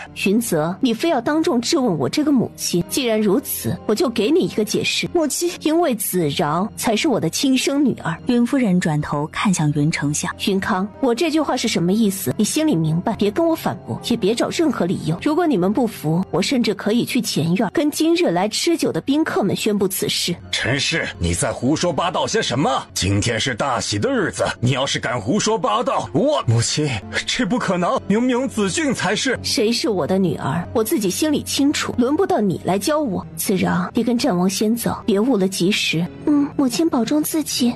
放心，母亲心里有数。莫苍兰握着他的手，然后带着云子饶离开。云泽轩，你是不是想让我去前院一趟，当着今日众宾客的面宣布子俊是个假冒千金的身份？母亲，你是不是弄错了？这些都是云子饶告诉你的，他就是一个狡诈阴险的毒妇，他的话根本不可信。此前相爷一直奇怪我最近为何对子饶如此偏袒，是因为我知道了真相。母亲，你在说什么？女儿听不懂。我怎么可能不是您的亲生女儿？母亲，云夫人面无表情地看着他。母亲，这个是您的女儿啊，您不认我了吗？你应该去问你的父亲，你的生母到底是谁？云丞相脸色僵得厉害，死死盯着云夫人。云康，你找了个冒牌的女儿来代替我亲生女儿，这3年来在云家享尽荣华富贵，反而害得我的饶儿遭受3年磨难，生不如死。你就是个狼心狗肺的畜生。云子君是不是你的亲生女儿我不知道，但云子饶却是切切实实是你的亲生骨肉。你的心是铁铸的还是铸胶的？你能够冷眼看着子饶受3年委屈而无动于衷，我却不能。母亲，我没有，俊儿真的就是您的女儿啊！母亲，是谁在您的面前胡言乱语？丞相抿着唇，他不知道陈氏怎么会知道云子君的身世。你们都下去，夫人方才说的话都是气话，谁要是敢出去乱说一句，打死不论。说罢，他拽着云夫人的手，转身从后门离开。云泽轩和云子俊匆匆跟上，抵达静安院。相爷这是怕了。陈氏，你疯了，你真的疯了！子饶新婚之日，你胡言乱语，就不怕给他名声抹黑？我就是趁着新婚之日还他一个清白，若不是担心误了吉时，我方才就该把他留下来好好听一听。我还想告诉战王，他娶的就是相府真正的嫡长女，属假包换的千金大小姐，是我10月怀胎生下来的骨肉，而不是这个不知从何处搜过来的冒牌货。说你到底是谁派来的？云丞相脸色难看，心里却无声地松了口气。是谁告诉你子君不是你的亲生女儿？若想两人不知，除非己莫为。相爷以为自己隐藏得很好，可有些事情只要我有所怀疑，就能够查出个蛛丝马迹。云子俊心头惶然不安。云康，你在外面养了个外室，云子俊就是那个外室的女儿吧？丞相神色一紧，陈氏，你够了！相爷这是被戳中事实，恼羞成怒了吗？你可以否认，但这改变不了既定的事实。只是我想不明白，你云康并不是什么从一而终的大情种，我也从未要求你对我守身如玉。你以前纳妾时，我没有阻止过吧？为什么这个外室就那么特别，特别到你不敢把他纳进府，非要把他养在外面？简直一派胡言！我知道他住在哪里，我还知道相爷3日前去过无名别院一次。云丞相脸色一白，他死死盯着云夫人的脸。你是怎么知道的？云康，我们和离吧。你说什么？你魔怔了？这不可能，你想都别想！你若是不答应，我明天就让满京城的人都知道，云子俊是你养在外面的女人所生的私生女。我还会派人张贴告示，说云丞相私养外室，官风不正。对了，还有那个女子的身份。陈氏，你到底想怎么样？今天是子饶的大喜之日，我不想把事情闹得太严重。只要你答应和我和离，我愿意将此事瞒下来，并且永远替你保守这个秘密。不可能！可一旦答应他和离，他只会更快捅出这件事。你可以不答应，反正对我来说，子饶已经嫁出去了，我没有什么牵挂，大不了我们鱼死网破。只要养外室一事捅出去，你这个丞相也就算是做到头了。云丞相面色僵硬苍白。泽轩，你先去前院替我招待宾客，我要跟你母亲好好谈谈。云泽轩面色僵白，点点头，有些失魂落魄的转身往外走去。云子俊不安地看了一眼云夫人，跟着转身离开。云子俊脚下虚软，几乎站立不住。小心，别担心，父亲会处理好的。母亲居然知道子俊不是亲生的，她什么时候知道的？云康抬起发软的脚，走到他对面椅子上坐下来。你什么时候知道的？